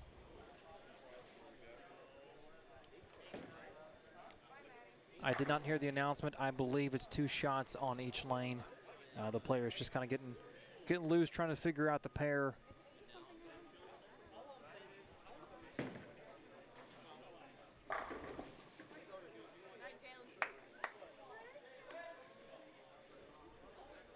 And really, these shots right here, they're not about getting loose. I mean, these guys just came off of their matches, 5 minutes ago. These shots right here need to be competitive shots because you need to see what the lanes are doing. And it's for guys that are this good, they can learn a lot in these 2 shots to see if the 2 lanes are playing different from one another. How are they playing different from the pairs they just came off of? It's very difficult to make a ball change off of these collective 4 shots right here, but at least you can figure out what the ball in your hand is doing, and then as the match goes on, then you can kind of dictate if you're going to make a ball change. But these shots, in your 4 shots, you might throw one different ball than the one you just got off of. But it's hard to give up more than one shot with the ball you just struck with to get here.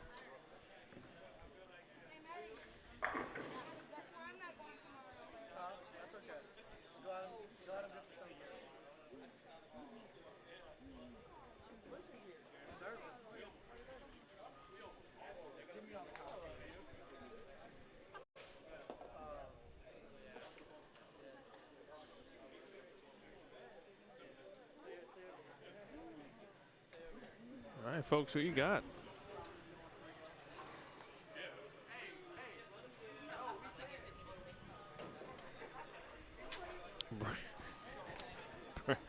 Brandon is seeing something in Jalen's physical game. I like the analysis.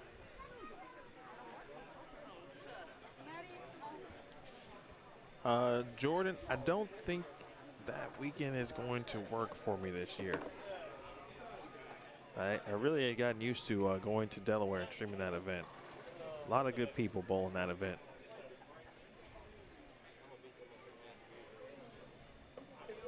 I appreciate everybody tuning in. We've reached the final match. Number 1 seed, Cameron Crowe, Jarrell Morris.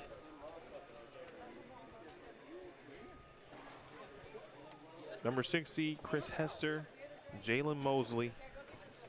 Emil Williams Jr. with Daniel Farish.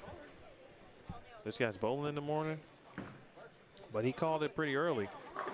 He said it looked like there was going to be supreme competitiveness in this round of 8, or sorry, the bracket, I should say. And ultimately the round of 8 with the 8 teams that did advance, and it's been really good since the start.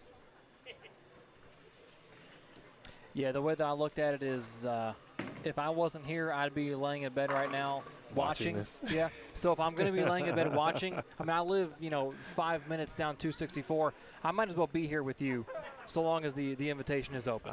You know it is, and I appreciate it. And we are off quick. Listen, Jarrell Morris wastes no time. Man. Getting on the approach and going. When the practice is done, he's on the approach. Like, I still don't know how they got done later in the first round matchup. With our game 1 over here on 39 and 40 was done where they were in like the 3rd frame. But as fast as they've been bowling, and same thing for Jalen and Chris Hester. I mean, they've been bowling pretty quick as well. But again, with Baker, I think Baker just presents a completely different rhythm overall. It's easier as a team to get into a rhythm and to what I would call score well. Like, to me, it's like basketball, where if you can get in an offensive rhythm, that'll delay the rhythm ever so slightly. But if you can get into an offensive rhythm, typically speaking, good things will come because you feel good, the ball's moving. In this case, it's similar. You got Baker, it's fast-paced anyway. It helps that it's a modified house shot, so there's more strikes out there to get. A lot of one-shot frames. Maybe. And you also got some players who you can tell that, especially Jarrell and Cam, and I feel like Jalen and Chris Hester, although I haven't seen them bowl in person together, I feel like I've seen them maybe just talking about on social media bowling together at some point. But Jarrell and Cam bowl together all the time. They spend time together at school at St. Ambrose. They know each other, and I think Jalen and Chris, despite being opposite hands, know each other, I think, pretty solidly enough too. Well, and that's a big factor that plays into, events like this, or even team events. If you expand it out to like nationals or like a 5-man Swiss, is that you can put 5 really good players together for a team event. But if they haven't bowled together, if the chemistry's not there, they're probably not going to have success the first time out. You need that camaraderie. You need that chemistry. That's why that a lot of these teams that have success at the OC, Team in ABR with Adam Barta, Higgins Aquarium with Dan Higgins, Chad Roberts, and that group.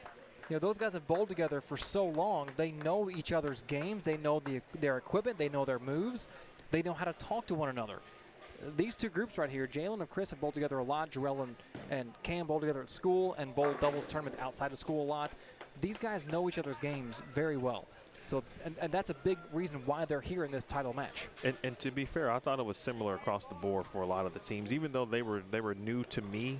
But you could tell when I feel like players kind of know each other pretty well. Obviously, Ryan and Victor, for example, they drove, I believe, together. So I mean, they know each other. They bowl all the time. You know, even watching Stouffer and Rathjen. And you look up, and we've got the front nine. All of a sudden, we've been talking for 5 minutes, and they're 6 frames forward from when we started, man. That's insane. Jalen hates it, and for good reason. So this game is over. Now we're just watching 300 here. He gets in on the video on the phone looking for Cam's 10th. Oof. Of course. I've left flatter 10s than that on the Bradley pattern. Good luck, by the way, tomorrow. Thank you.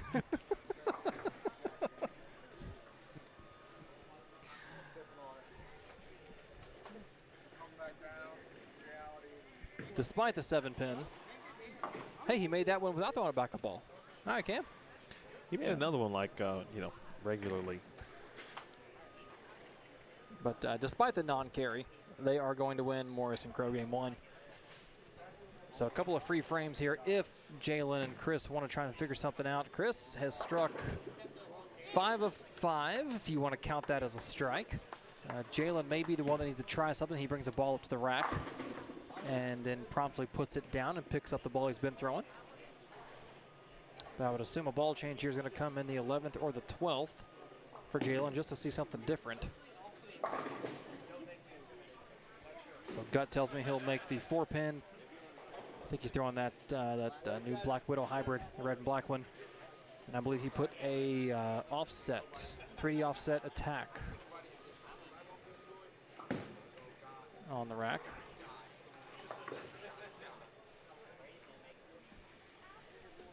It's interesting that this is going to come down to the right-handed player, probably. Yeah. Yeah, you're right. And it was very similar to the match against Ryan and Victor, where, you know, Jalen didn't look good on that left lane. Did what he had to do, ball change, found what he needed to, and then they were off and running. He and Chris Hester. It's just not something you rarely say because of the amount of lefties that are bowling right in the finals and within this round of 8.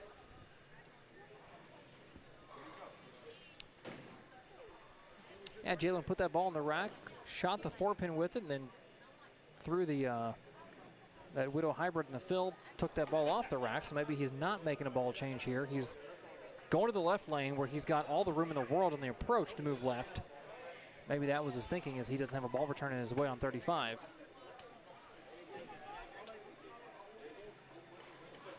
How's that ball return game for you these days? Non-existent. Okay. Still two-handed a little bit? Oh, well, we're talking two-handed. Yeah. Oh, well, it's existent then. Okay. Yeah. If I'm bowling league or I'm bowling somewhere where the ball returns a little further back like they are here, then I can get in front of the ball return two-handed. But if the ball returns a little further up, I'm not going to do it. Jason, what do they do if I turn the power on or off? If I just press that button right there, you think they'd be mad at me? Probably. I guess. But then again, you're Chris Hester, maybe not. That means they'd probably punch me. Yes, I would. I would punch him. Be mad and punch him? Yeah. Okay. Hey, Chris. Chris Hester threatening to hit the power switch on the surge protector, the power strip that Emil has set up for all of the broadcast here.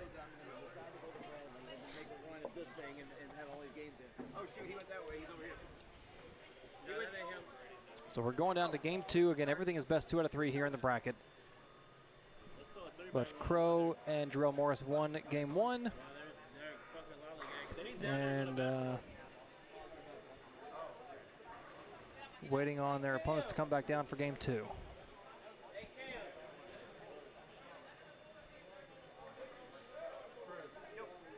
feel weird being the only righty? Well, so we've got this weird break. Right, yeah.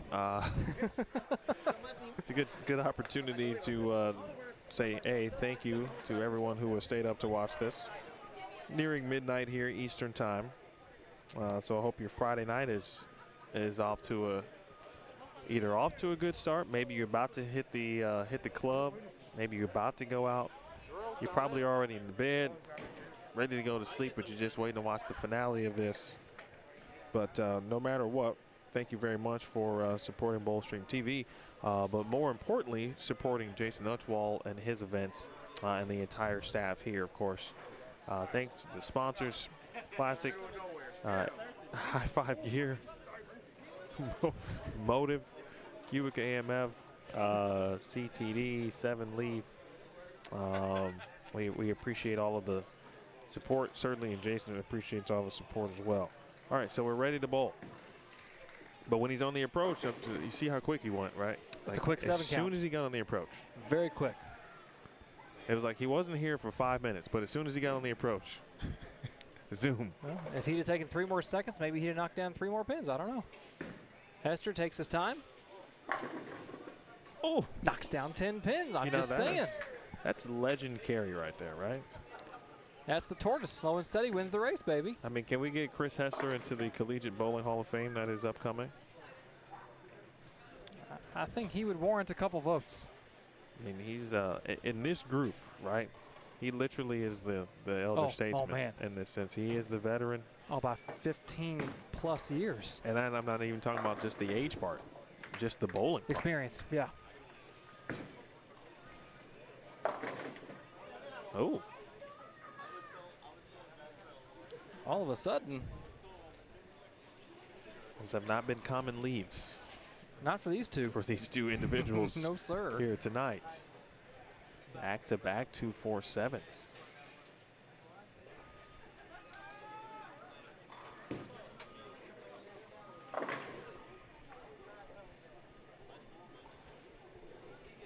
The Music Man Gamer Bowl League at Fern Bowl tonight.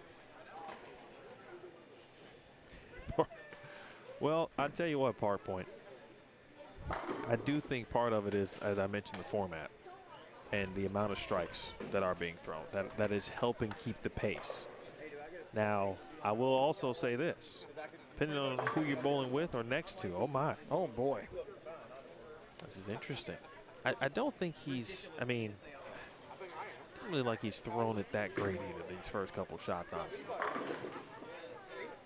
I feel like he's been missing. Meanwhile, again, it'll come down to the righty. I do think it's worth mentioning, you know, all jokes aside, when the last game was over, Jalen and Chris kind of hung out in the pit area, waited around. Cam and Jarrell were kind of up on the concourse socializing and talking to people, and maybe the focus wasn't quite there to start this game. And again, like we talked about earlier, this event pays out just enough to keep you honest, but not so much that you can't maybe have some fun. And maybe the two, you know, Jarrell and Cam maybe lost a little bit of focus to start this game. A big loft there from Cam that I haven't seen yet, and it goes 64 feet. For those of you scoring at home, the lane is 60 feet long from the foul line to the head pin. It is a modified house shot there, Park. That was a finish that point. If you're bowling with, next to, in certain situations, events, there's going to be some people who will love you if you bowl quick and you're fast-paced, and vice versa. So bowling quickly is never really a bad thing, as long as it's not affecting you. You got to find the right pace. Jalen Mosley has found the right pace. I liked your point earlier about being on the left lane and not having to deal with the ball return, because I think that's exactly what's coming to play for Jalen. Doesn't have to worry about that, obviously, and can throw the ball that I think he really wanted to throw, and knows he's got space to work with on the approach to help him get it down the lane. If I'm Jalen at this point, and you know, I'm not someone who's ever had the ball return come into play for my game. My rev rate's just not that high. I've bowled a lot of doubles events and team events with guys who it does come into play. So I kind of understand the thinking, but if, you know, Hester strikes here, which it looks good, maybe a flat 7, they still have got a decent lead. They might have a little bit of room here. Jalen has a couple of frames possibly in the 8th and 10th to look at something else to prepare for that right lane. The best that Jarrell and Cam can get to is 44 up there, so the match certainly isn't over. And I don't know that if I was Jalen, I'd give up the 8th frame, but he could potentially have the 10th frame to try a couple different things to prepare for that lane 36 and that ball return for game 3.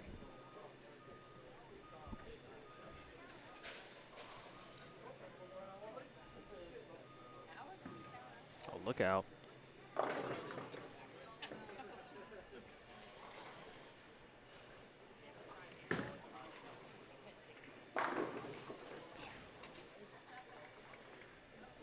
Watching some movements here from Mr. Morris.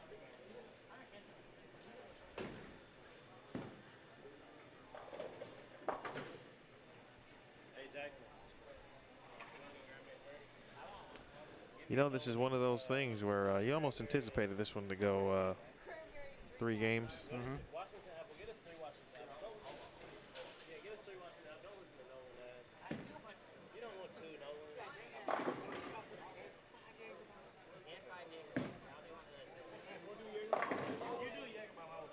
I think Cam and Jarrell are just going to be happy to get off this right lane. Yeah, I think so. I mean, it's you know, at a certain point, right, it's like, quick double. Then it's, oh, they've got 8 out of 9. Okay.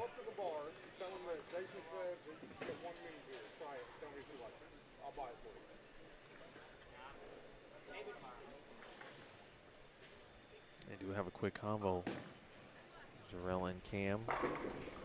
Daniel will tell you. Many beers, good and bad.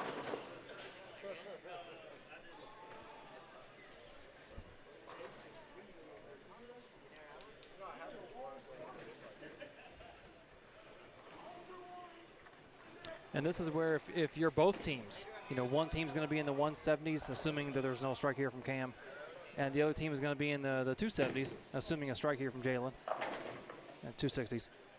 But the outlook has to be that of Trevor Hoffman, of Mariano Rivera. You've got to be a closer at this point, and you have to have a short memory.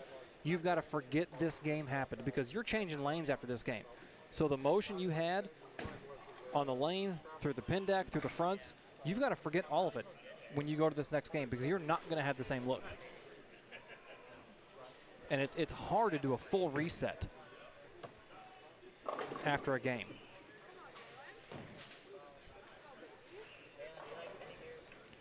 Jarrell trying to stretch or get something loose. 268.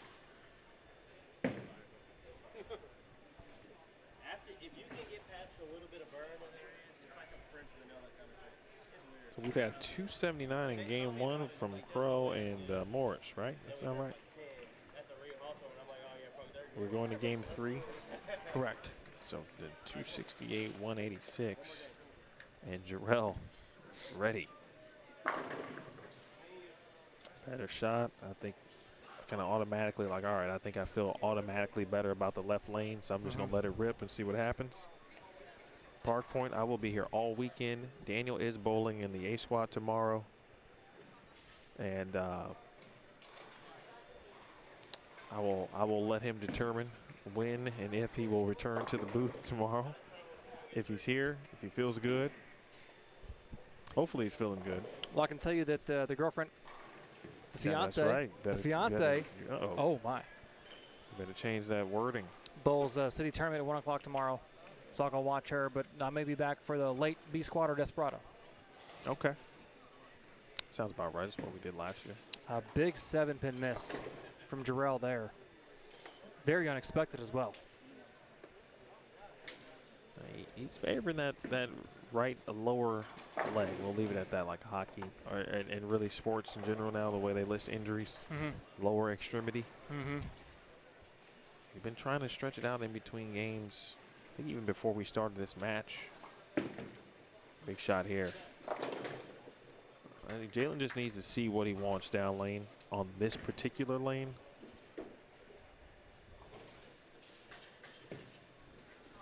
interesting, you know, over the course of these matches, right? We've seen the versatility. We've seen a lot of strengths from all of these players. We've seen certainly what they like, and obviously it's a modified house condition, so keep that in mind. But with Jalen literally being the only righty in this scenario, you've seen him make various moves on the lane, and he's had to show that versatility.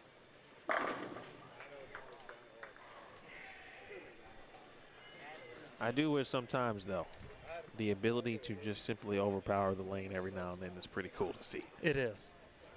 For those of us, the two of us in the booth that can't do it, when it works, it's fun to watch. When the ball does something like that, I'm glad that I can flat 10 and move on with my frame.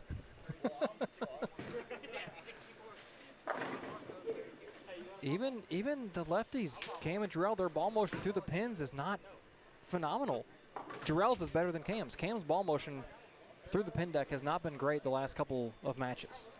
Lanes have definitely, and obviously changed, right? Completely. But as you mentioned, though, the earlier point of obviously the amount of lefties seeing this various transitions, some that they don't see all the time. But I think Jarrell just said, listen, you know, it's winning time. I may not be feeling the best right now, but I've thrown too many good shots to this point to kind of allow this to slow me up. All of these guys at this point. Good break for Chris. They've all thrown too many good shots to have it to not see it in the way they would like to see it. And great players like the four in front of us, whether they're nursing an injury, they're nursing bad ball motion, they have a way to will it to happen. Now, they can attempt to do it, and sometimes it doesn't work, but sometimes it does. You can just get angry enough or determined enough or focused enough to will those 5 or 6 strikes or whatever you need in the moment to find success. And that may be kind of what Jarrell's doing here, if he is battling, you know, any kind of discomfort physically. Whew, man.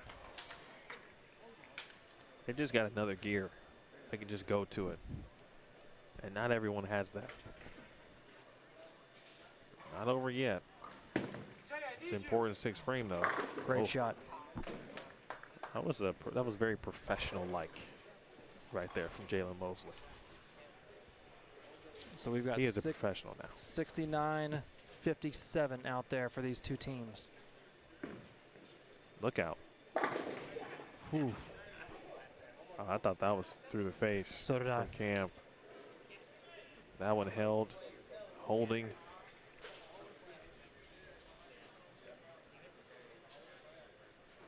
Chris Hester almost in that must-strike situation now.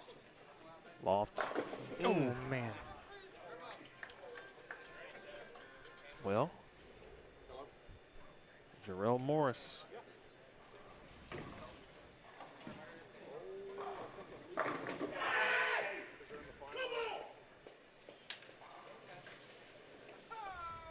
I mean, they just did a complete 180 in about 4 frames, basically. Flat 7, and then 7 bangers in a row. And that was a wild miss from Jarrell. It was like, that was wild enough to be like, oh, I don't know.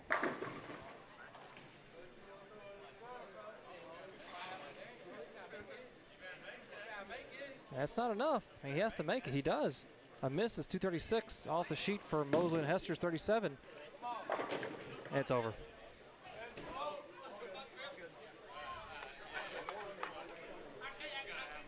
That was a fantastic double shootout. That was a lot of fun.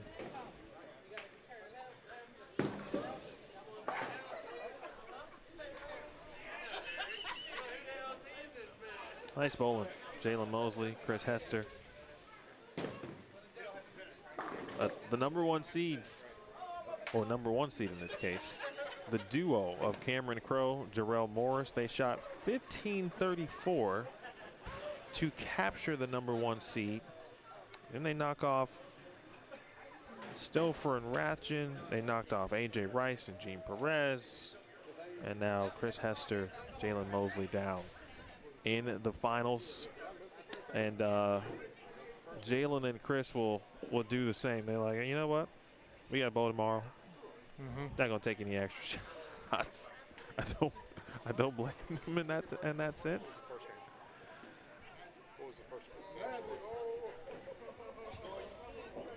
All right, wrapping up our 2023 Classic Doubles Shootout. Your winners. 2,500. You can applaud.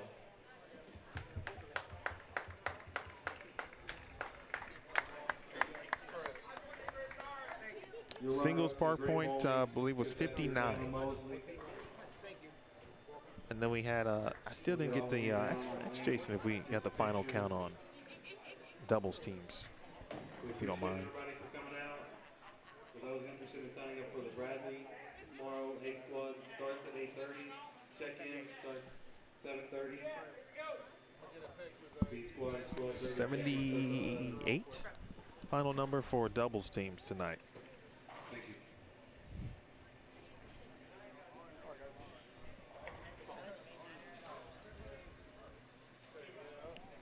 I want to thank my good friend Daniel Farish.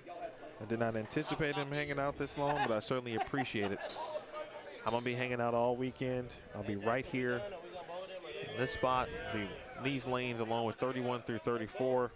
Final thoughts as you get prepared to attack the official Bradley Open tomorrow and what you just saw right now. I mean, tonight, like I said, it comes up. You socialize, you watch guys throw strikes, you have a lot of fun. This was an amazing bracket finals, an amazing championship match between Jarrell, Cam, Chris, and Jalen. As far as tomorrow, I'm going to go home, get some sleep, and then all kidding aside, plan to hit the 1-3, get out the 5-7, shoot my flat 10s, bang out an even number or a small minus number in the morning, do some ball testing, and get ready for tonight. The last thing I want to say is I didn't expect to be here all night. I can't thank you enough for the opportunity. I've enjoyed it. I've missed it. And I'm going to look forward to watching and listening tomorrow when I'm not bowling. Appreciate you, man. Go ahead and get some rest, and we'll see you in the morning. Yes, sir. Appreciate it, E. That is Daniel Farish. We wish him all the best in the morning, and everyone else bowling A squad tomorrow morning. Competition will begin at 8:30 a.m. Eastern Time, 8:30 a.m. Eastern Time, which means I'll be here at about somewhere between 6:30 and 7. So, having said that, I'm going to skedaddle. And we'll talk to you guys in the morning. Again, thanks to Jason Utchwald and everyone involved here at Executive Strike and Spare, the entire tournament staff. Thanks for everybody for hanging out. Had a good turnout tonight. Cameron Crowe, Jarrell Morris put on a show. Jalen Mosley and Chris Hester were just as good, but not good enough at the end, as Jarrell Morris and Cameron Crowe take the Classic Double Shootout. Thanks to Classic, thanks to High Five Gear, thanks to Motiv, CTD, 7 Leaf, QubicaAMF. Thanks to all of you.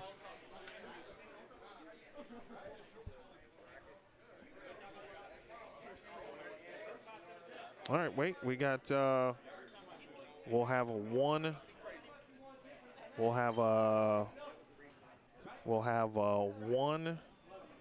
at least one rep from, we'll have a quick chat with Cameron Crowe at the very least. Oh, thank you, boss. Appreciate it.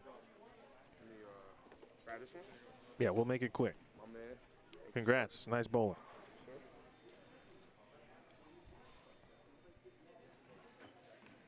All right, Cam, Jarrell. Talk to here. Yeah. First of all, congrats. Thank you. Thank you. I appreciate that. How fun was it for y'all? Because it was fun for us. It was a blast. We love when people try to start talking to us. It's a great time. For St. Ambrose Cameron Crowe and Go Make Money Cameron Crowe are two completely different people. I'm a changed man here. I get triggered really fast, I guess. I have switches, and that switch was hit until the Lily happened. That was really crazy. But the next 2 matches, we knew we were facing formidable opponents. AJ is always, you know, a winner here. He won the Bradley last year. I've never actually beaten him in a match until right now, so that was really cool. And then, you know, our guy Jalen and his partner who also crushed him today, great bowling to them as well. We were just very happy to come out on this great field and be able to, you know, put our names out there again and remind people that, you know, sometimes we can get it done too. Minus the 5-7-10 part, which I will be clipping and posting, just letting you know. Minus that part, how important was it for you guys to kind of be on the same page? It was evident, obviously, you guys bowl a lot together, and that showed out there. Why is that so important? So me and Cam, we're real comfortable together, you know.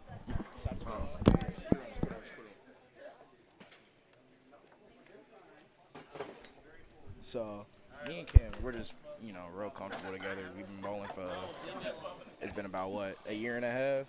What? Since I came there, bro? About a year and a half. Yeah. So we practice a lot together, and we're roommates too. So it's just that comfortability is just real important when it comes to bowling stuff like this. You know, especially these doubles tournaments. It was getting a little iffy, and then it looked like every now and then there'd be a lane that would show you something different. Oh yeah. But you were able to quickly make the switch and get back to what you were doing. How did you do that part? So like, I want to say this year has been like my first year actually like adult bowling in this like high pressure scene. So I've had to learn that you had to adjust real quick. It's got to happen 1 shot, 2 shots. Like, it's got to be real fast. So today definitely showed that I'm capable of doing that. So that was like a little pat on the back for me. Then finally for you guys, what squad you bowling? We don't know yet. I think we're going to bowl B. Yeah, okay. Probably B. Either way, have you bowled the Bradley before? No. Okay, so no expectations, but you've probably heard a few stories about how difficult it is. All right. Yeah. How do you approach tomorrow? Well, good thing we bowl in college, so our spare games are all right now, hopefully. Let's knock on wood, because I'm going to come in the live stream and shoot 150 tomorrow. You know what I mean? But as long as our spare games are good and our heads are in the right place, we can't get really here. We'd probably be upset over 205, but at the Bradley, 205 is a really good score. So excellent score. We want to just stay patient, stay in the moment. Don't make crazy moves. It's slow. But trust our gut, really. It's slow. We trust our gut. We understand that we can hang with the best of them no matter what condition we're on. It could be the easy, it could be the hard, it could be the long, short, medium. It doesn't really matter. As long as we're bowling our best, and I feel like we have a chance at all times. So hopefully we get that done tomorrow and get our first ever victory here in Louisville. Second victory in Louisville. One of us at least. Let's go. I like that answer. Let's go. All right, guys. Hey, nice bowling today. Hey, appreciate Congrats. you, man. Thank Congrats. You know it's love as always. I'll see y'all tomorrow. See you tomorrow. Good luck. Maybe we'll come here A squad and we can hop on the live. Come on. Yeah, absolutely. I'll be here. Okay. For sure. My man. Thank you. Love. All right, that is Cameron Crowe, Jarrell Morris, and now I'm officially going to be done. Appreciate the young winner stopping by. Good stuff by Jarrell Morris, though, in all honesty. Yeah, he said he only been bowling for like a year and a half from an adult perspective, and, you know, he's getting more comfortable in these pressure-type situations. So it takes a lot sometimes to say that kind of stuff on the air. So I appreciate him, and I appreciate all of you for hanging out. Now this will officially do it. So for Jason Utchwald, Daniel Ferris for joining me this evening. Jeremy Thomas joined me earlier this afternoon.